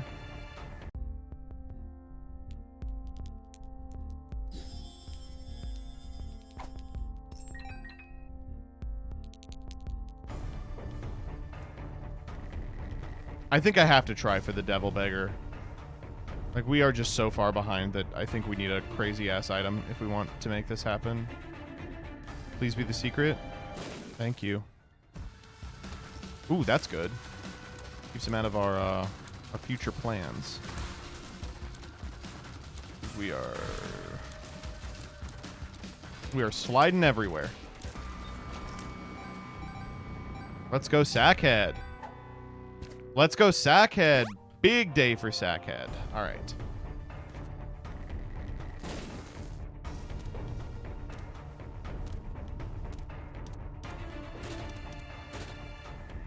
That's big, yeah. I kind of still want to bomb.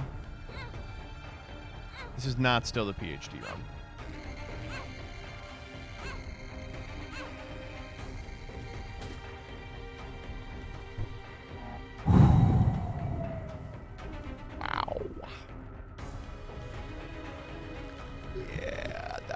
That's it.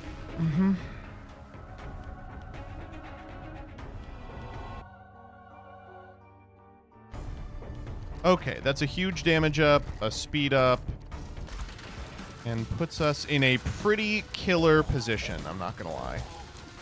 Card Against Humanity also insane.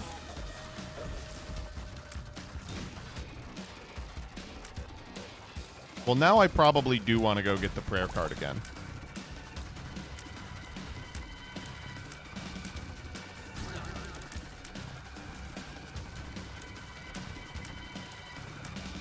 We have a big room, but it's like not an ideal big room.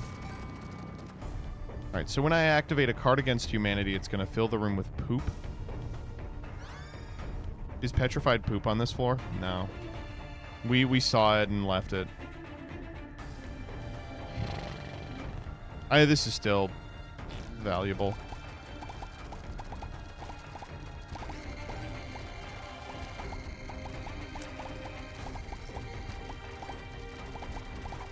Oh, Sackhead is going to go crazy. I didn't even realize Sackhead worked like that.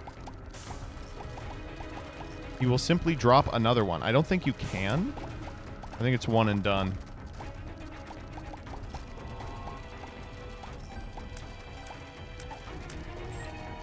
Oh, Sackhead, my beloved. Oh my god, lucky pennies. Okay, this... what did I say? It's going to turn around on this floor. Whole thing's turning around right now. You just have to believe in yourself, chat. The point of Isaac is that you need to believe in both yourself and Jesus. When they sing "Jesus Loves Me, This I Know" at the end of the run, it's to talk about the rig.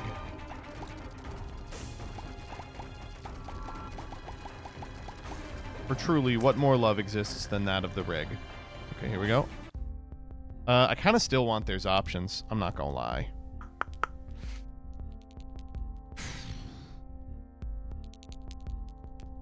Nah. Let's just go. Good position to be in. All right. Necro 2. I can feel it. This is the floor we finally get a devil deal or an angel deal. This is the worst room ever. Okay, they stopped. Let's go, Sackhead. Big day for Sackhead.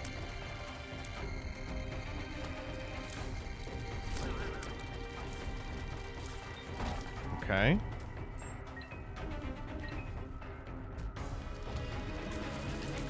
Yeah, that Mitch McConnell shit is crazy. I was looking it up and they were like, yeah, he's in critical condition, or they weren't talking about him, and I was like, wow, that's crazy. He must have fallen like yesterday. He fell like a month ago and has just been missing. Am I getting that right? I was like, what the fuck? Oh, plum flute, great. I'd really like to, the deity of ice. Would really like to. God damn it. You stupid super greed. I have so much money, too. You're fucking me over here, buddy. Teleport chest? No.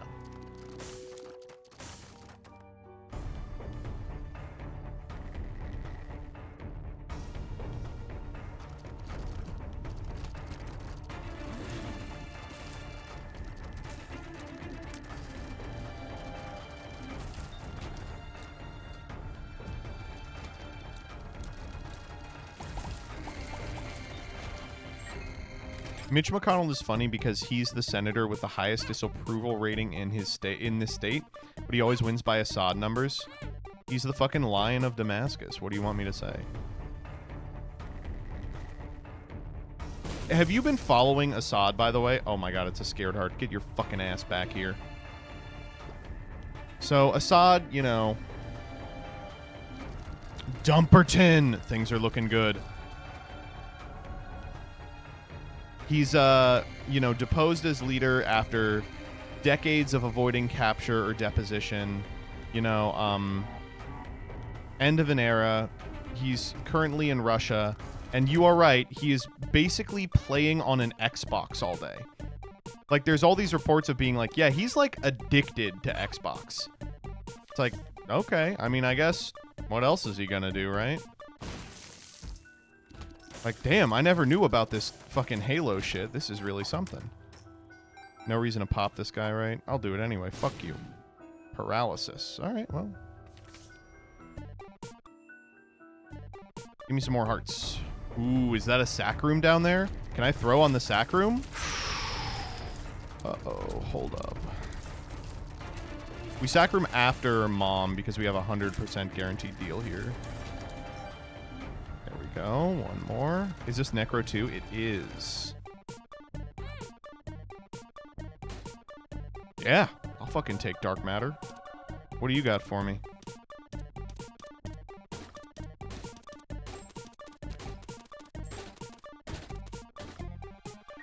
Gonna say anything, please? Oh, that was bad. Oh, no, it's still good.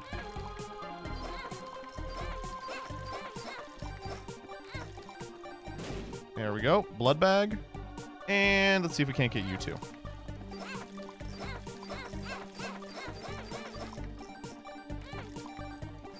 I could come back with, Polaroid. Yeah, that's the play for sure. I'm just greedy. What do you want me to say? There's actually a Mecha Chameleon, going up on the Wonky, I think, Friday. That I think will be enjoyable. Thank you, Dumperton. You did a yeoman's service. He said, you're not getting in there.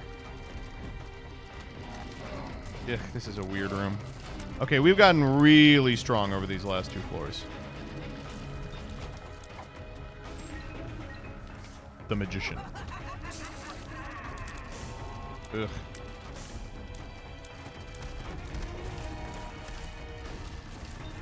I hate these rooms. They just last forever and ever and ever. Man, I wish I had flight.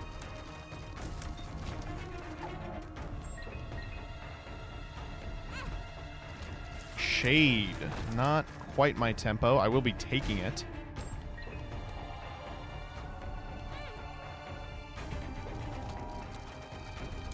I have not seen the, What? Excuse me? Oh my god, no! Okay, we got ways around it.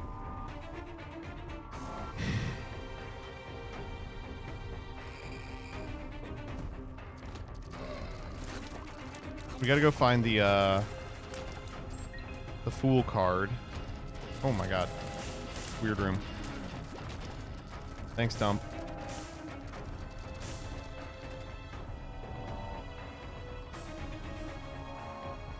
Where the fuck is the Fool card? Don't see no skulls here. I don't see no skulls here.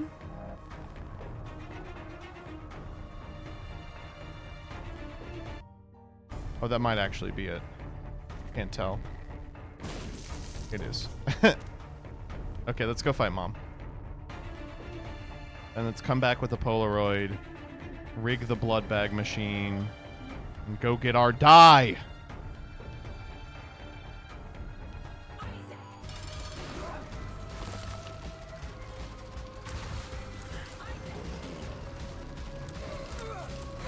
Oh my god. I wish we could have gotten our die beforehand so that we could re-roll the angel room. The devil room, rather. Depends on what we get. It is devil. That's unfortunate.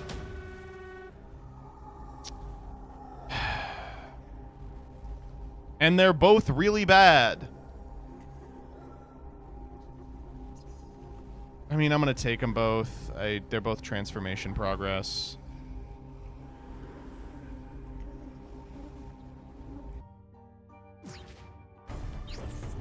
Okay. Miserable fucking devil deals.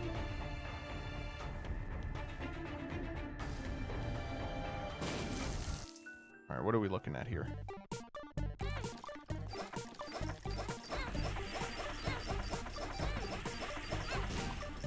Okay, alright. That really paid out. Let's not get Bloodbag just yet, though.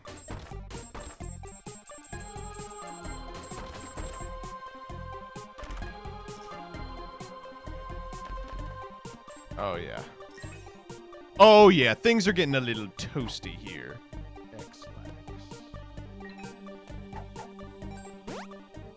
Ears up, luck down. You got it.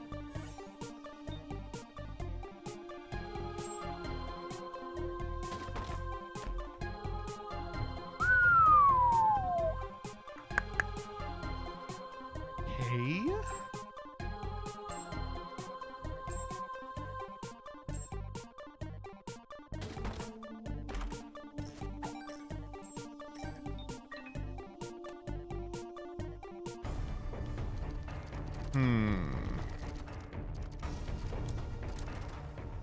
Now what?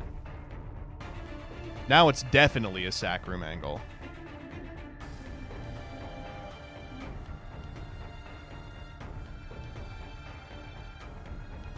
Let's see if we can't get the D6 here. Nope. Dude. Dude! Oh, man! That hurts!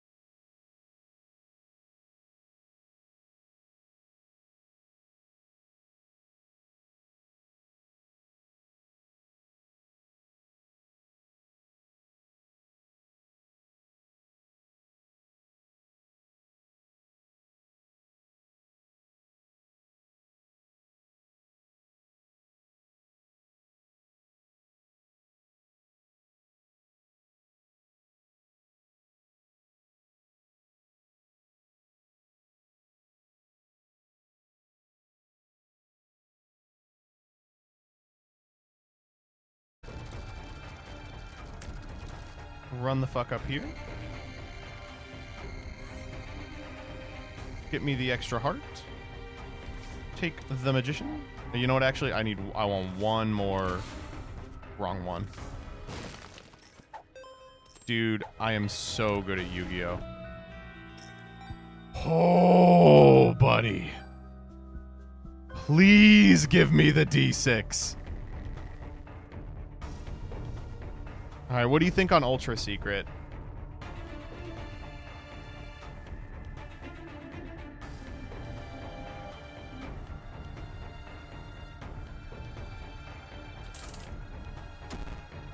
Come on. Yes. Yes, man. Give me Squeezy, too. And I don't want Metronome. You can have Metronome. Oh, yeah.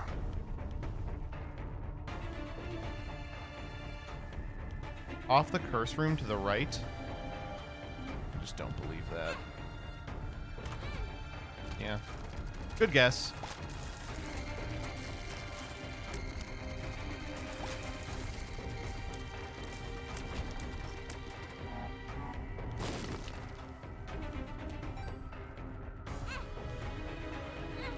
Damn it, we took two.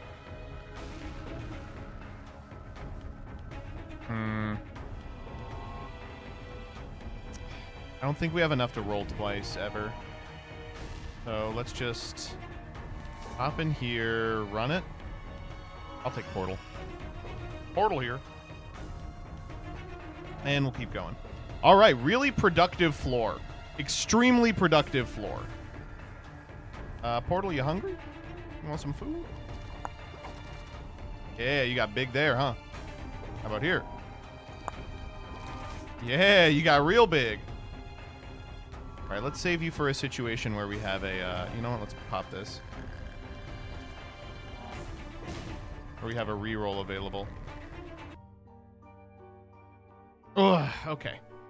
Now I'm locking in. Ugh. This run has gone from total buns to, like, not only extremely winnable, but very strong really shortly. Now, we are still on pretty low damage. Our tier rate's great. We are maxed out on tiers, +1 with the cancer. But we are on very low damage. We're really sitting on these tier effects here. The piercing, the bones, the fear. That's my guy. That's why it won't, right? But when it comes to fishing for an individual item, there's pretty much nothing better than D6. We even have a little defense, thank you to the Dumperton. Eat that. All right? 9 lives is kind of cheeks. I don't really think 9 lives matters. It just got us that good sack room.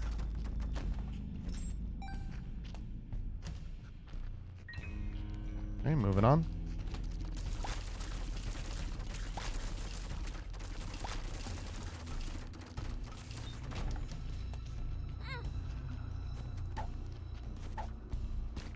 Okay, wait. We do like a little I can see forever action. Ow. Can we find the secret room soon so we don't waste a roll? Let's go back to our other rooms. Nothing here. Yeah, what are we looking at? Hello.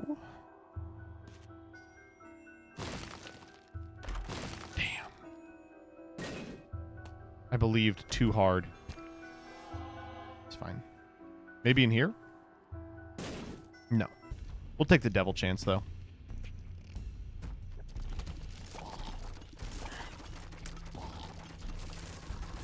If we reroll the devil, that's fine, too. Ooh, maybe an item in there. We'll find out together. Maybe. Damn, just a bunch of pickups. Get them! Eat them, little portal. Become strong.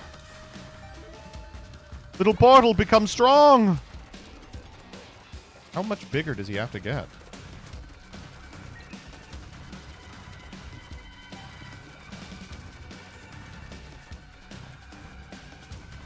Dude. Thank you.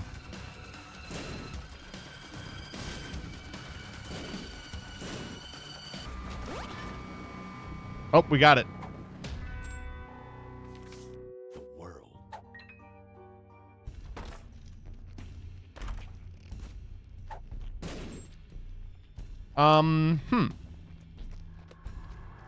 Okay. That's not so bad. Having a charge in the portal room is pretty good.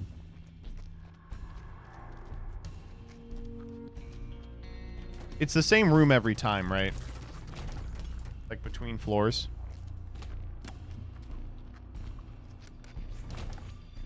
Yeah. Okay. Oh, that was stupid.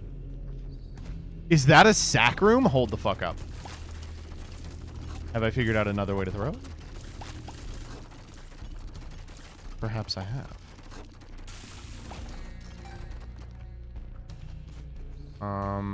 Yeah, I'll do that.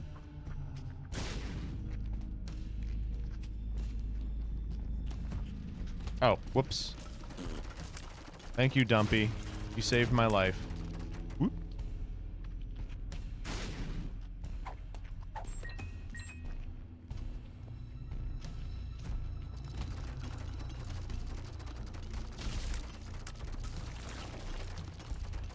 All right.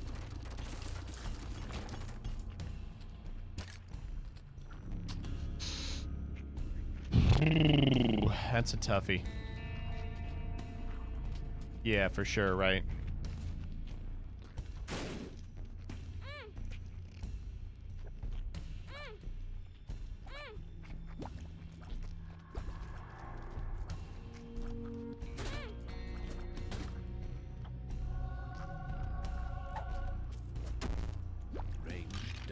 Great stuff. That was a Polaroid moment. Oh, first time catching stream. How's your week been? It's been. And it will continue to be. Ooh. Can't complain at the end of the day. I get to sit around and play Isaac. Ooh, hello. Item. They said, Joseph, we want you to be as greedy as you possibly can. Father Longlegs. I actually don't like fighting this guy. It's just a little too random for my tastes. It's like not hard unless he fucking gets you. Get devil. Oh.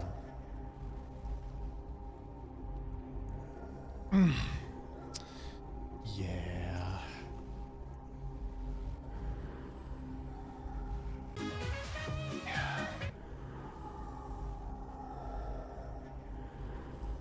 Taking everything. It seems weird not to re-roll these, but it's conjoined. So, Joseph, why did you take Damocles? Because we have Dead Cat. So when it inevitably falls and kills us, we will have Dead Cat. Is there nothing else we can do on this floor? We could sack room. I'm good. Damocles does almost nothing at this point. So says you. Curse of the Blind. Curse of the Blind. My favorite. With my D6 that I just got and haven't gotten to use yet. We're going to play a little cowardly for a little while. Because I want to belay this Damocles as long as possible.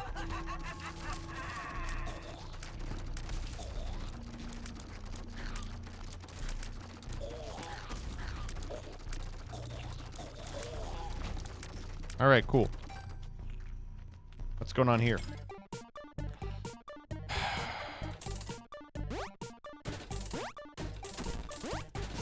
Okay, so I guess we can re-roll the actives.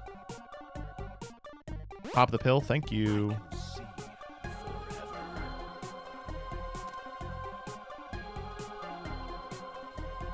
Yeah, that's cool.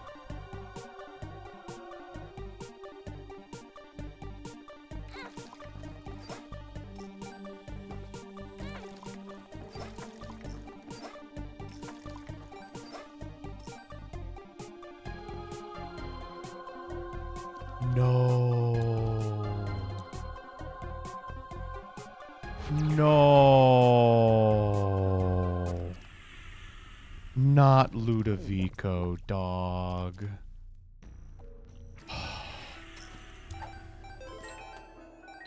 That's so painful.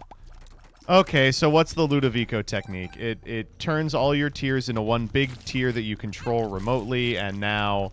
Okay, now the Damocles is on.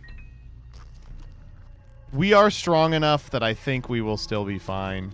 But, oh man. That's not where we wanted to be, for sure. It's one of those items that has the potential to go really hard, but if I wasn't blind, I would not have picked up.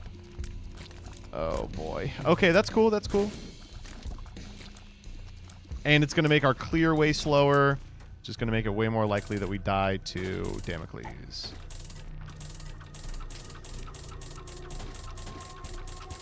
You know what else will make it likely we die to Damocles is what I'm doing now.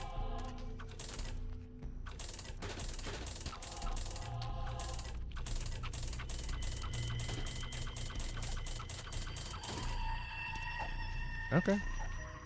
I want... I guess I want dice bag.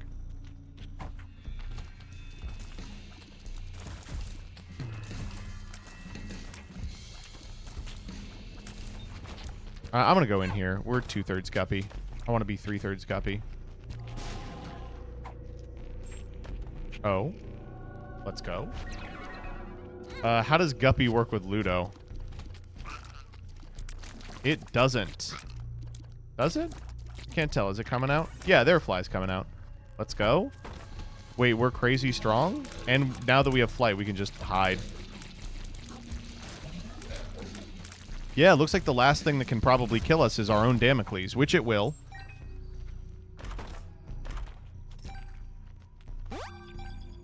Lucky penny.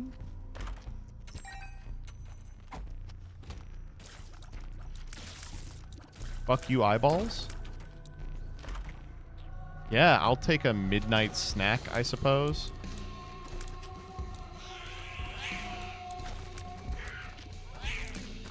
Alright, where's that other one? Where'd he go? Okay, he died immediately. Oh, a little late for pay to win. Great trinket, though.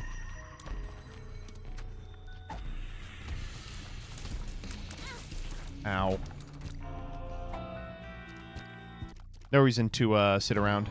Let's just kill this this lady.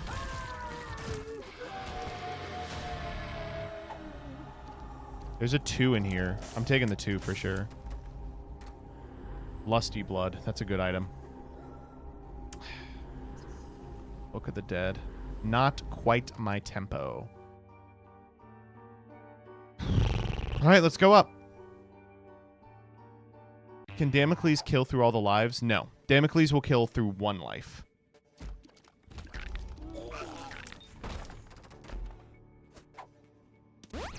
Luck up. I'll take it.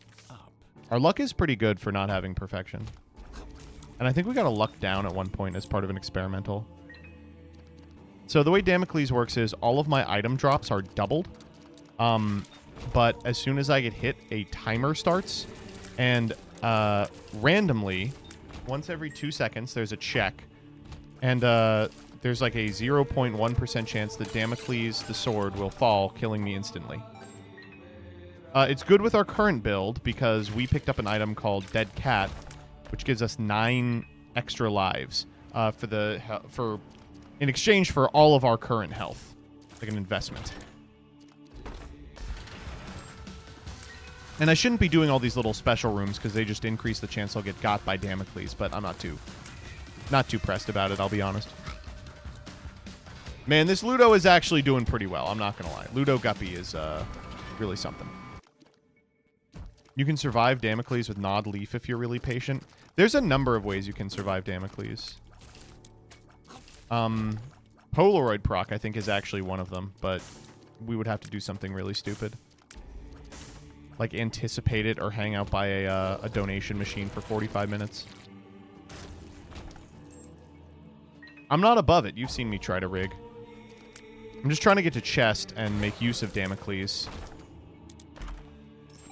While I still have it. Because the other thing is, when it falls, if it doesn't kill you, it does go away.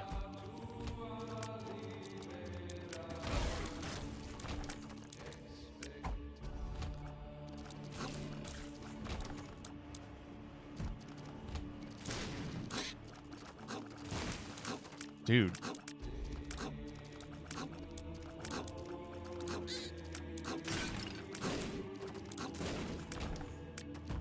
Okay, that's nice. Sure.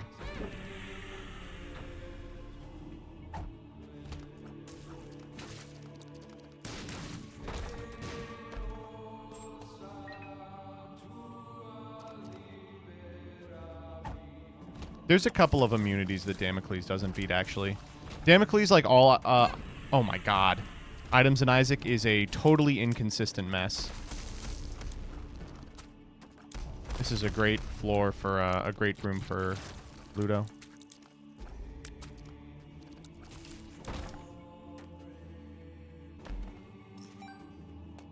The reverse card that makes you a statue, does it? Yes, it does. Big day for Ludo. Holy shit. Dumperton, I got you!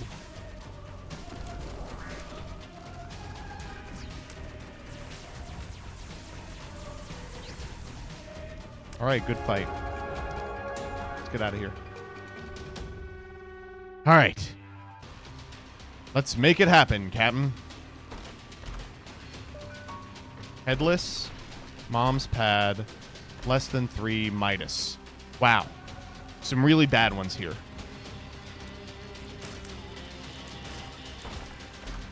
I'll take Chemical Peel.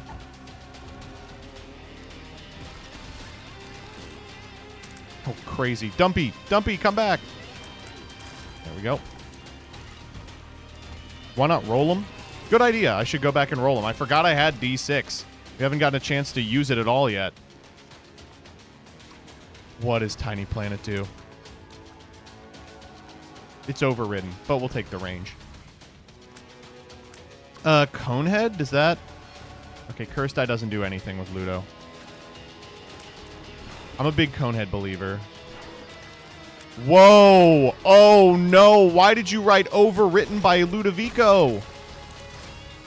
Tiny Planet is not overwritten by Ludovico. Look, it's still planeting!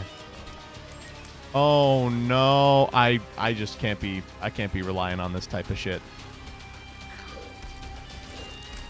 Throw part 2? I'm trying. Call me the microphones. It's the throw part 2. Is that something? Sumptorium. I love Sumptorium. But it's not better than dice. Wait, what the fuck was that? Oh, they break into Tiny Planet? What the fuck? I love it. Love Glaucoma. Love not having to fight Mega Rag. Loki's Horn's pretty good. Let's go back and roll. C-section fixes everything. Yeah, I'm trying, baby.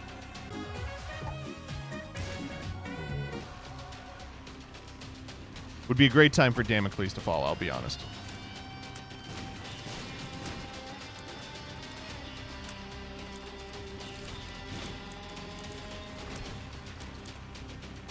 Can I even beat Mega Satan? Am I, like, strong enough?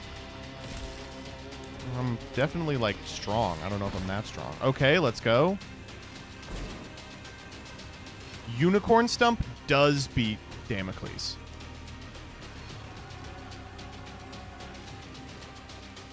Surely... I mean, surely I don't try it, right?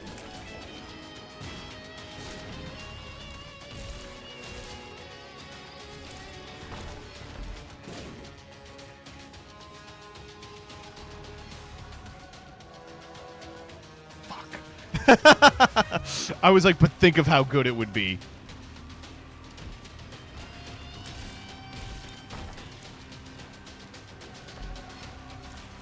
I don't really like either of those. I should have rolled it. That's Beelzebub.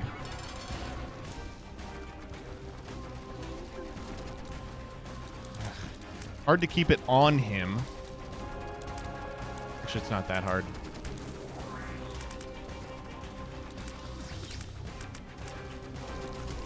Yeah, you can't use the flies. I'm Mr. Flies.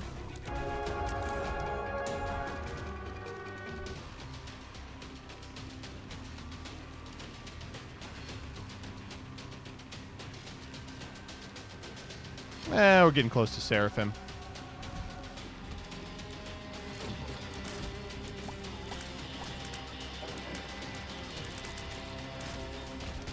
Eh.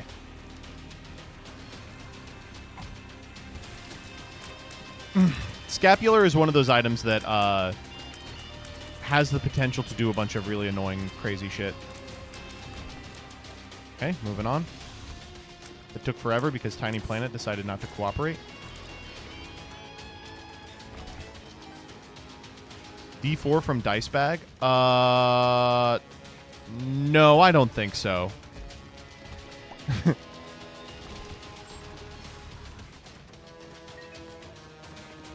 I feel pretty good about our run. It's been ridiculous, and a lot of stuff I didn't want to happen has happened, but... Oh, we might actually just die in this room. Okay, we're actually way stronger than this guy now.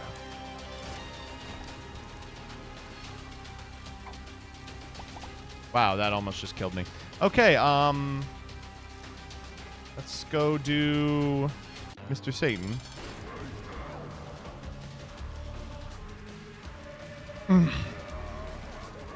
If we die, does Damocles go away? Yes.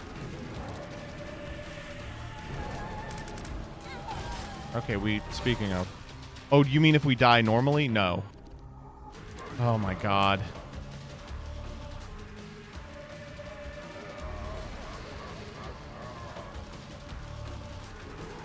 This is not good. Okay. Wait, what hit me? Wait, our scapular! Oh, man, wait. Do we have, like, a way out of this?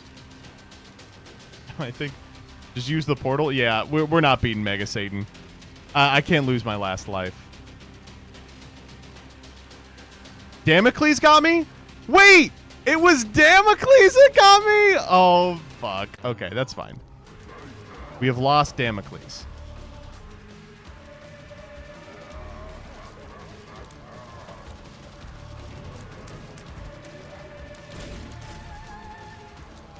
I was like, I thought we were playing fine. Well, there's one thing that can always kill you. God damn it.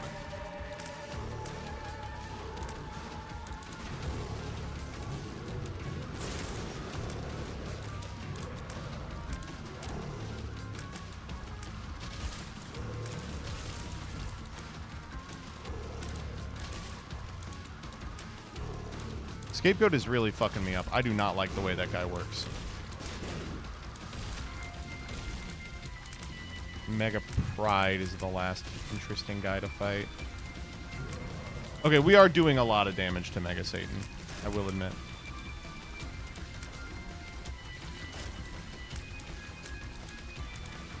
Oh, please go down. Okay, cool.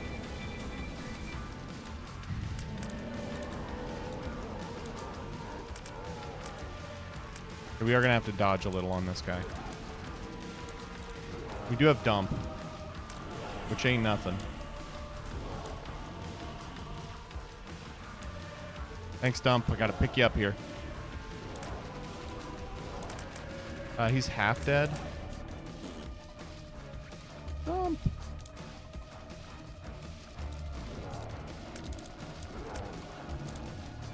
Dude, I hate the way Tiny Planet works with this item. I have to keep redirecting it.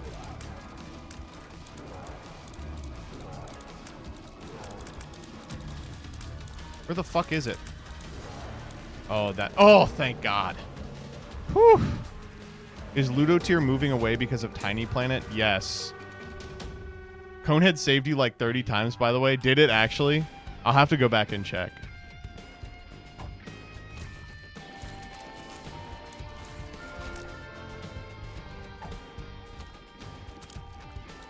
Oh, that was stressful. Yeah.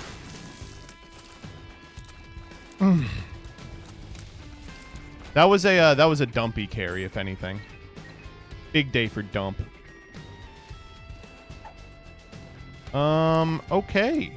Well, now we just have to go find Delirium, and we don't even have to worry about the big thing falling on our head. I would like to get some health, though. I think I would prefer not to fight Delirium on 1 HP.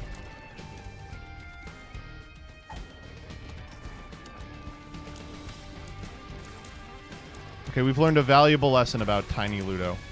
Don't do it. A lot of money in here.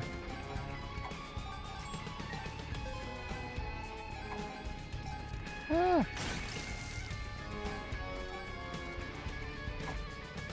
Why don't you upload some of your Isaac runs on clips? I upload some of them. There we go. Okay, we're getting health. Slowly but surely. Could that be Delirium? I think it could. I think I probably shouldn't go in there.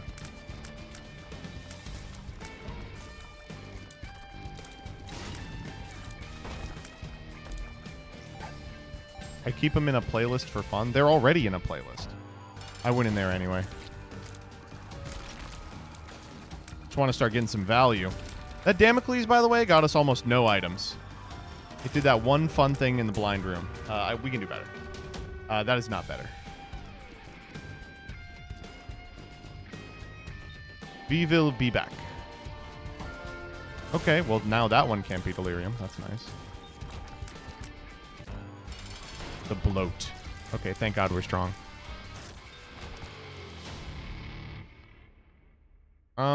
That's okay.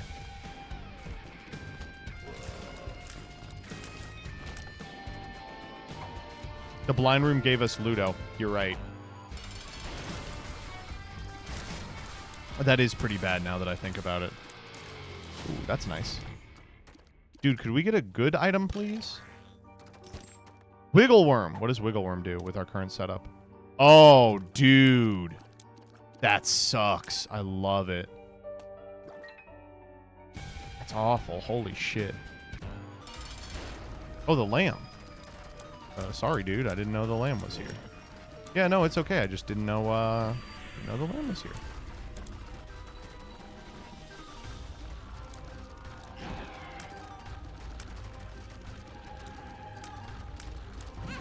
Ugh, damn it.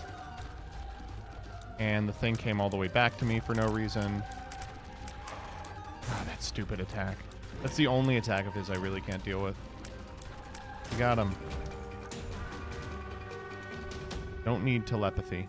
You know, maybe I do need telepathy.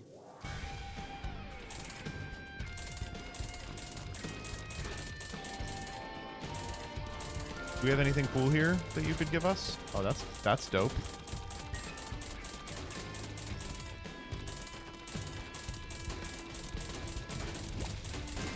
Nice. Ooh, and $1? Dude. We have so much shit we can do.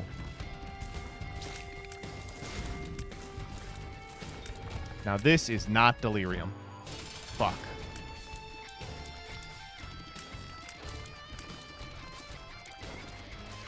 If I Emperor, do I get out of this room?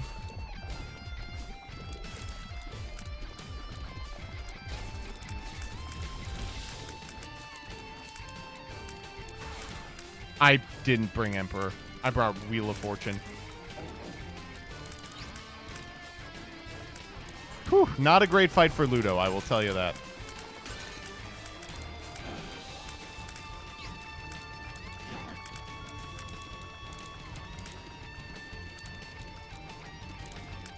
We're getting there, slowly.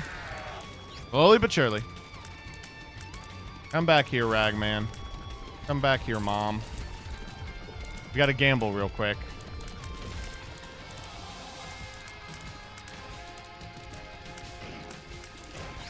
Oh, okay, and he's behind me. He's right behind me, isn't he? Oh, okay, hold up. Face form. Get in there. Get in there, Tiny Planet. Okay, good baby, good baby. I mean, we are slowly making progress. Oh, but now we're getting hit. And now he's two different guys. And he's doing all the attacks I hate. And I don't know where my Ludo tier is. There it is. I found the Ludo tier. Oh, okay. It is slowly getting to him. Come back, come back. We need it on the LJ. Okay, carrying queen. Face form, face form. Ah, he stayed there for half a second. Where the hell is he? Get back here, Dumpy. God, I hate the end of Delirium.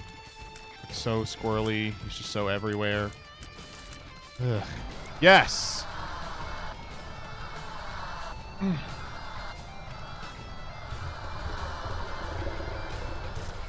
That was easy, actually. Okay, let's go re-roll some stuff. I'll take the relic.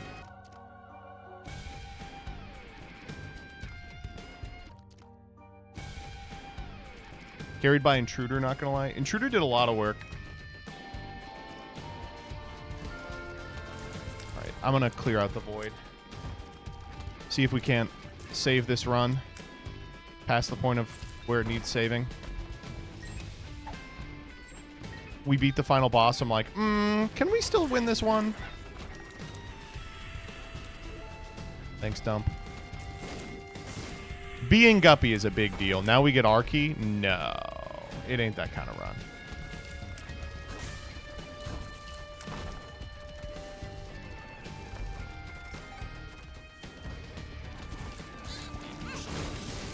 Jesus. What was going on in here? It actually was most of the bosses up there. Whoa!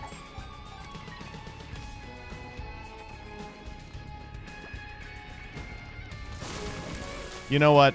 I have become sick of this. I tire of this, Wait, what the fuck? Why can't I open this? Huh?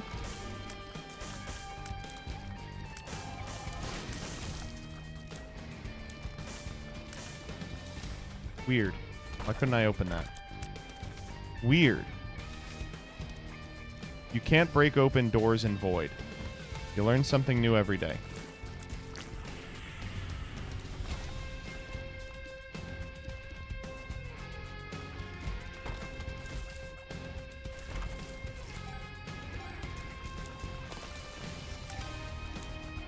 Golden Horseshoe goes crazy for our build. Our incredible build.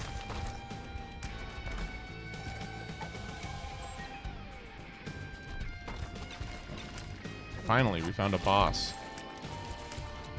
The Sun card. Show me the bosses. All right, who's this? Okay, what do we got? This is as good a time as any to end it. Let's get the hell in there. Let's see what's in the secret room. Then we'll call it. Joseph did get his Ojama Lime. Do not worry. I was one of the first in line.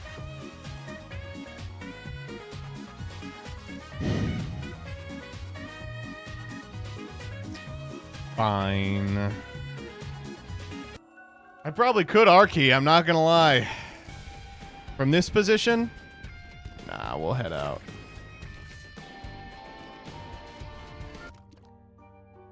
Ugh.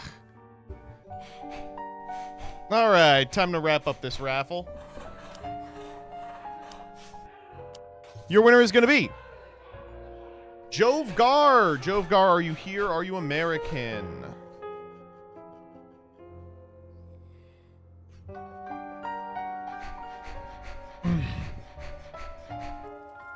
Oh, not seeing it. 3, 2, 1. I was going to say Jovgar's won a couple already. All right, 3, 2, 1. New one. Anarchist. Anarchist. Are you here? Are you American?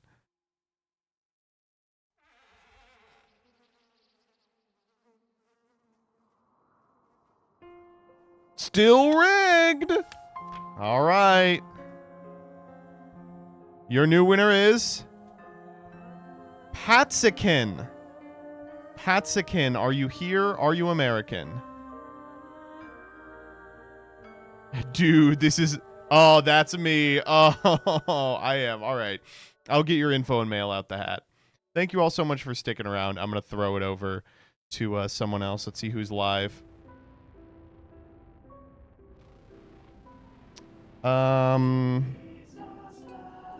Jesse Perez Math has rated us a number of times. It is now my time to rate him. Bye-bye.